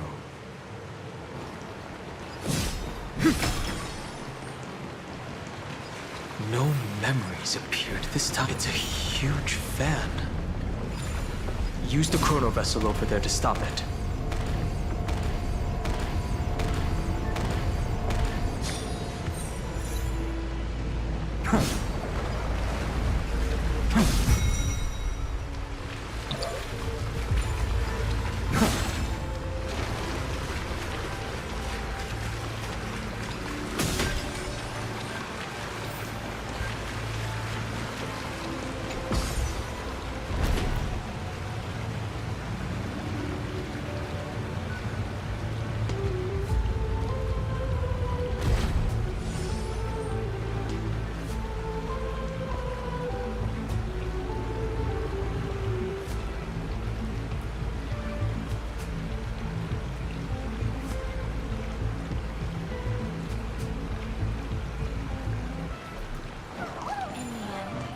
Fish returned to the ocean, her home where there was nothing left. For the sake of the future, she guarded the vortex at the end of the deep sea until the very last moment.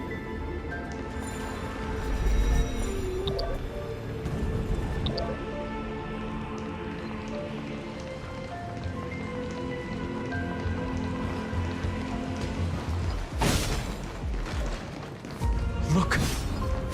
She's over there. Cyrene.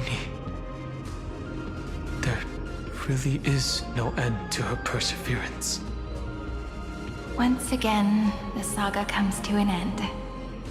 Everything is deathly silent, just like this very moment. It's another cycle of new beginnings, and another familiar reunion.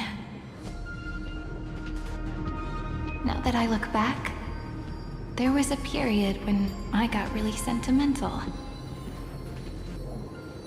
I was so anxious, trying to find as many different memories as possible, hoping to bring some change to this unchanging destiny, and find the way out of this maze. But I won't do that anymore now.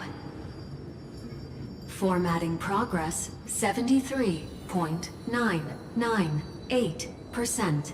Process error. Formatting progress, process error. No need to feel sorry for me, good friend. If there are no new blank spaces, how can a saga continue? I'm actually really lucky, you know? During the long years I've spent waiting for the Deliverer, I've always had you here as an audience. Look at these memories I brought to you. They once existed, once sparkled under the sun. And now I can see through your eyes that they are still shining bright. Isn't that already enough? Now, I can rest in peace in the past. As for when tomorrow will come, I'll have to ask the next Cyrene to continue our watch. Formatting complete. Her transformation is painful to watch. Cyrene was always there during the 30 million recurrences. She recorded the Flame Chase journey in her own way on the reverse side of this world, depositing all the memories in this place. I'm increasingly certain that her audience and companion isn't some figurative entity. The deepest ruin in Amphorius. At the great tomb where the pasts of all worlds are buried. Who exactly is its master? Accessing recurrence number 335503337.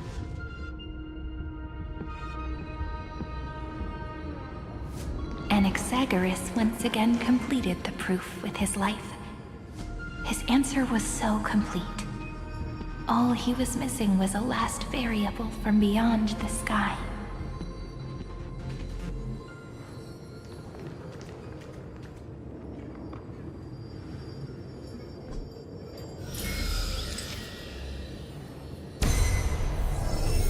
Schema 720 downloaded.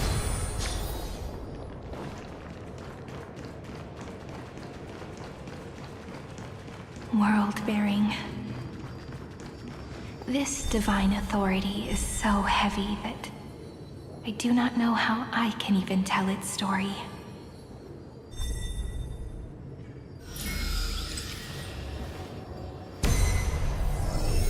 So this was Nikos 496 downloaded.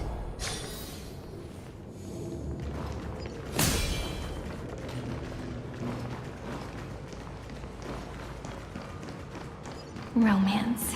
In warm gold, forged the long staircase for humanity. How wonderful. The runes on the fan. We need to use the Romance. In warm gold, forged the long staircase for humanity. How wonderful it would be if she could witness the dawn with her own eyes.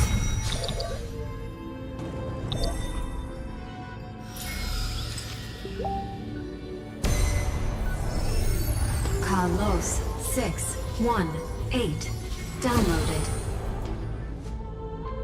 Aporia 432 downloaded. Branch number 3 archiving. Object recurrence number. That's the last encryption key. Branch number 3 encapsulating encryption key. Encryption key encapsulated. It's time to go back and activate the system in the middle of the Great Tomb.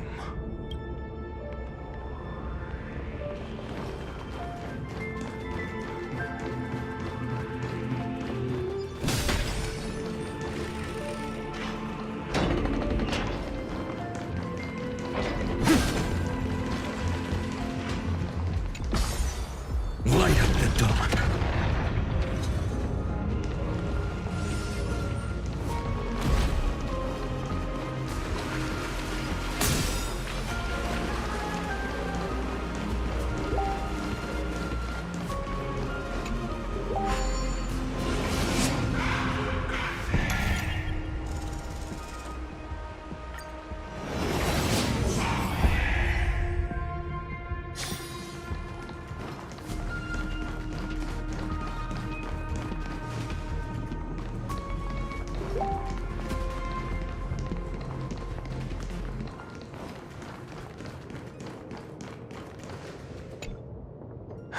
The third encryption key.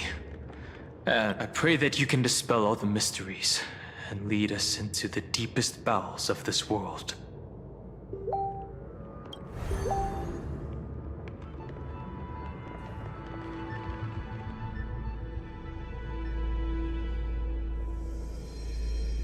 Someone once told the very first me that everything was false. That the only life in Amphorius was a great catastrophe, nurtured using the world as a factor. But how could a dream feel so real? That's why I didn't agree with him. My good friend, I'll read this book to you. For the 33,550,335th time. That way, it won't just be Cyrene's memories alone. Formatting progress 23.815%. Process error. Analyzing.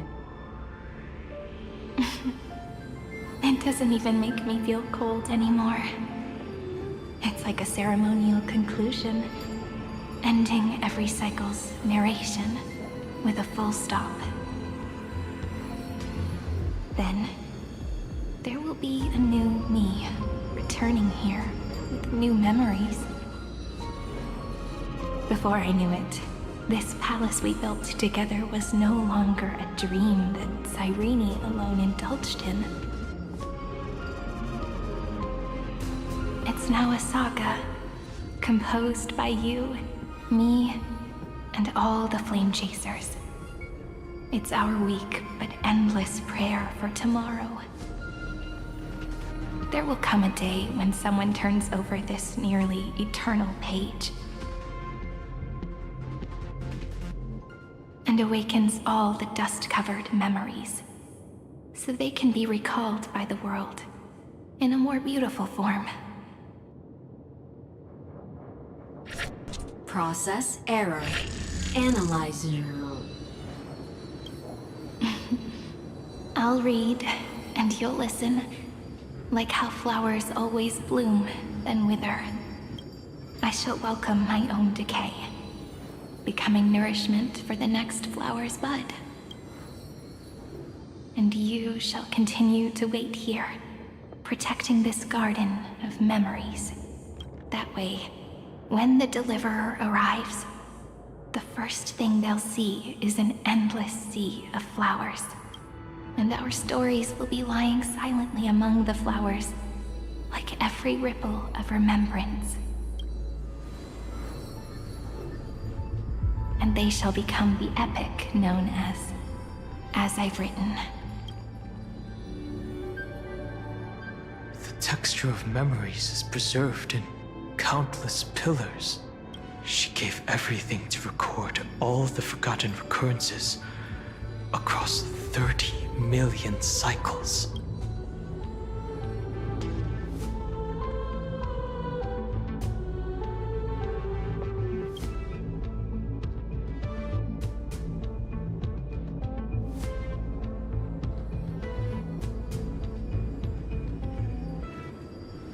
All right. Let's not make things so gloomy. The very first Ripple cheered up her friend like this before she set off. It's a sentence full of blessings, so I want to say it to you as well.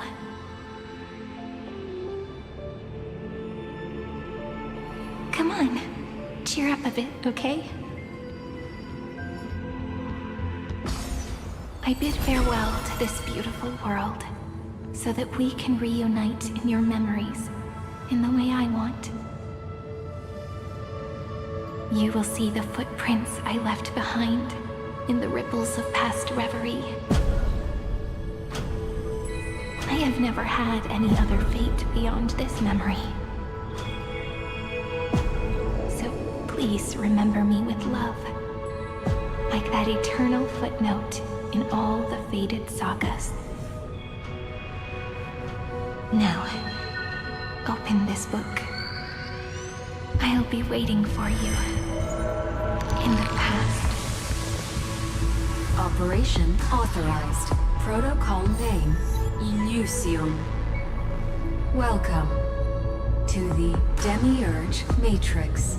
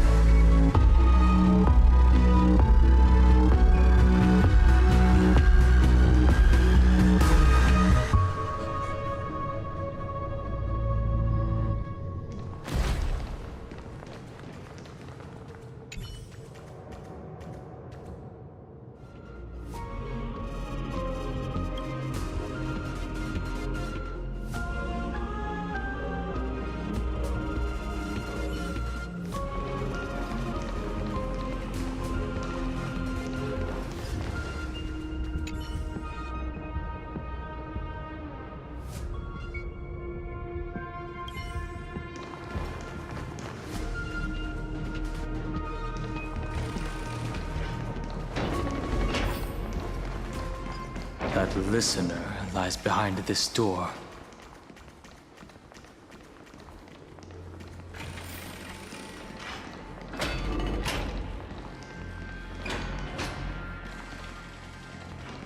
She gave everything to record all the forgotten recurrences across 30 million cycles.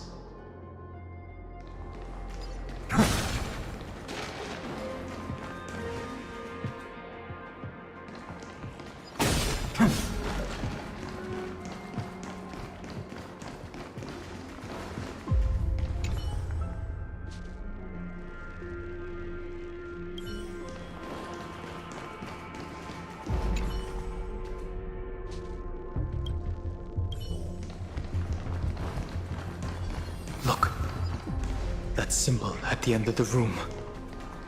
It belongs to the 13th Titan, the unknown solitary god.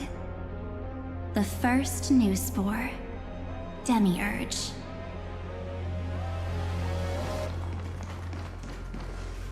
Those who are lost remain lost, while those who have met will meet again. What a touching scene. The deepest place in this world is exactly the ideal location for the Trailblaze to reunite. You're not the one we want to reunite with, Evernight. But you'd better explain everything to us. This tomb and the 13th Titan. Tell us everything you know. You're too on edge, Don Hung. I've always been honest with the two of you. Before we talk about Amphorius's destiny, why don't we lay aside our differences and take a moment together to mourn for the cruel truth? Truth? So you still haven't figured it out. Take another moment to look around. Look closely. You must be curious as to where the final Titan is located, right? What a good question that is. I too am curious. Because there's absolutely nothing here. Except a cold, empty void. You mean Cyrene was deceived? Indeed. Fu Li planted a false hope in her heart, making her believe that she was special, and that Amphorius still had a chance. Then, that poor girl walked into the Great Tomb over and over again, and willingly offered herself to the remembrance. Why did they do that? Did you really think they would just save this crumbling world in the way Cyrene was praying for? Don't be naive, Memo Keeper. In this game between gods, the Remembrance chose to stand with the destruction. Given your evident hostility towards the garden, I find it hard to take anything you say at face value. Aren't the Memo Snatchers' activities enough evidence? They did everything they could to help Iron Tomb reach completion. And it wasn't just to obtain some fanciful memories. Let me tell you the real reason. Iron Tomb is a perfect ark. If a seed can be planted within, then the moment the Lord Ravager blows the erudition to pieces, the remembrance will be spread to every corner of the cosmos. That masterless path will be equally split between two eons. Fu Li will devour the erudition. Do you understand now? The war among eons started long ago. Fu Li did not glance this way to save Amphorius. They will drain this world dry and turn it into a most poignant and tragic poem. But fortunately, that girl's sacrifices won't be wasted. I will give her another possibility. I promised her that I would recreate the cause and effect of this world and form a flawless Amphorius. But the only way for a world that can't be turned back to be considered flawless is to burn it with a raging fire until nothing remains. You plan to destroy all the memories Cyrene has ever recorded? That's right. I'll set fire to all the stories, all the emotions, all the futility. I'll turn the garden's conspiracy to dust. Setting fire to this much material will be enough to completely annihilate the scepter's operating logic. Iron Tomb will lose the soil upon which it grows, and Amphorius will be truly set free. The freedom you speak of is no different from destruction. Everything this world ever was will disappear from the extrapolations, never to be regained. That would also include your memories, by the way. That's right. That's why I needed your help, little bird. The more we walked together, the more I was convinced that you have a beautiful Dharmakaya. It fits me very much. So that's why you took me here. Your true form is a bottomless obsession. Smart girl. You haven't disappointed me. This avatar is but a shadow cast by the candlelight. Discarding it invokes no feelings within me. What I must preserve is only my wish. My wish to kill the Path of Remembrance. March 7th will not find peace as long as they and their fanatical henchmen exist. The road ahead is still long, and she needs a guardian to stand by her side. You are my best choice. Allow me to refuse. That duty seems far too heavy. Resistance is pointless, my darling birdie. I will personally plant myself into your heart. And once I've calmed down those two, I will head into reality and find the true you. So, that wasn't enough to fool you. A genius's mirror trick and a protective mechanism of the erudition. Is that right? Those layers of security do make things a little difficult. But unfortunately, those two nameless are already right outside the door.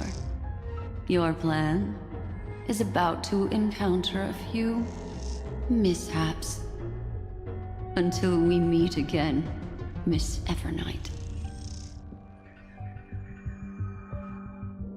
Will you still not stand with me, my companions? We'll save the beautiful cosmos, and we won't leave even a single scar behind.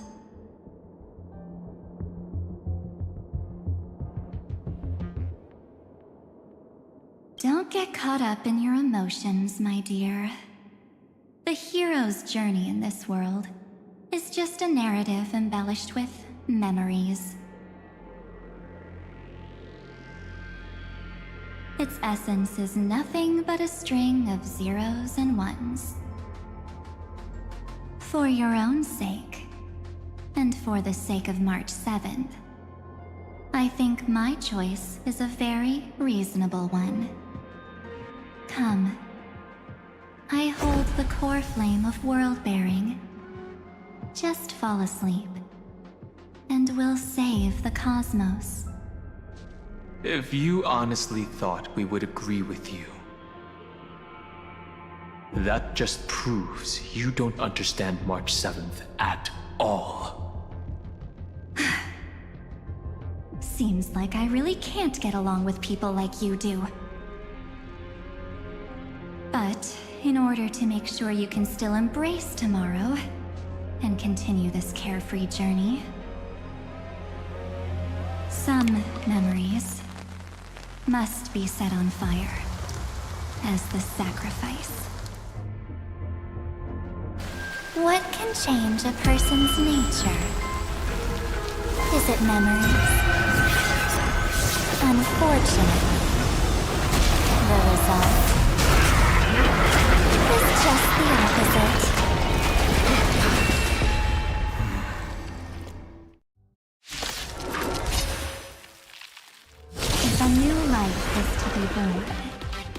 seed has to be dead. Only through abandonment and oblivion can souls walk from emptiness towards rebirth. All the best. You'll pay for this. We've entered the storm. To guard and defend! Crush them!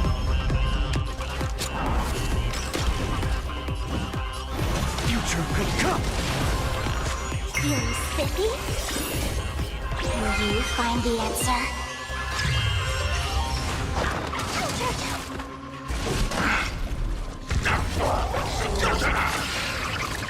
Let's be friends.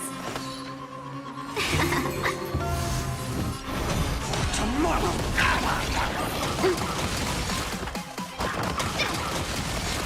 This battle lends me your strength. Existence of no consequence. Corpulence consumed. Hail the new dawn!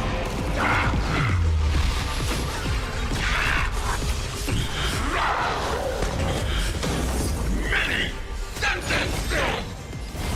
So it starts.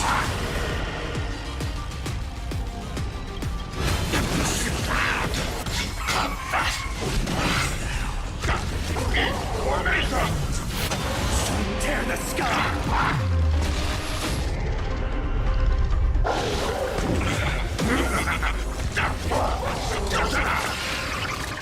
I'll never yield to fate. Quench the flames of blood. Is that all?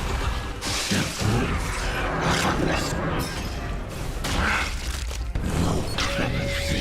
Only die. Rift with strife. Quench the flames of blood. Her agony! Information! Hail the new dawn! All stars burn to ash.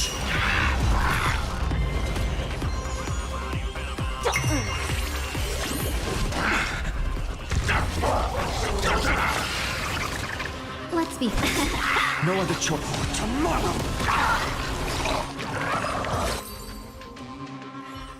It's time to end this. Return March 7th to us, and end this pointless conflict.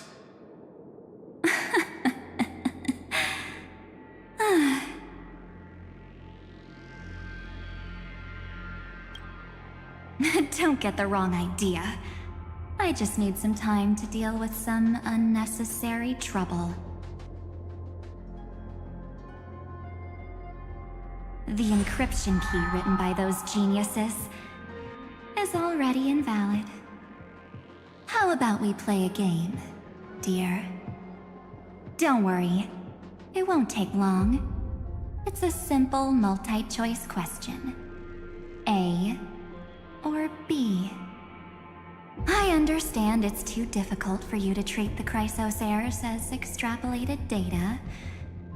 Then why don't we assume for now that they're living, breathing humans? Now, the cosmos will face an unprecedented catastrophe. And your choice will determine the fate of countless planets. On the one side are companions who've weathered every storm with you. They fought with everything they've got and obtained a 1% chance of victory. However, should you choose that 1%, there'll be massive sacrifices, no matter the outcome. On the other side, there's a simple button. The Oblivion will burn away all traces of their existence, as well as your entire memory of this trip. But it will also halt the brewing catastrophe and spare the universe from destruction. Those who are to be sacrificed will be fully aware of the decision you need to make. There will be no concealment or deception. Tell me, what will you choose?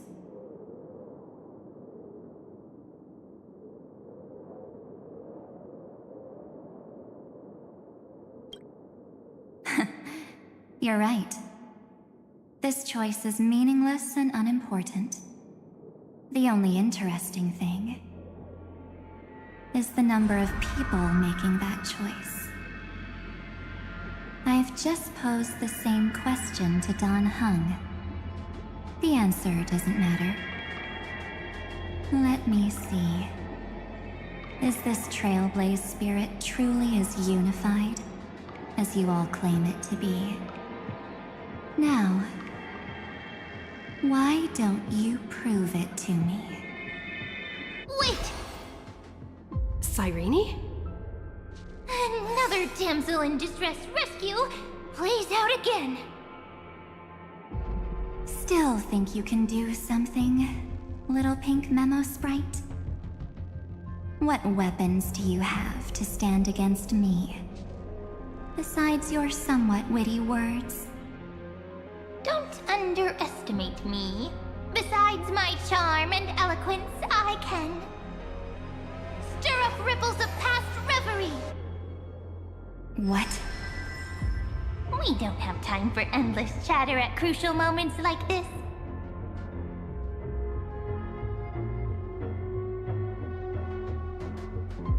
Quick, friend! Take this! Take the shot! I can't hold on much longer! Of course not! Take a photo of Miss Evernight! No time to explain, quick! Well done, friend! Now leave the rest to us.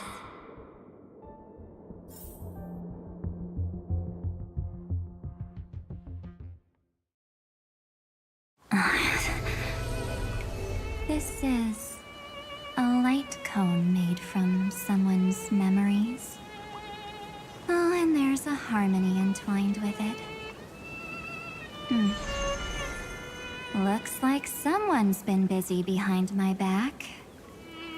We meet again, naive me. I know you mean that as a compliment.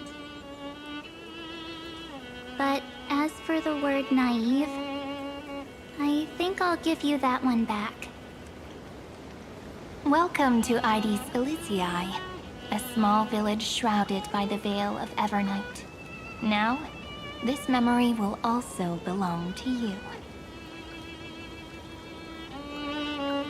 Let's give you a taste of your own medicine. With my home as the inspiration, I've created this maze. Hope you like it, Miss Evernight. Quite perceptive little memo sprite.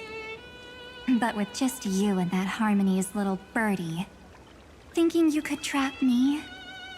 That's a bit of a stretch. So, tell me, what role did you play in all of this? I really didn't think that this other me would be this strong. But at least when it comes to brains, I've still got the edge. My brilliant plan? Bet you never saw it coming.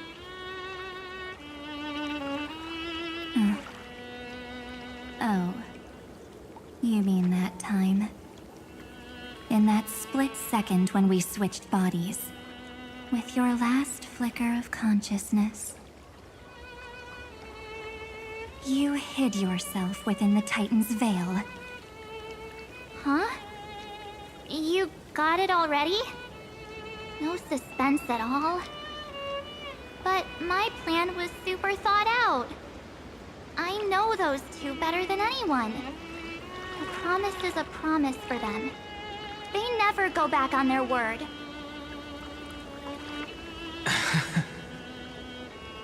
History books, diaries, and photo stones are all perfect catalysts for memories. That's right. So when I hear her press the shutter, even if there's just a teeny bit of my consciousness left, I'd whoosh right into the camera. But if you put it like that, aren't you leaving a lot to chance?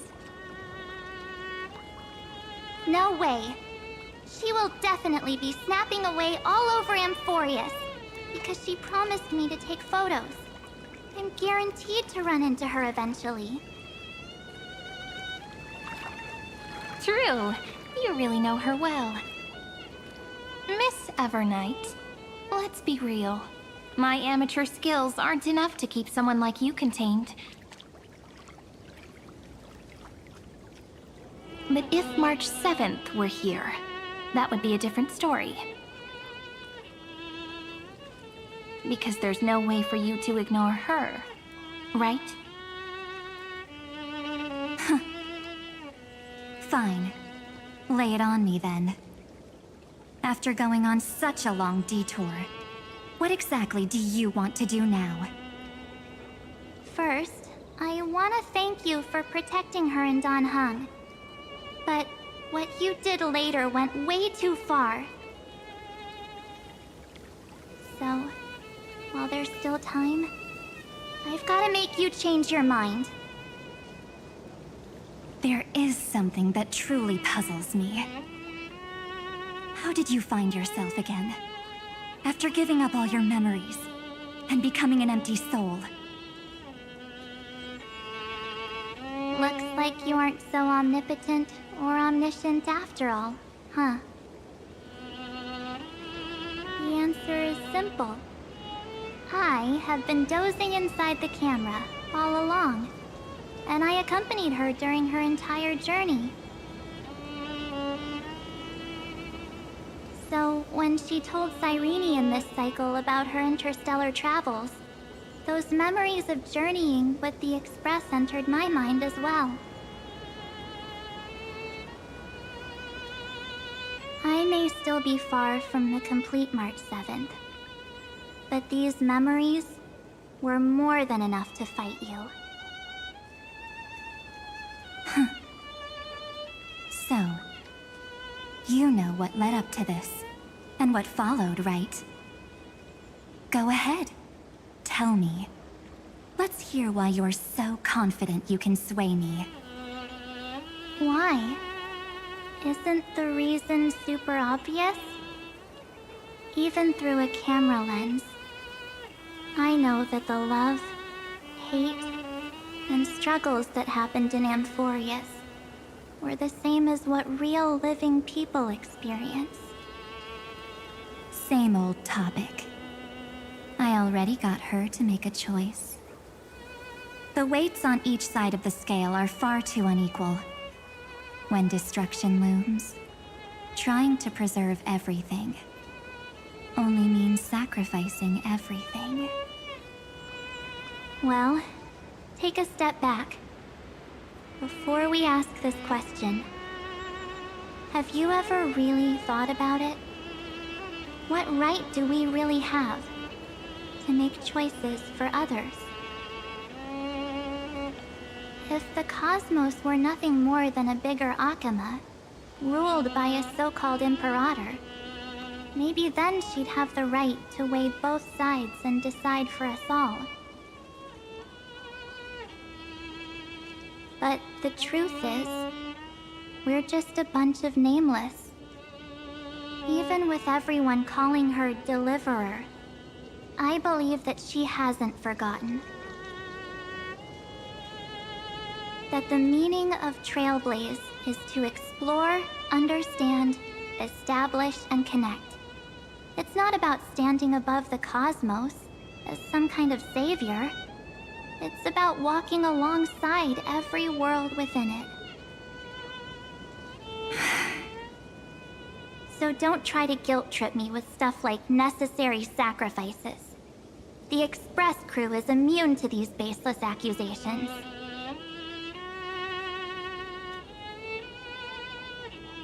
Besides, and this is just an example, if Madame Herta wanted to, she could have whipped out her imaginary weapon any time and blasted this scepter to bits. Because, according to your logic, the lives of a few nameless are nothing compared to a Lord Ravager's potential threat. But that's not what she did, You wouldn't have liked it either, would you? I figured you out a long time ago. You've got a fatal flaw. A weakness. In the shape of me. You've got such incredible powers. But you still kept your promise to me. That only means the sole motivation behind everything you do was just so I can keep traveling. You're not as naive as you seem, are you? In that case, I can prove it to you. I won't answer for someone else, but for myself. Here, hold this. An empty spirit. If you want to seriously think about it, this thing actually counts as my body right now. Its memories are all drawn from the camera's photos. In other words, from my journey of trailblazing. While I was awake, you were always sleeping. So talking about this probably doesn't feel real to you. So, why don't I walk you through these memories all over again?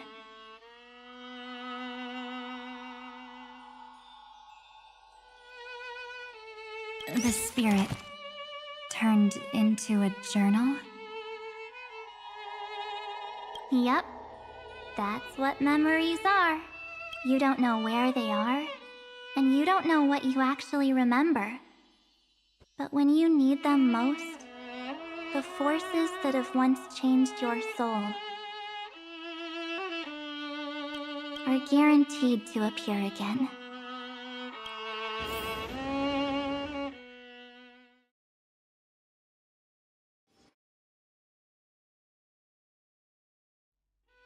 So, how was your first Trailblaze journey?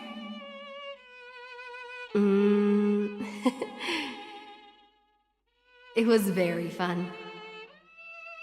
We should still be careful in the future. Aw, come on, Donhung. We're here to celebrate for her tonight. Don't be such a buzzkill. Don't listen to him. Listen. I am practically a Trailblaze expert. Stick with me, and you'll be just fine. You call this trip fine? Well, that's because we could only find 700-year-old guides online. So, you've been a lot of places before? You bet! Capital of Passion, Calcis, Tychean. If I count on my hand, it looks like this is my 6th stop. All my souvenirs are in my room, but they're just a bit of a mess right now. I'll tidy up later and give you the grand tour. Oh, look at this. A Bellabogian notebook. A special souvenir I asked Branya for. She prepared quite a few gifts for us. Raw Geomarrow, Supreme Guardian medals. But I only asked for this little notebook. What's so special about it? The previous Trailblaze missions were all on super high-tech worlds. Forget about paper books. Even holographic projections were ancient relics there. Eurillo is completely different. Watching people record their lives with pen and paper, I finally understood why some still cherish writing journals by hand. It's just like calligraphy. Those deep emotions buried in human hearts can only be awakened through such seemingly thankless actions. Donhung, You truly embody both a fierce beast and a delicate rose. Anyways, that's what I thought too. A camera can only capture fleeting moments, but stitching those moments into a story, you've got to use your own hands. In other words, just taking photos isn't enough. They need a place to be displayed. Isn't the photo wall enough? I told you it's different. Besides, this little notebook is a memento of our first trailblaze together with you. That makes it even more special. Anyways, the next stop is the legendary planet of festivities, Penacony. So, when we get there, I'll make sure we take tons of pictures together, until the memory card's bursting.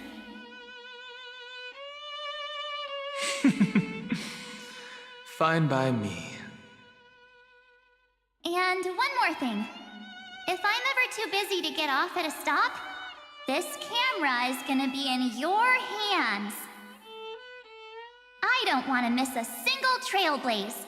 So you all need to practice your photography skills until you're at least 80% as good as me. Got it?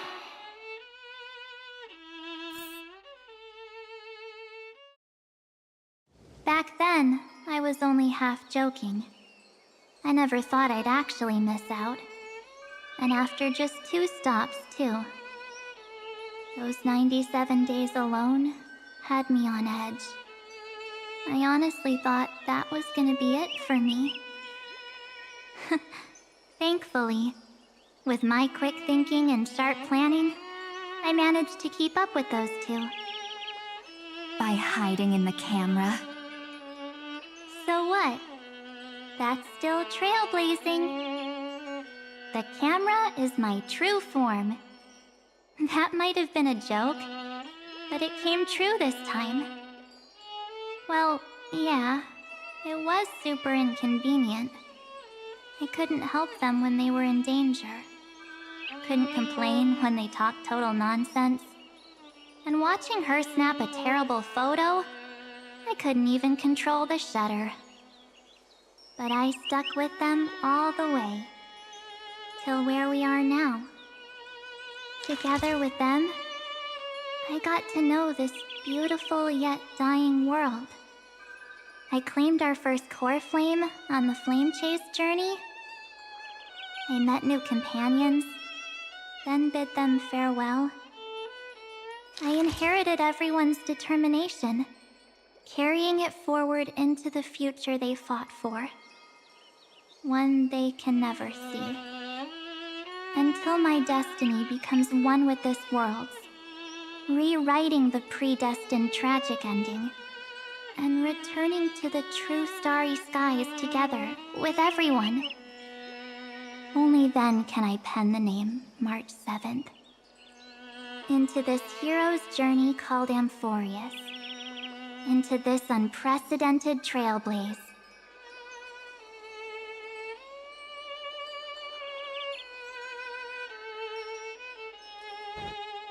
Looks like our trailblaze in Amphorius is coming to an end. While we still have time, shall we pick out some materials for March's journal? Aha! No way we're skipping this one. Huh? When did you take this? Wasn't the storage cart full? I still had my phone. Scared now, Don Hung the seal head. The first seed competitor with the ghost seal in the super duper fun seal slammers. I'm against including this photo, but suit yourself. I just think that a travel journal should mainly focus on documenting local customs and culture. Akama, Castrum Krumnos, the Grove. These shots are all pretty great. I have to say, your skills are almost on par with March's now.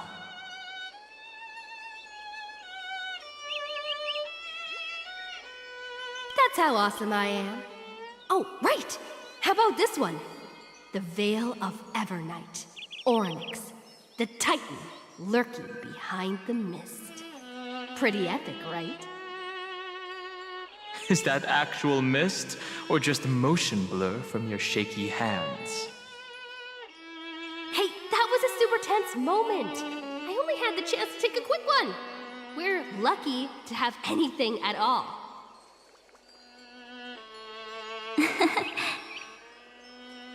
Huh? Did you hear something? March 7th? Perhaps the photo captured a trace of time's divine power, which replayed echoes from your memories. Ugh. All right then. Let's keep going. If March were here, she'd definitely have plenty of great ideas.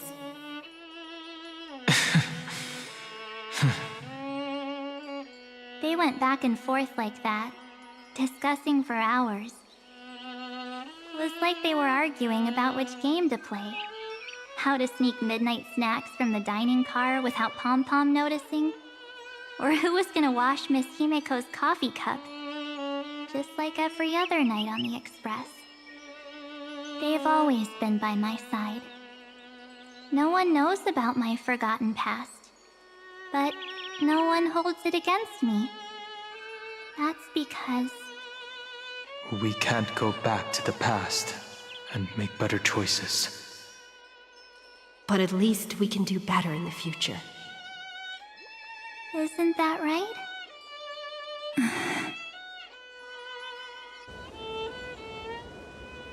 I still remember the day when you first put on these clothes and looked in the mirror. Your eyes were so clear. When all this is over, I hope the mirror can still reflect those same eyes. You're pretty naive, too. Always hoping that the mirror will show the most beautiful side. But you don't even trust the you reflected in the mirror. And if you keep trying to shoulder everything for me, then I'll actually end up as a wallflower, waiting forever for my turn.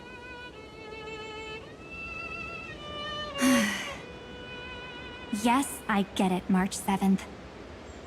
I only have your memories, and you have always been the me that I wanted the world to see. Just hearing those words from you makes me feel super satisfied. Well, I've appealed to your emotions. As for reasoning with logic, could you help us out here, Cyrene? I'm here. Finally my turn to shine, isn't it? Miss Evernight, you've been so fixated on your targets that you probably haven't even realized that a massive variable has emerged in Amphorius in this cycle. Amphorius is about to be destroyed. There's no time left for pointless debates. There is only one law I want to overturn to aid the final battle of deliverance. So I will only offer the life of one demigod.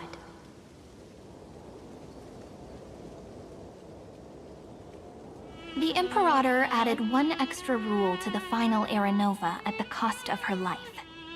That's how she can ensure Amphorius doesn't become a sacrifice in the cosmic conflict. Even if this world has to exist in the form of Iron Tomb, it will stand on its own among the stars, just as she had wanted. Oh, interesting. What does she want to do? Simple. If any anomaly occurs during the Era Nova process, all foreign elements will be eliminated immediately. Whether it's the Remembrance or the Trailblaze, and the 12 core flames will complete the final Era Nova through the purest form of destruction.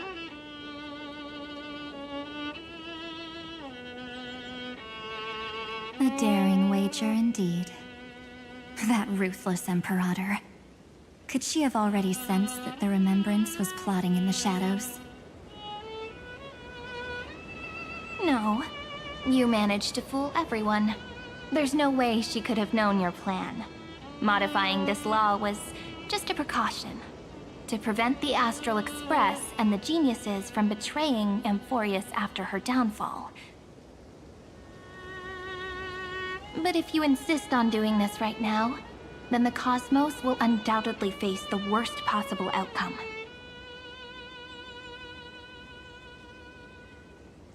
My friend, Dan Heng, and March 7th will all merge with the Scepter and become a victim of the destruction.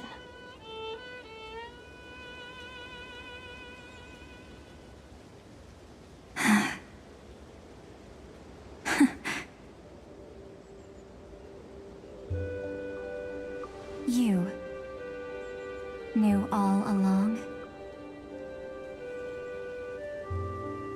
Yep. But I decided I needed to have a heart-to-heart with you first. I won't be afraid. Even if my inner world is nothing but an Evernight.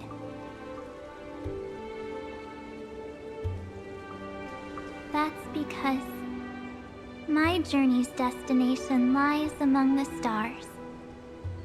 I believe what lies ahead will be bright enough to illuminate my past.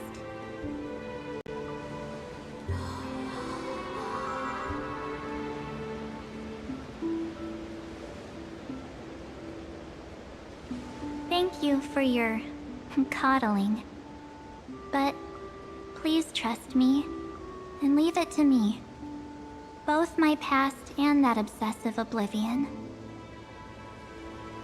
will help me become even stronger than her and Dan Heng.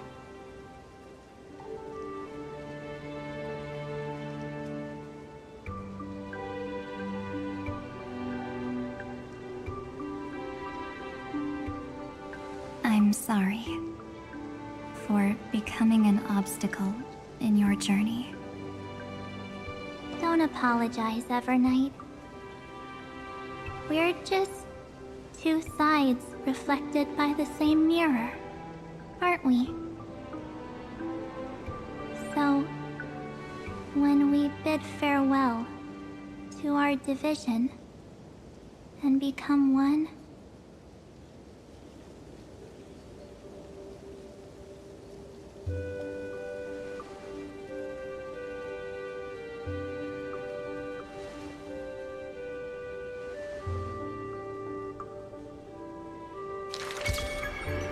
our memories will only grow more beautiful.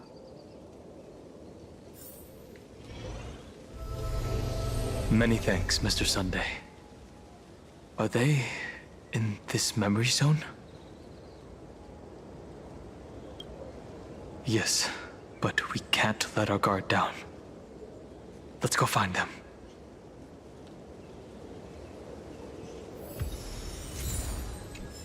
It's unusually quiet here. March 7th isn't here.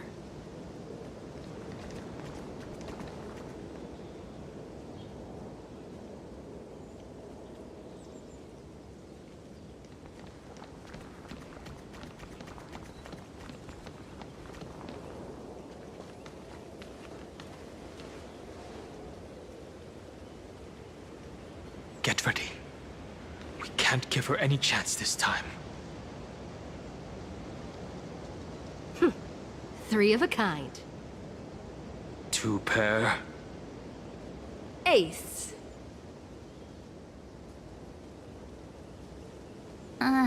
Ace?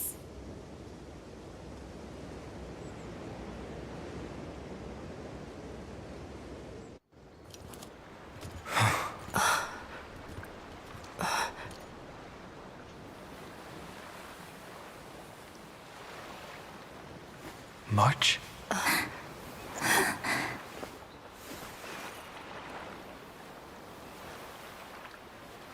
Of course it's me. It's been a while.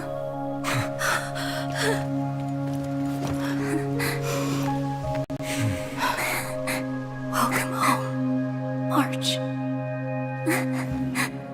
I'm back. Finally, I can talk to you all at last.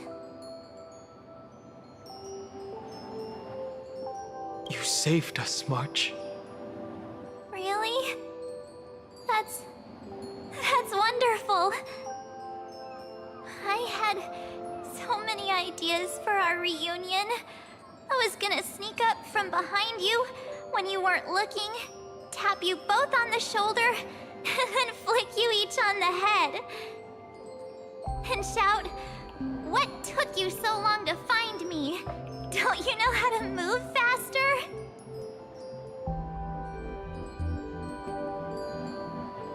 Aw, you too? If this keeps up, I won't be able to stop crying. Aw. I'm just so happy. We both know that you've been by our side this whole time. This Trailblaze journey wouldn't be complete without you. We'll not only trailblaze into the future together and save the world, we'll also return to the Express together and head towards our next destination. After we complete this trailblaze, let's hold hands and head home together. If a new life is to be born, its seed has to be dead. March 7th. When you bid farewell to your past and are born from the six-phased ice, have you thought about the version of yourself you want to see in the mirror? As of now, I have no intention of making choices for you. You've already decided on your next destination. So, let me exercise oblivion one last time and wipe the name Pure Child of Anasrava from your mind. I am an obsession whose purpose it is to protect you. The only memories I have are yours. Therefore, the only one thing I can be sure of: the Garden of Recollection is your enemy. The Path of Remembrance is far more than what people observe on its surface. And I will not allow you to become this broken conspiracy's next sacrifice. If you ever need me again, feel free to awaken my power.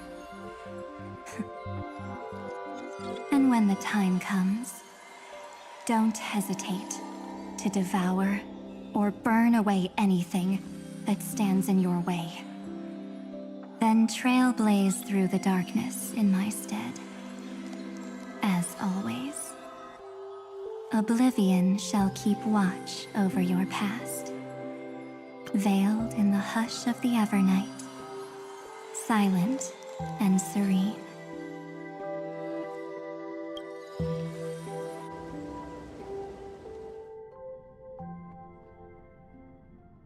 Oh? The chronocognitive anchor readings? They actually pulled it off!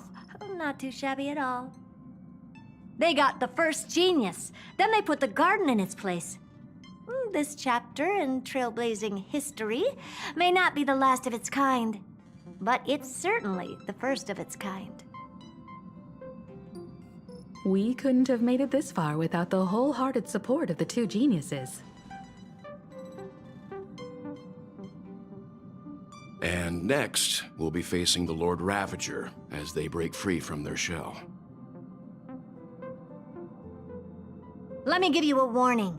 The backdoor screwy setup in the Aeronova system can only get you as far as breaching the core of the scepter, nothing more.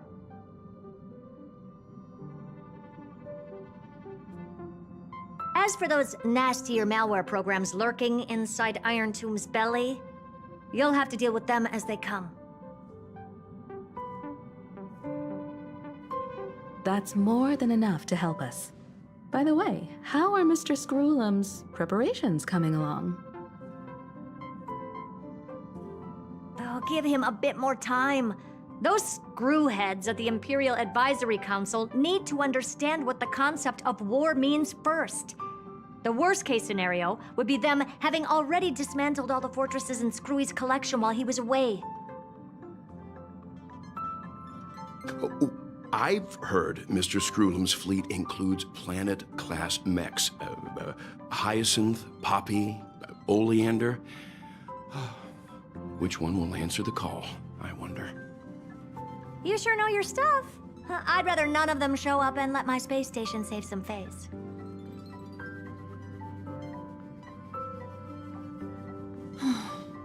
The memory of this decisive battle is bound to be absolutely magnificent, isn't it? Sorry to keep you waiting, everyone. I also have some news to share. The Xianzhou Alliance has replied that they're willing to offer what modest support they can in the campaign against Iron Tomb. The Alliance? Not just the Luofu? This is really good news. With this, our odds of victory just went up another notch. Whether this news is good or bad remains to be seen. What do you mean? Something has happened that even General Jing Yuan couldn't understand. He urgently wants me to inform the two geniuses that Emphorius' causality has vanished from the matrix of Prescience Ultima. This means the instant in Noose's calculations is drawing closer to this world. As the Theoros, I have observed. The night has faded away, and what I have created, I will destroy. This starry sky will return to freedom and chaos, just as it was in the beginning. Confident, aren't you? But from where I stand, it seems you've run out of options. When the Deliverer and her companions fully uncover the secret of the 13th Titan, that is the moment your schemes will come to ruin. Lord Enexagoras, I have granted access to all records concerning the Demiurge, as per your request. How unfortunate that you'll never admit your own mistakes. Analysis complete. Before I erase you completely, allow me to reveal the truth to you, if only as a courtesy to the final thinker. The Demiurge never existed. If it never existed, then where did the Nameless Titan's tomb come from? Isn't that exactly why it's called a tomb? Because it only houses the remains of what once was. Let me give you an example from a story you're familiar with.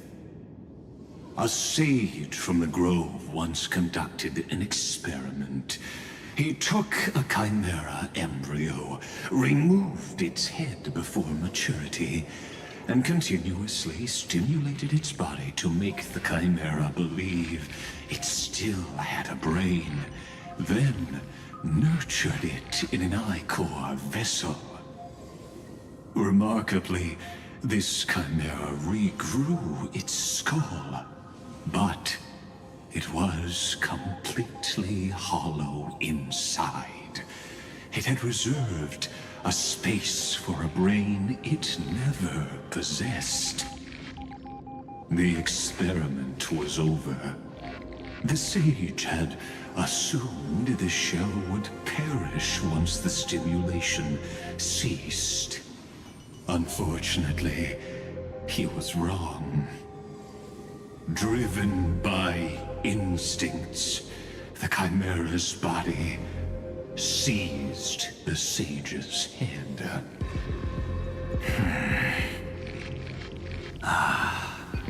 So that's it.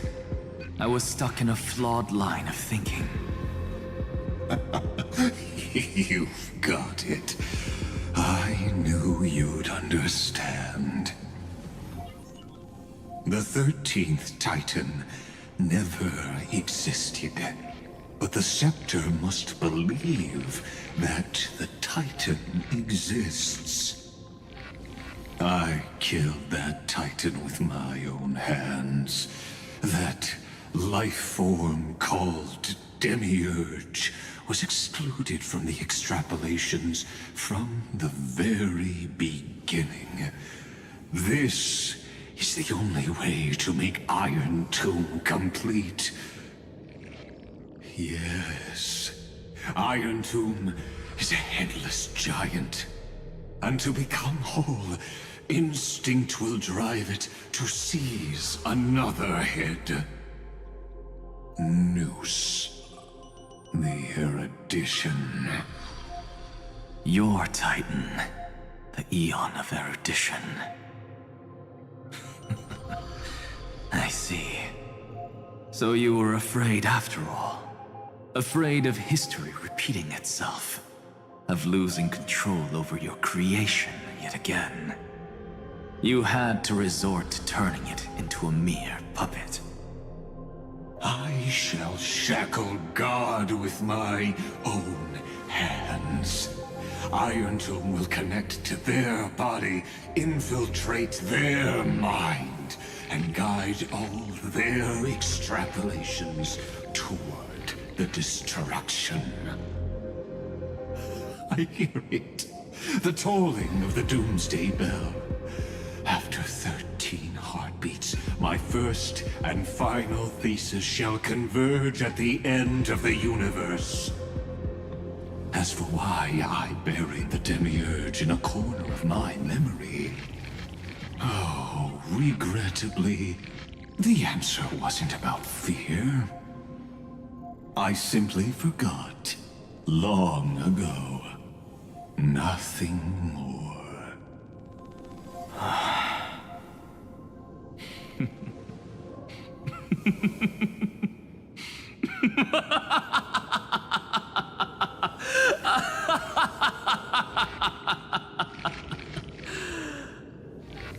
Your laughter is but a helpless sigh. Helpless? What a joke. You merely created a false god, but Amphorius has long since written deicide into its fate. The final Era Nova is at hand. Why don't you wait and see? The Deliverer, myself, and this world will together prove that the original Newspore, the ultimate truth of the universe, is anything but destruction. See you in the next life, Sage. If there's even a 1 in 10,000 chance your conjecture is correct, then, in the name of genius, I shall most certainly witness its failure.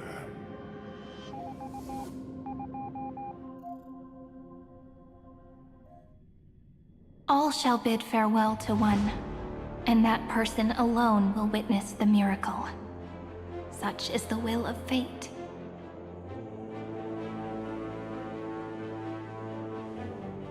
But this time, it will be the final flame chase journey. The epic with endless cycles is about to end. The extrapolations of the erudition, the core flames of the destruction, and the textures of the remembrance. The three paths converge once again at the world's end. And the Trailblaze will write a new beginning for this world.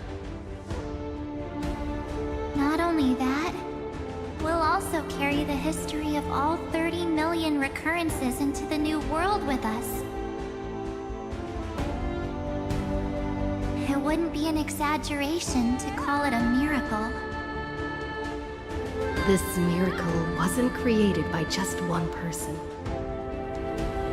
Finan would have long been consumed by the core flames if he hadn't chiseled his companion's dying wishes into his soul. And if the hero's resolve to chase the flames had wavered, Cyrene's journey would never have begun. The heroes never yielded and never fell during Amphorius' 30 million cycles. It was fate that fell instead.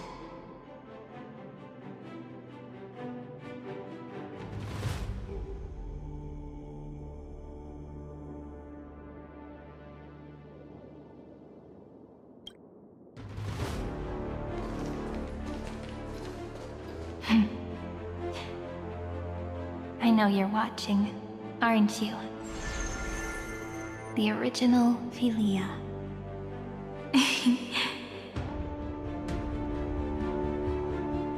Weird. I still couldn't recover the memories of these 30 million lives in the end.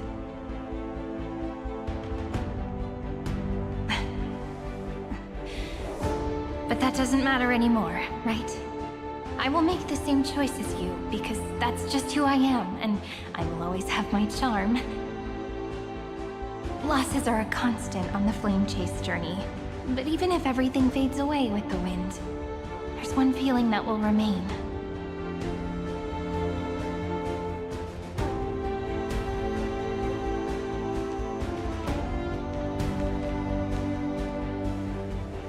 Love will always exist, right?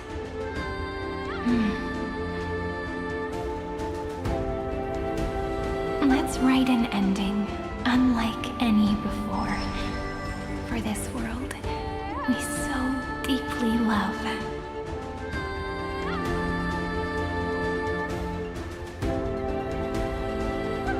Behold, O gods, Amphorius has achieved her victory, and the Era Nova approaches. The radiant soul has arrived, having walked through the bustling nights, bearing the golden fire and blood, stepping with pride into daylight.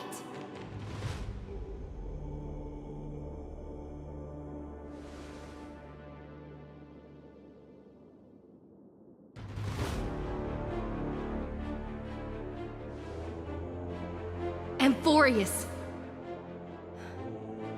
I do not call your name suddenly, or without cause. I come here to recount history. In this world, they fused burning golden ichor into their bodies. Will destiny remember their names in days to come?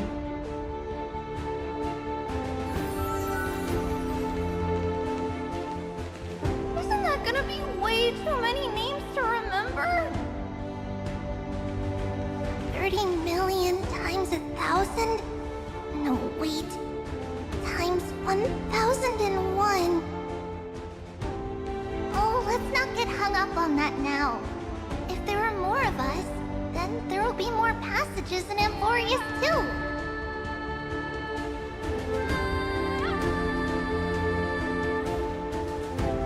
Together, let's reach the end of the west wind where flowers bloom in spring. See you tomorrow.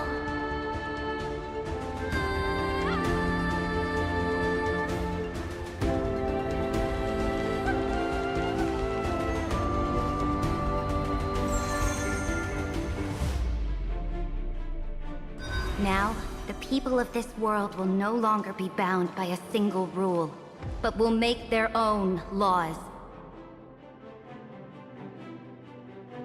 Though the Imperator's figure may seem rather small against the stars beyond, she will suffice as the cornerstone of the world and become the foundation of the greatest empire. Looks like this will be a feast that never comes to a close.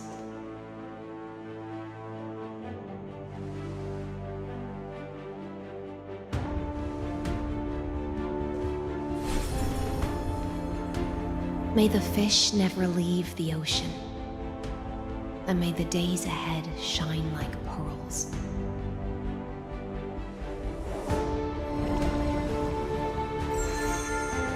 May the gentle sky watch over all beings. There'll be no more distinctions of status or rank. Only you, me, and everyone's shared hopes. Reason or defects, they will all be sown by my own hands. If there's anything else to say, I urge future scholars not to put me on a pedestal. Just make use of what I leave behind. May the newborn dawn keep the world's eyes ever bright. Their defiance may be bitter. Romance shall never perish.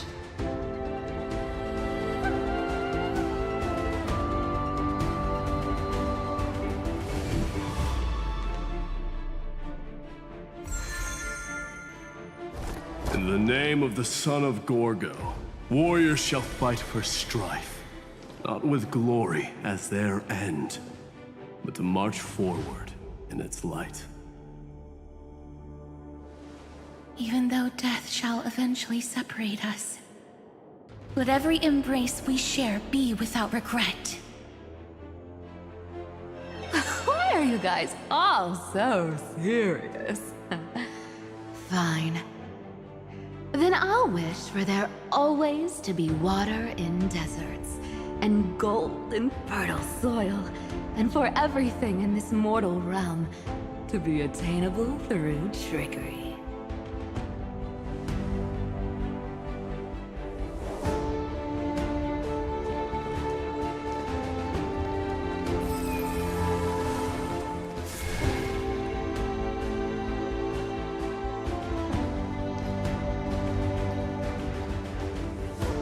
Earth shall protect the past, present, and future, eternally sustaining life.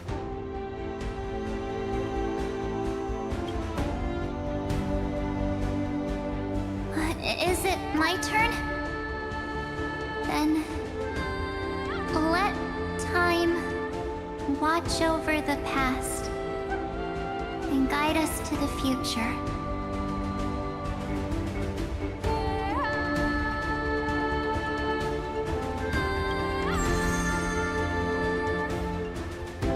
Just like the Trailblaze. It isn't like you to be this serious, partner. Are you hesitating about how to carry out the divine authority of world-bearing? Or do you already know the answer in your heart?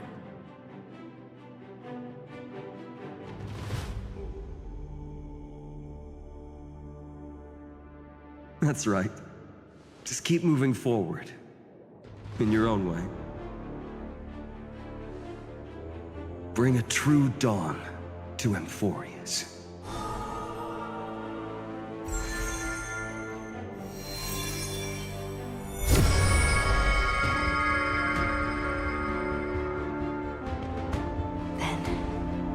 In the name of world-bearing, I promise you, Kefali will never forget this. And now, let us all embark on this final grand journey. Stand with me and become heroes.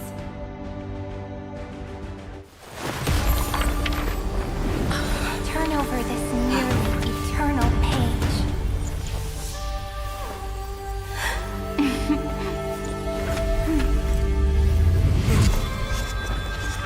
the Trailblaze, an ending unlike any that ever was.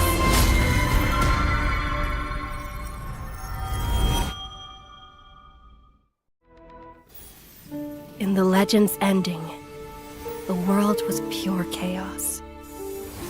Then the gods cast down the core flames, and the Titans were born within. The destruction's black tide fell to the ground, as Doomsday's distant reckoning resounded.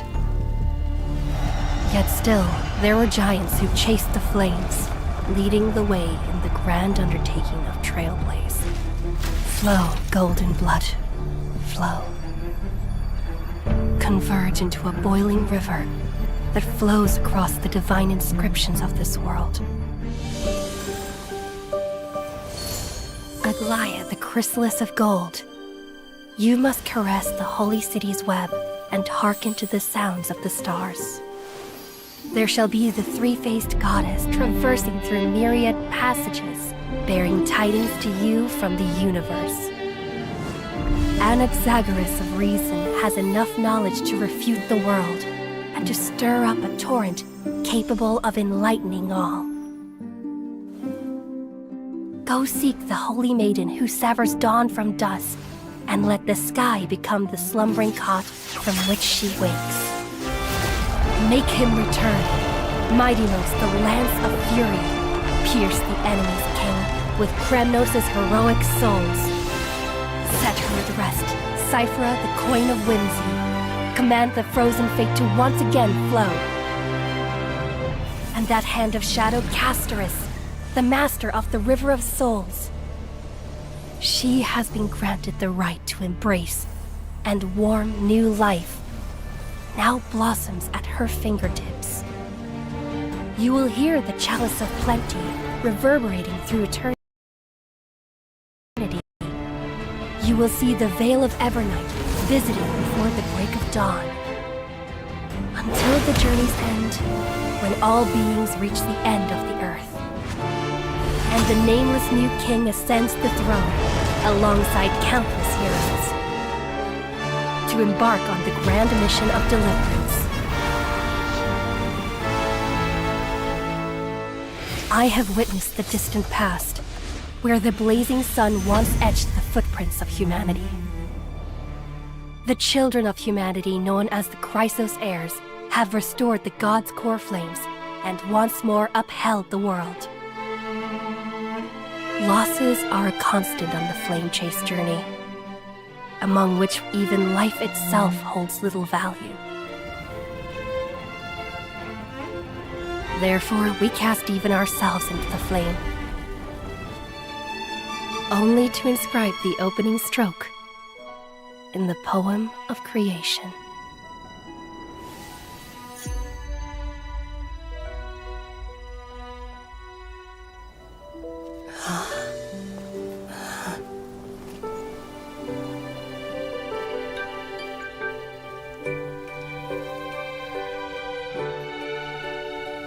Of course, this will be a romantic story like none that has come before. You think